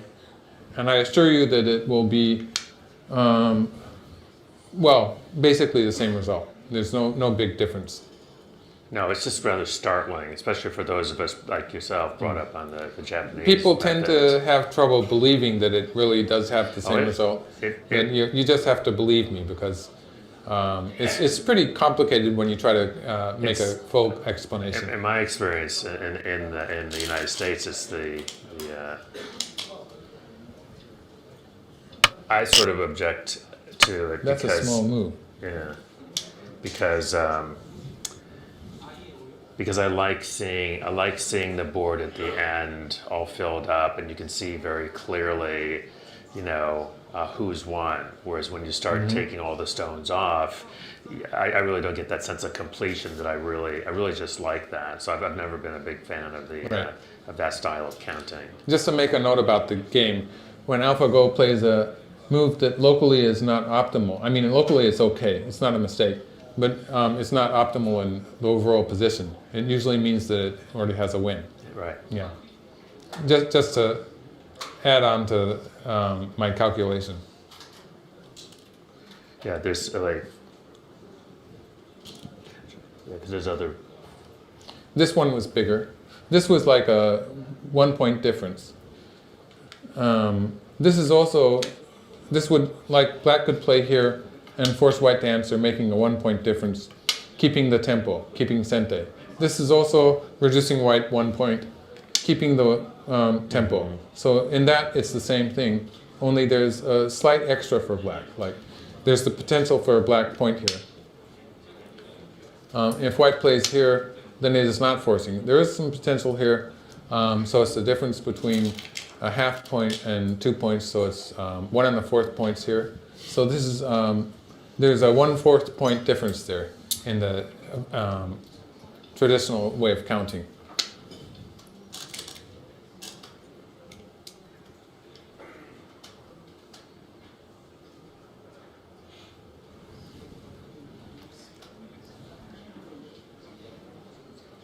Oh, looks like he's leaving the room for a bit.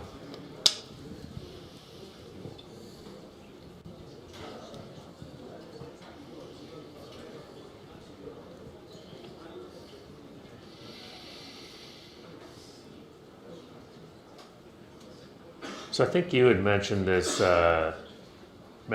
earlier, that things got a little strange in here. Yeah, well, we thought we were seeing another sort of. Oh, I didn't think of this as the type of mistake that we were seeing at the end of game 4.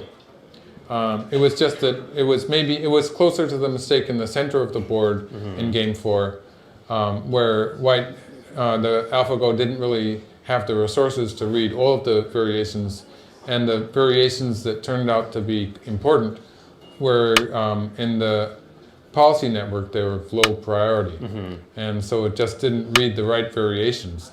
So you could call it a lack of reading power.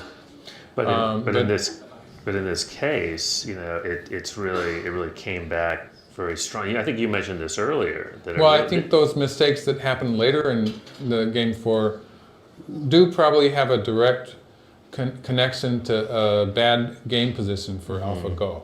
So although I don't really know if they are actually Monte Carlo, they look like that to me, but I don't really know, I'm not being a programmer, not knowing anything about the program, I don't really know if they are. But that kind of mistake, I do believe that it must be connected to AlphaGo's assessment of the position. That the assessment of the position is really bad for it to be playing such moves. Whereas this was just a local mistake, and in which it was more like the mistake in the mistakes that AlphaGo made in the center of the board. And the whole loss here was in a place that was Black's territory anyway. So it wasn't so bad. It was a loss in that it gave Black profit on the outside here, and didn't really gain enough back on the side. But it wasn't like the death knell for White. And actually, so I don't think that this in itself would give AlphaGo a terrible winning percentage. Like it might be, after this, it might have thought it was less than 50%, but it would be pretty close because it was a minor loss in any case. But then the play here, of course, was the same kind of play it would do if it thought it was winning. So it was playing very naturally, and I think it was playing well there. Yeah, you really liked the play here, especially when you were just looking at it. You know, it really handled this beautifully. Well, I think we were sort of wondering how AlphaGo would react to the mistake because here. Because of what we saw the other because day. of what we saw in game 4. So when I saw the capping move here and the following attack in which White curled around and allowed Black to live on the upper side, which I must say it was a local success for Black. Okay, Liesel has come back, and let's see, where did he play?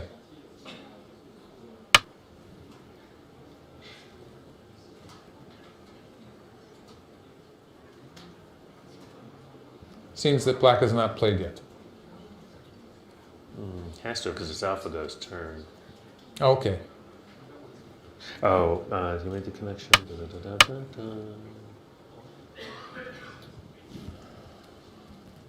We've lost a move here.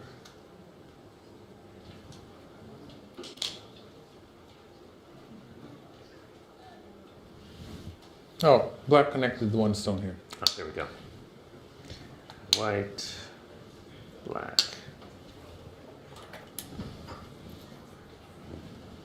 So other than that little hiccup there, really superb Yes. play here, sort of back to the AlphaGo we saw in the first 3 rounds when Exactly. it really Yes.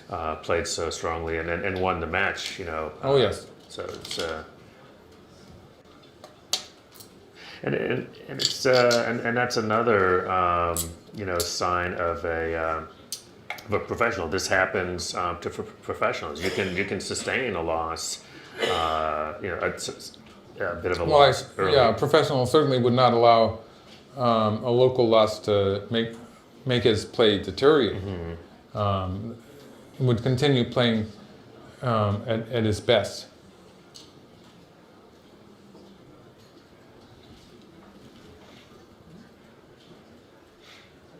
So we've talked about that. One of the really nice things is to see a really, you know, tough, hard-fought game like this come right down, and it looks to me like we're definitely going to have our first countable game, And which is a nice it way will to be go interesting out. to see the Chinese system of counting in action, because it will be different to people who have learned Go in the Japanese system. Which is, did Black White play just this? played here. White just played here. Before that, White had played the Atari here and Must have been forced Black another- to capture. Oh, and now Black has played? So I'm saying, I'm trying to see where the We have to keep an eye on the screen. here. yeah.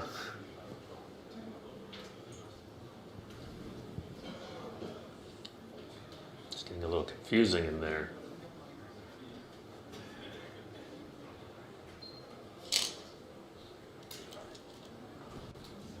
Okay. So Black had played this move, and White played once here. And then White here. And Lee Tittle has played already.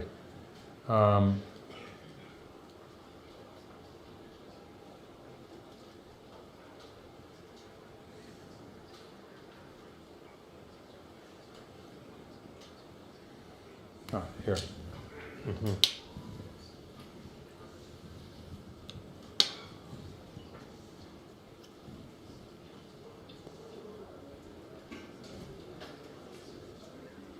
There's still a Sente endgame move here. This is going to be a forcing white, point. Right? Yeah. No, for black. For black, that's right. Who can play that now? Yes. That's right. And then the final move will be here. There's a question of will black play one Hane here first? Right. So we're sort of running out of endgame moves. So other than the little thing over there, The mistake in the beginning. Otherwise, really, it was a good game. Another well-played game. I think it's a really nice game for There's Lee. this move that White has played. I'm Right. sorry, I must have missed that somewhere. But it's a really nice game for Lee Sedol. Really tough game, and a nice game for AlphaGo. In this kind of game, it's really difficult to see where black went wrong. I think it might be something about the shoulder hit here. Which was handled. I feel that when black won this semi, he should have been ahead to a certain degree. But in the fighting here, I'm not so sure. And then, of course, the fighting in the center, it's very hard to say what parts of the board are whose territory. Just I think it was push. Black did do this, push yes. and then cover. And so it's a very difficult to make an assessment of the position. In this You'd have to game. call it a return to form for AlphaGo after this sort of concerning in round 4. So that's it's nice to see. I think the concern after this was that there might be other sort of strange moves. moves, but really after this, I don't. Oh, except for the throw. Well, the co-threats, that's kind of a different dimension. Is it okay? It's just something that computer programs sometimes do. I would like to see them sort of weed that out. But as the programmers say, since AlphaGo teaches itself, it might be sort of difficult to find out why these moves are being played. They do lose co-threats, so there's a real loss. In some cases, this kind of thing would be losing points too. And so there is an implied loss in playing such moves also. And I think it would be good if they could be weeded out. Do we have a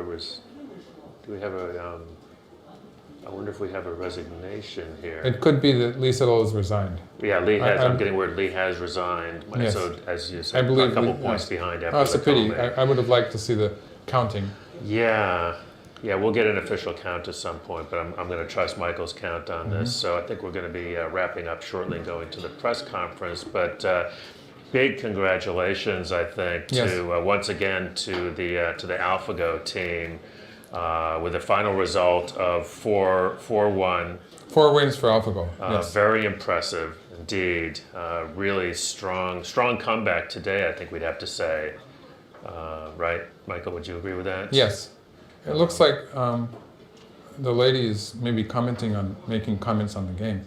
But it's very clear that Lee Sedol is now in the after game mode, and he's studying the game, looking at moves in the center of the board.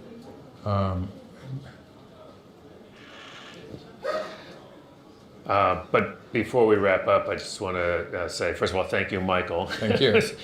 Really marathon commentaries all the way through. I know you enjoy them, and yes, I had a lot of fun. We got lots of responses from folks who really enjoyed and the deep dives and the history, and just a real pleasure to be able to spend these historic games with you. Congratulations to AlphaGo and to the entire team for a great match.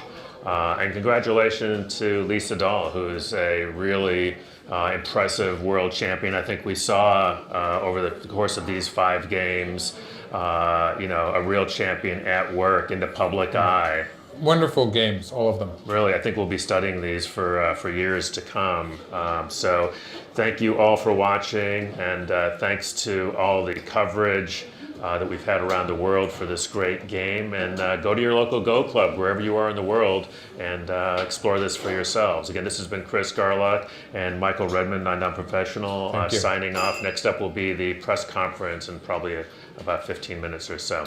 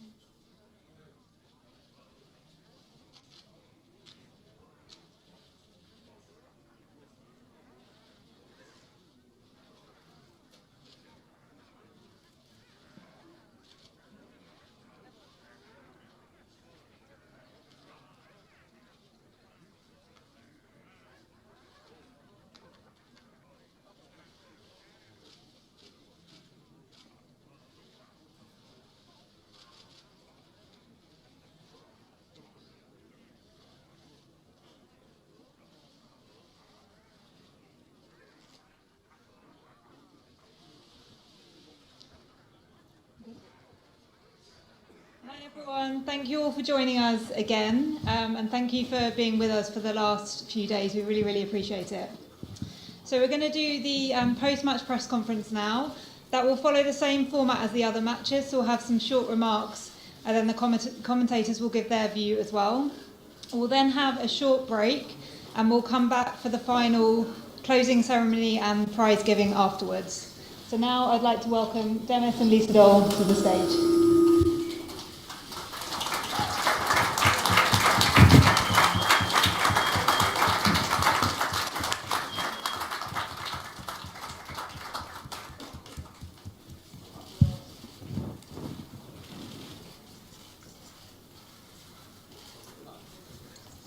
So I guess I'll start. I'm kind of speechless. It's kind of the most mind-blowing kind of game experience we've had so far. We were, of course, we're not very strong Go players, so in the control room we were just relying on AlphaGo's predictions. But certainly the professional commentators seem to think that some of the sequences in the early part of the game, the Tsuji, the Stone Killer Tsuji, was a mistake by AlphaGo. But in the end, AlphaGo was able to get itself back into the match for an incredibly close and tense finish. So yeah, it was just an incredible game.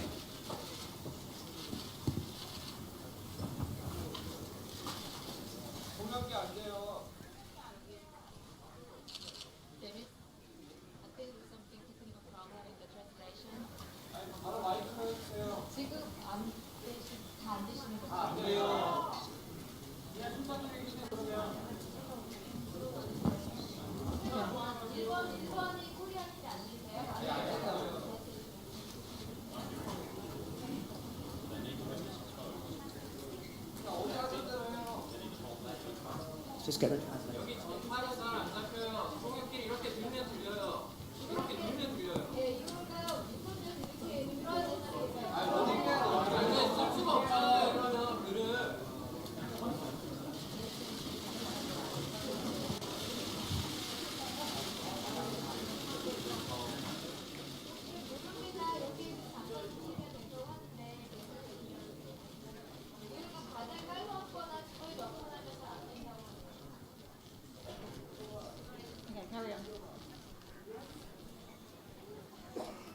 Repeat what I said? Yeah, start again. We'll start from the beginning. Okay, I'll start again. So I just wanted to say what an incredible match that was. It was the most exciting and stressful one for us in the control room of all the matches. Early on in the game, according to the professional commentators we were listening to, it seemed that AlphaGo made quite a big mistake with this Stone Killer, I think it's called, Tsuji, and which it seemed to play wrong. But then in the end, AlphaGo came back in the game and was able to make it very close. So it was an incredible, exciting game, and we're just kind of stunned, really.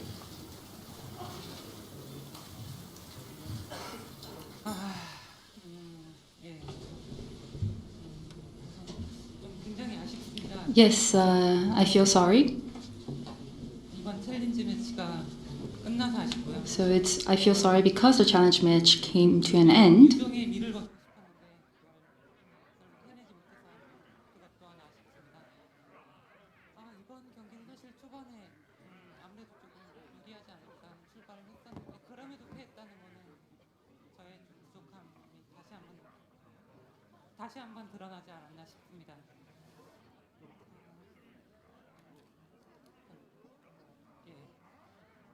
부족함이 다시 한번 드러났던 그런 경기였던 것 같고요. 개인적으로는 아쉬운 부분은 굉장히 많이 있습니다만 이렇게 많이 응원해 주시고 격려해 주신 많은 분들께 정말 깊은 감사의 말씀을 드리겠습니다. 더 열심히 노력해서 조금 더 발전하는 이세돌 보여드리도록 하겠습니다. 감사합니다.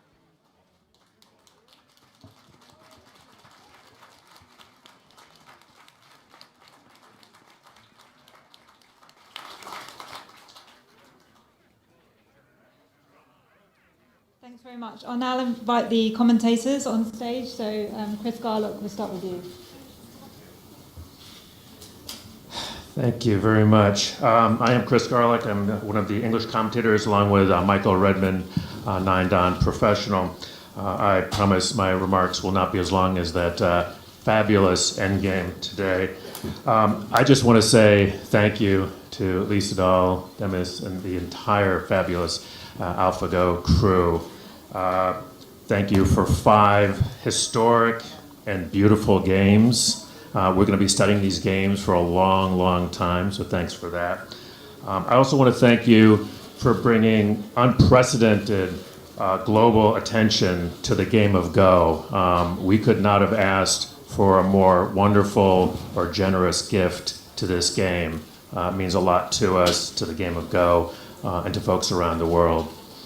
And perhaps most of all, I want to thank you for launching what I'm sure is going to be a new era in this most ancient of games. I'm really looking forward to that. This match this week has done what the game of Go always does. It brings people together. We've all come together, not only here in this hotel, in this city, but around the world. Millions of people coming together in cooperation, in friendship. And that, like the game of Go, is a beautiful thing. Thank you for that. And then just one last thing. A thank you to my friend and colleague, Michael Redmond. It was an honor and a privilege and often somewhat intimidating, but really special to share the stage with Michael this week, and I won't soon forget that. So thank you all so much.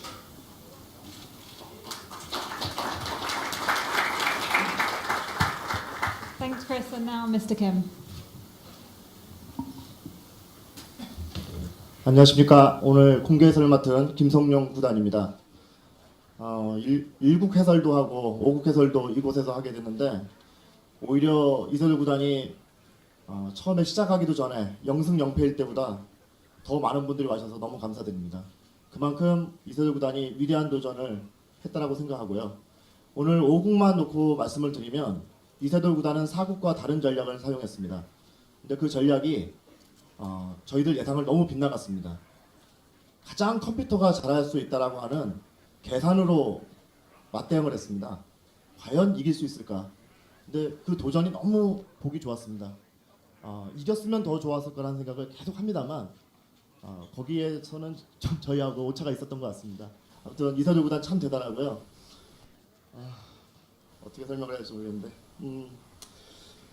우리는 사실 1국부터 3국까지 보면서 이세돌 구단의 그 승부사적인 고뇌를 엿봤던 것 같아요. Able to see the 또한 4국에서부터 5국까지는 인간의 호기심과 그 상상력을 본 것 같습니다. 이 순간을 영원히 기억하고 싶습니다. 우리 알파고의 아버지, 여기 딥마인드 개발진 여러분들 감사하고요. 그리고 알파고의 친구 우리 이세돌 구단 함께한 일주일 너무 즐거웠습니다. 여러분 감사합니다. we share with you. Thank you.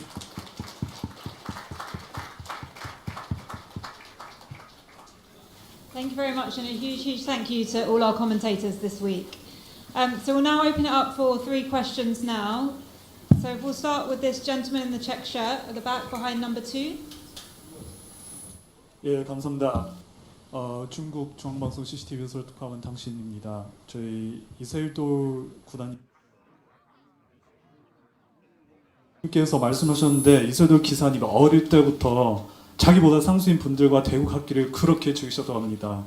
그리고 상부상 없이 바둑에 대한 그 열정이 넘친다고 하셨네요. 그리고 이번에 알파고의 5번의 대국에서도 혹시 알파고를 때로 자기보다 상수인 적이 이기신 적이 있으신지, 그리고 어리절 그 마음으로 경기를 즐기셨습니까? 마지막에 이번 5 경기를 통해 바둑에 대한 이해가 어떻게 변했는지. I'm wondering if that is the case, and also I'm wondering if these 5 matches have changed your understanding or heightened your understanding of the game of Go. 들리나요? Can you hear me? 예. Well, basically, I don't necessarily think that AlphaGo is superior to me. I don't necessarily think that. I believe that there is still more that a human being could do to play against artificial intelligence. And that is why I feel a little bit regrettable, because I believe that there is more that a human being could have shown in a match against artificial intelligence. And Go is a game that you enjoy, be it for an amateur or a professional player. So enjoyment is the essence of Go. However, I do wonder whether I have always been enjoying the game. But I do want to admit that yes, I did enjoy the game against AlphaGo, all 5 games. And what was your final question? Oh, my understanding or my insight regarding Go? Well, creativity of human beings and also the old belief that we have had, or the traditional or typical and classical beliefs about Go that we have had so far. Well, I have come to question them a little bit based on my experience with AlphaGo. So I think I have more studying to do down the road. Okay, we'll take this lady in the front with the blue shirt on, number 1, I think. Oh no, number 2 is closest. 안녕하세요. 일본 NHK입니다. Yes, I'm from NHK of Japan. 이세돌 구단님 5번 So, 수고 많으셨습니다. So I'd like to congratulate you for your hard work, Mr. Lee Se-dol. So from game 1 to game 5, the impression toward AlphaGo probably changed. So based on your experience of playing against AlphaGo, compared to your experience of playing with professional human players, what was the experience like? How did it differ? And if you have another rematch with AlphaGo, would you be willing to take that? Well, obviously, AlphaGo is different from professional human players because it's not human, first and foremost, and the style that it uses, and also the ambience, everything was completely different than the ones that I was used to, and I believe that in the beginning I had difficulty getting used to that. And AlphaGo obviously is not intimidated, it has strong concentration power. So if I had the opportunity to play again with AlphaGo, I'm not quite sure if I'll be able to win, but I believe that aside from skills, but concentration and psychological side, I think that human really cannot catch up with AlphaGo. So when it comes to Go skills, well, I don't think that AlphaGo is superior, but when it comes to psychological factors, AlphaGo, yes, definitely is superior. Okay, so final we'll take this lady over here, number 1. 네, 저 연합뉴스 윤보라입니다. My name is Yoon Bora from Yonhap, and I would like to congratulate Mr. Lee Se-dol for his game. And I have a question to Google DeepMind, the team from Google DeepMind. So what is the future plan regarding AlphaGo? So I guess you have identified some shortcomings of AlphaGo during these 5 matches, and I'm wondering what the short-term and long-term plans are for AlphaGo down the road. So we've just been focusing on the match for the whole of until this moment. So we haven't have any concrete plans yet of where we're going to go next. So as we said before, we've learned many things, I think, about AlphaGo and things we can improve. We won't know for sure until we go back home to the UK and analyse everything over the next few weeks. And then we'll think about what we do next. If we play more matches, or maybe we make some kind of release at some point to the general public. We have to decide all these things. We haven't decided yet. So there's nothing concrete to announce yet, but maybe in the next few months we'll be able to announce some concrete plans. Okay, that's it for questions for now. We're going to take a 15-minute break, and then we will be back for the prize giving and closing ceremony, where we'll have more time for questions then. So thank you very much. That marks the end of this press conference. 감사합니다.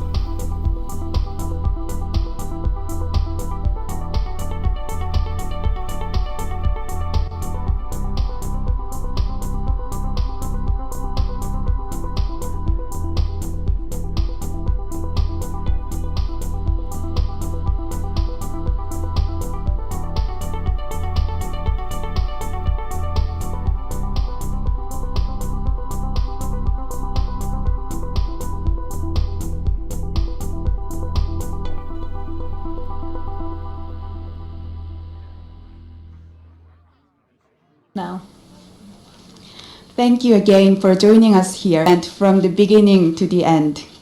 Now we are going to invite Dr. Hong-seok Hyun, 이세돌 9단, Mr. Demis Hassabis to the stage, and Mr. David Silver.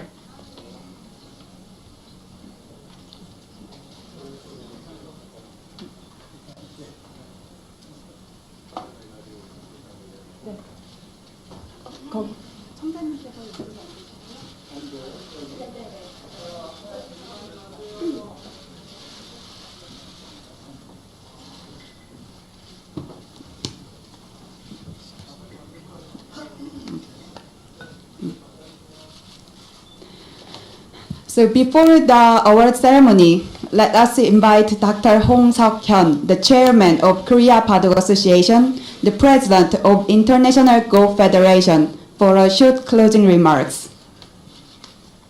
여러분 반갑습니다. Yes, good afternoon, ladies and gentlemen. 참으로 아쉽습니다. Yes, it's 언젠가는 이런 날이 오리라고 다 생각을 regrettable. 했지만 We knew that this day would come eventually, but 이겼으면 하는 바람이 for this particular match, we sincerely hope that Lee Se-dol will take the victory. So first and foremost, 바둑 실력을 가진 I would like to congratulate AlphaGo and AlphaGo's development team, the DeepMind, for developing this wonderful computer program. And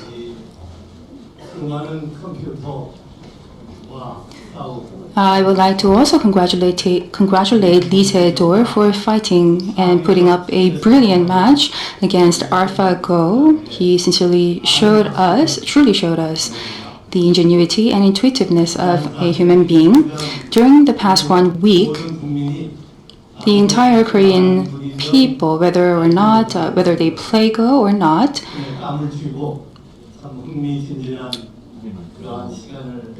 paid their attention to this Google DeepMind Challenge match. And not just for the game of Go, but we were mesmerized and also surprised by AI and also the level of AlphaGo. About 2 months ago, I had an opportunity to have a video conference with Mr. Hassabis, and we had some conversations. And through this event, the Google DeepMind Challenge match, we sincerely hoped to create a big fan base in the US and also in Europe. I believe that this challenge match would make many people around the world appreciate the game of Go. And we believe that there will be many more talented Go players down the road. And I know that Mr. Hassabis mentioned already, but through this challenge match, I believe that we were able to show many Westerners the essence of the Asian culture and spirit through the game of Go, and also the superior skills that are required to play the game of Go. Yes, I'm the president of KBA, and as the president of KBA, I'm sincerely pleased that we were able to bring about newfound attention to the game of Go, and I sincerely also hope that there will be many young Go players down the road. Once again, it indeed was an international challenge match, and I believe that there were many people who worked tirelessly to prepare for this match. So I'd like to thank many of you. And also those of you from the media, newspapers, TV, broadcasting stations. I would like to thank all the reporters and the broadcasting stations for your keen attention and also for covering the stories. Thank you.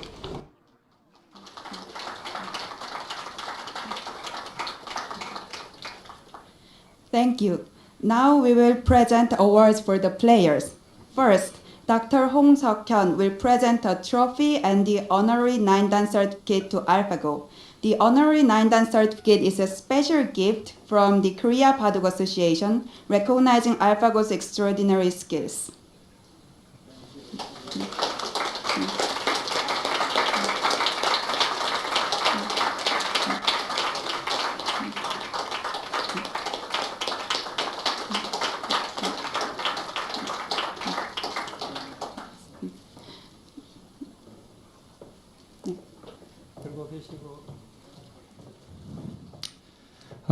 지금부터 한국기원 홍석현 선생님으로부터 알파고에 대한 명예부단 Chairman of KBA, Mr. Hong Seok-hyun, will be presenting the honorary 9-dan certificate to AlphaGo. AlphaGo has shown very remarkable skill in the game of Go through the Google DeepMind challenge match, and therefore the KBA would like to present the honorary 9-dan certificate to AlphaGo in recognition of this achievement. Presented by Hong Seok-hyun, Chairman of KBA, on March 15, 2016.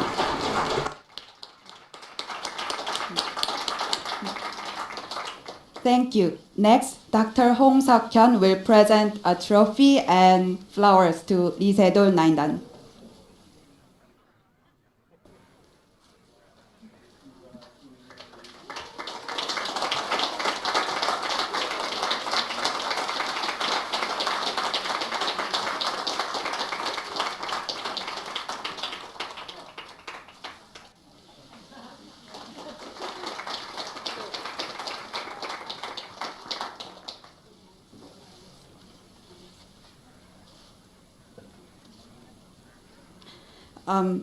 As a next order, we have a special gift for DeepMind.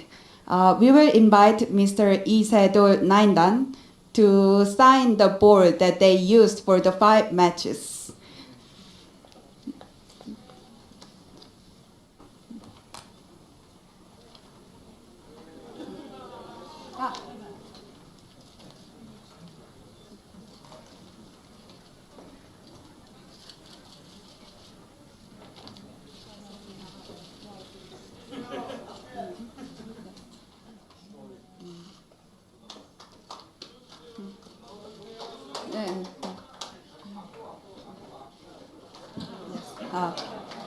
Yes.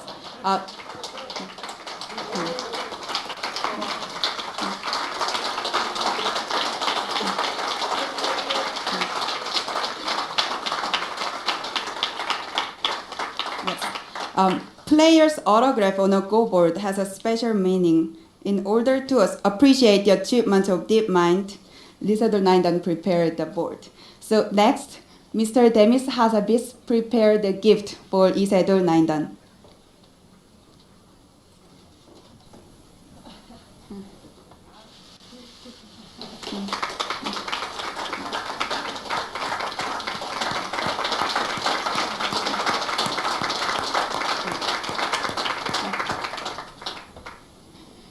Thank you. And we have one more gift. This one is from Korea Baduk Association. Special gift for both Mr. Demis Hassabis and Lee Se-dol 9-dan.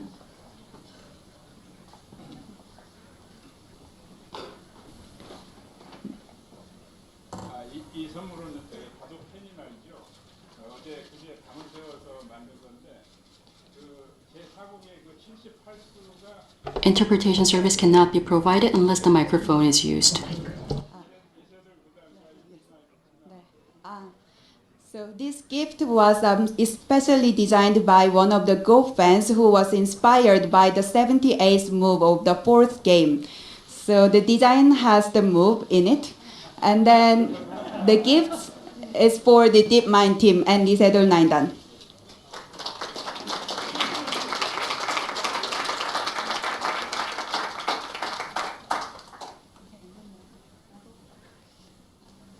That marks the end of the prize giving. So now what's left is just for Demis would like to give some closing remarks before we open up for our final Q&A.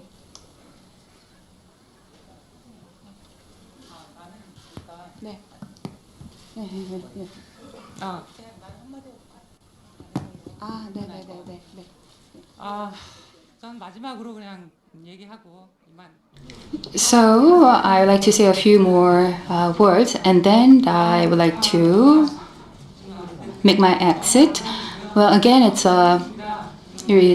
was a regrettable game, but I enjoyed it. But yes, I did not was able to end with a big win. But again, I think that I said it after the third match. But again, I don't think that my loss or my defeat this time around is not the defeat by the human beings. I think that it clearly showed my weaknesses, but not the weakness of the humanity. So once again, I'd like to thank DeepMind for this wonderful opportunity. Thank you.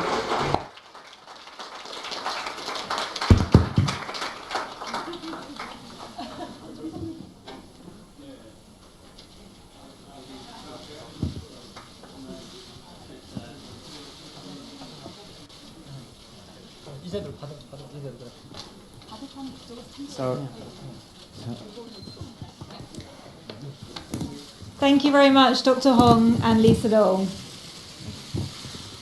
Have one more round of applause for Lisa Dole.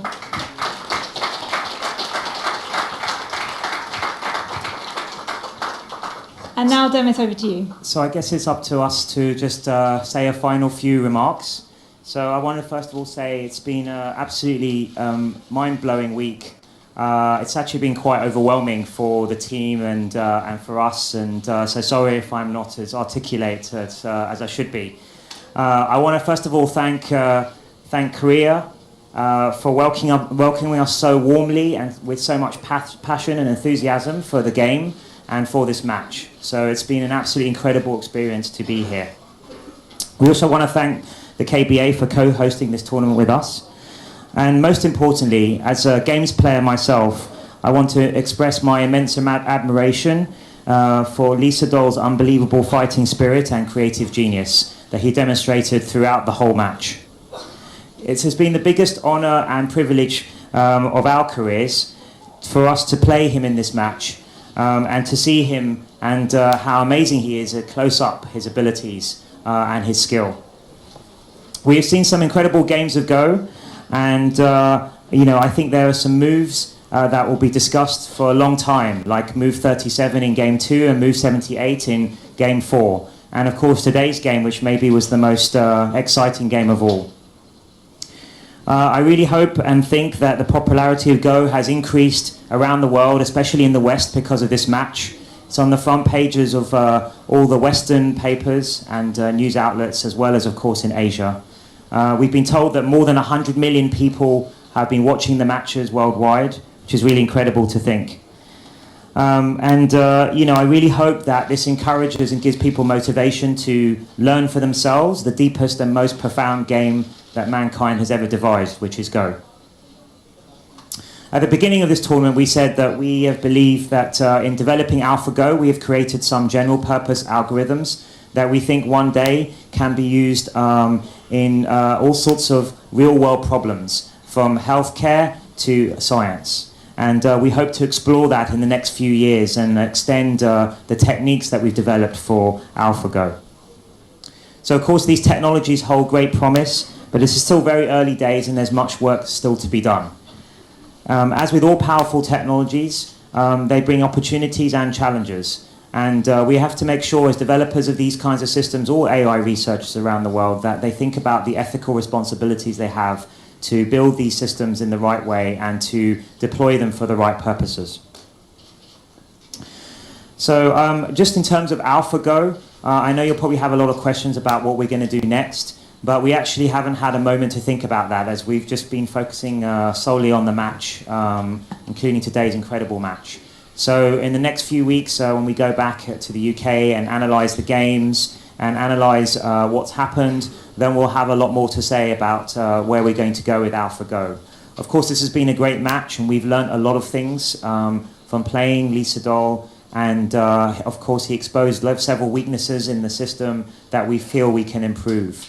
We'll also be announcing what happens to the money, the prize money that we're giving away to charity, to UNICEF, to Go charities and to STEM charities to encourage programming in the youth. We'll be discussing and announcing that in the next few weeks as well. So all I want to do is end by saying how proud I am of the AlphaGo team, who've worked incredibly hard to get to this point over the last 2 years, night and day on this. It's been an amazing effort from them. And also I want to thank the incredible operations team who've been out here for weeks and have organised such a seamless event on such a huge scale, which has been incredible effort from them as well. So I just want to thank Korea again. And also thank you, Lisa Dole, for the greatest once-in-a-lifetime event of our lives. Thank you.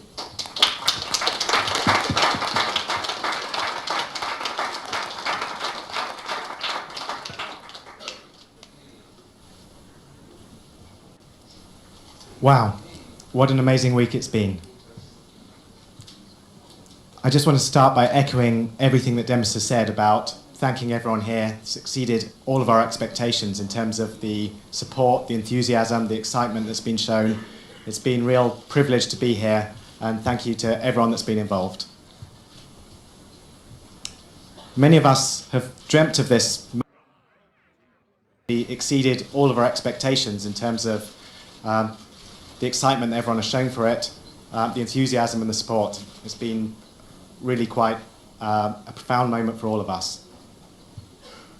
Now, of course, this couldn't have happened without an incredibly talented team, and it's been quite nice in the English commentary room. I've had a chance to introduce some of the key figures in the development of AlphaGo, but actually just like to take this moment to bring them all up to the stage so you can see them all in person, at least those of them that are here today, and perhaps take a photo.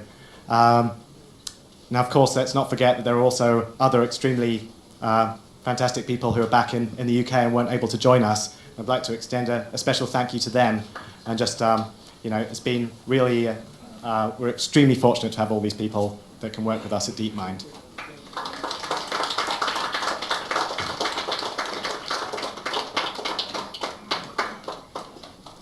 Of course, special mention to Ajia Huang, the lead programmer on AlphaGo, and what an amazing job he did. Cool as a cucumber, sitting there playing all the moves in one of the most pressured matches that's been there in the history of Go. So, congratulations.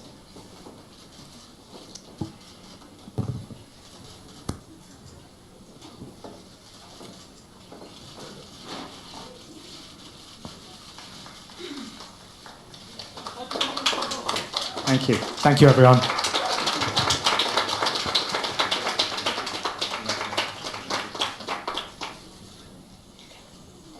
Okay, thank you very much, everyone. Can you do the fighting position? One. Like this. Oh. Like Yes. 1, 2, 3, and With then your hands up. AlphaGo. AlphaGo 9 down professional.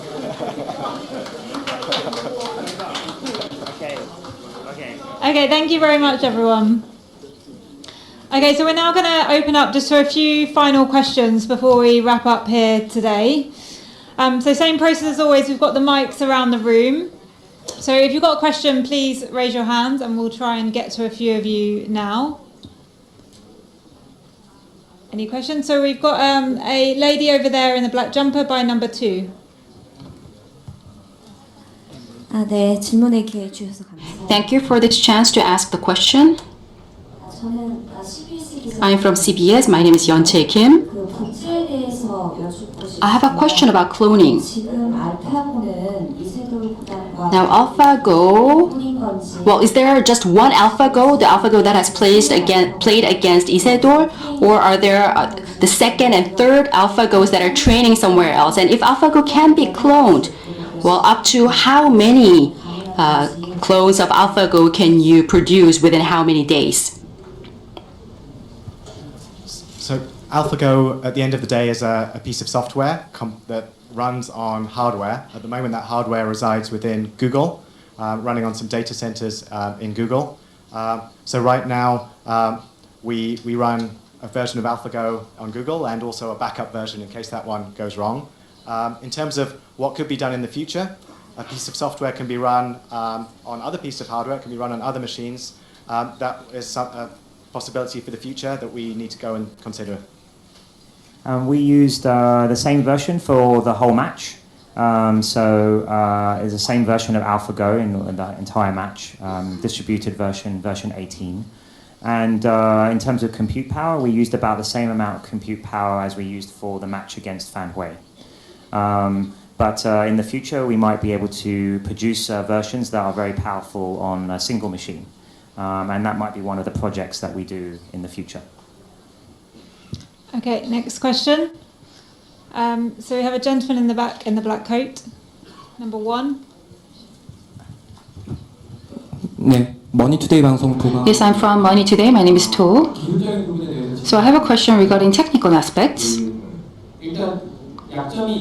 So you talked about the weakness of AlphaGo. Could you tell us what that weakness is? And second, you talked about how you used the same computing power for this match than also compared with the Fan Hui match. However, I don't think that why was the computing power not upgraded?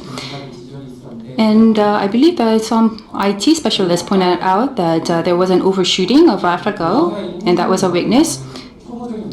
So it's a very AI 101. So why were you not able to overcome this issue before the match?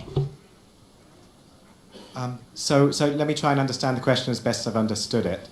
So for the first part of the question regarding weaknesses, I think for sure we can say in Game 4 where we lost that AlphaGo had some weaknesses exposed by Lee Sedol, and we believe to the best of our knowledge that these weaknesses were caused first of all by Mr. Lee finding an exceptional move that was not fully predicted by AlphaGo and resulted in it having to replan.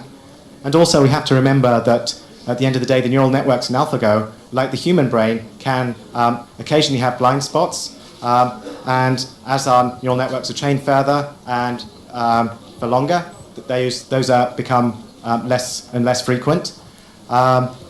Regarding the second question, I'm not sure I fully understood. I think you mentioned that there had been some kind of technical failure, but actually the truth is that AlphaGo actually remained up and running, perfectly operational throughout the entire 5 matches without any changes, so I'm not quite sure what the question was referring to.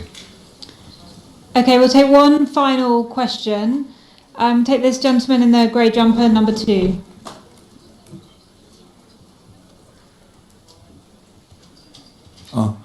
저는 매경닷컴의 김명입니다. My name is Kim from Maegyeong Daily.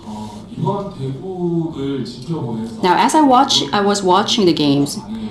Well, there were many people who were watching the games, and I'm sure you are aware of the kind of response that people had. Some people were very scared of artificial intelligence and what it can do now.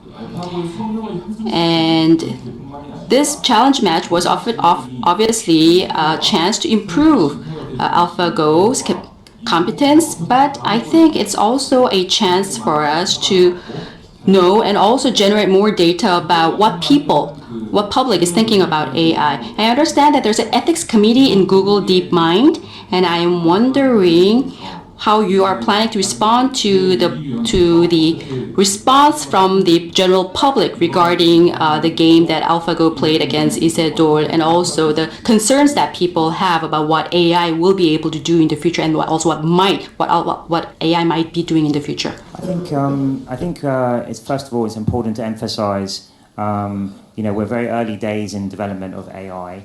I think we've had an impressive demonstration of that in this match. But there are still many unsolved problems.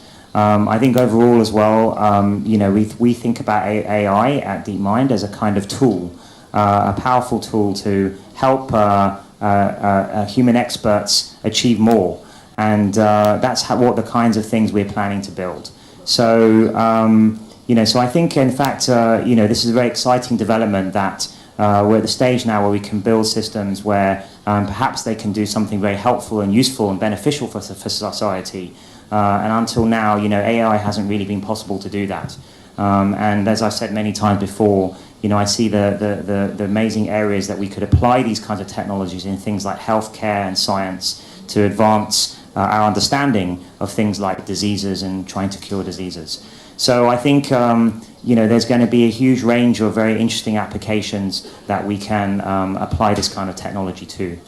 And as referring to the ethics board, yes, that was one of the conditions of DeepMind being sold to Google, was we would set up an ethics board, which has been done and meets regularly. And that's what we do on that is to think about these future questions very carefully and think about how best we should develop these types of algorithms and technologies. And at DeepMind and at Google, we've always been at the forefront in terms of the thought leadership on these kinds of topics. Also, convening conferences to discuss this, talking to academics and also other companies that are developing AI. And we publish all of our work in science journals for everyone and the whole machine learning community to read about. In fact, if you want to know how to build AlphaGo yourself, you can just read our Nature paper, which actually details everything about AlphaGo. And I've heard that other companies are already using that to try and create their own versions. So in general, we put out, we believe in open and collaborative research, and we believe in the power of AI to benefit the many, not just the few. Thank you very much. That's all we've got time for. So that marks the end of today's event and the tournament. So thank you so much once again for joining us, everyone in this room and on the live stream. And that marks the end. Thank you.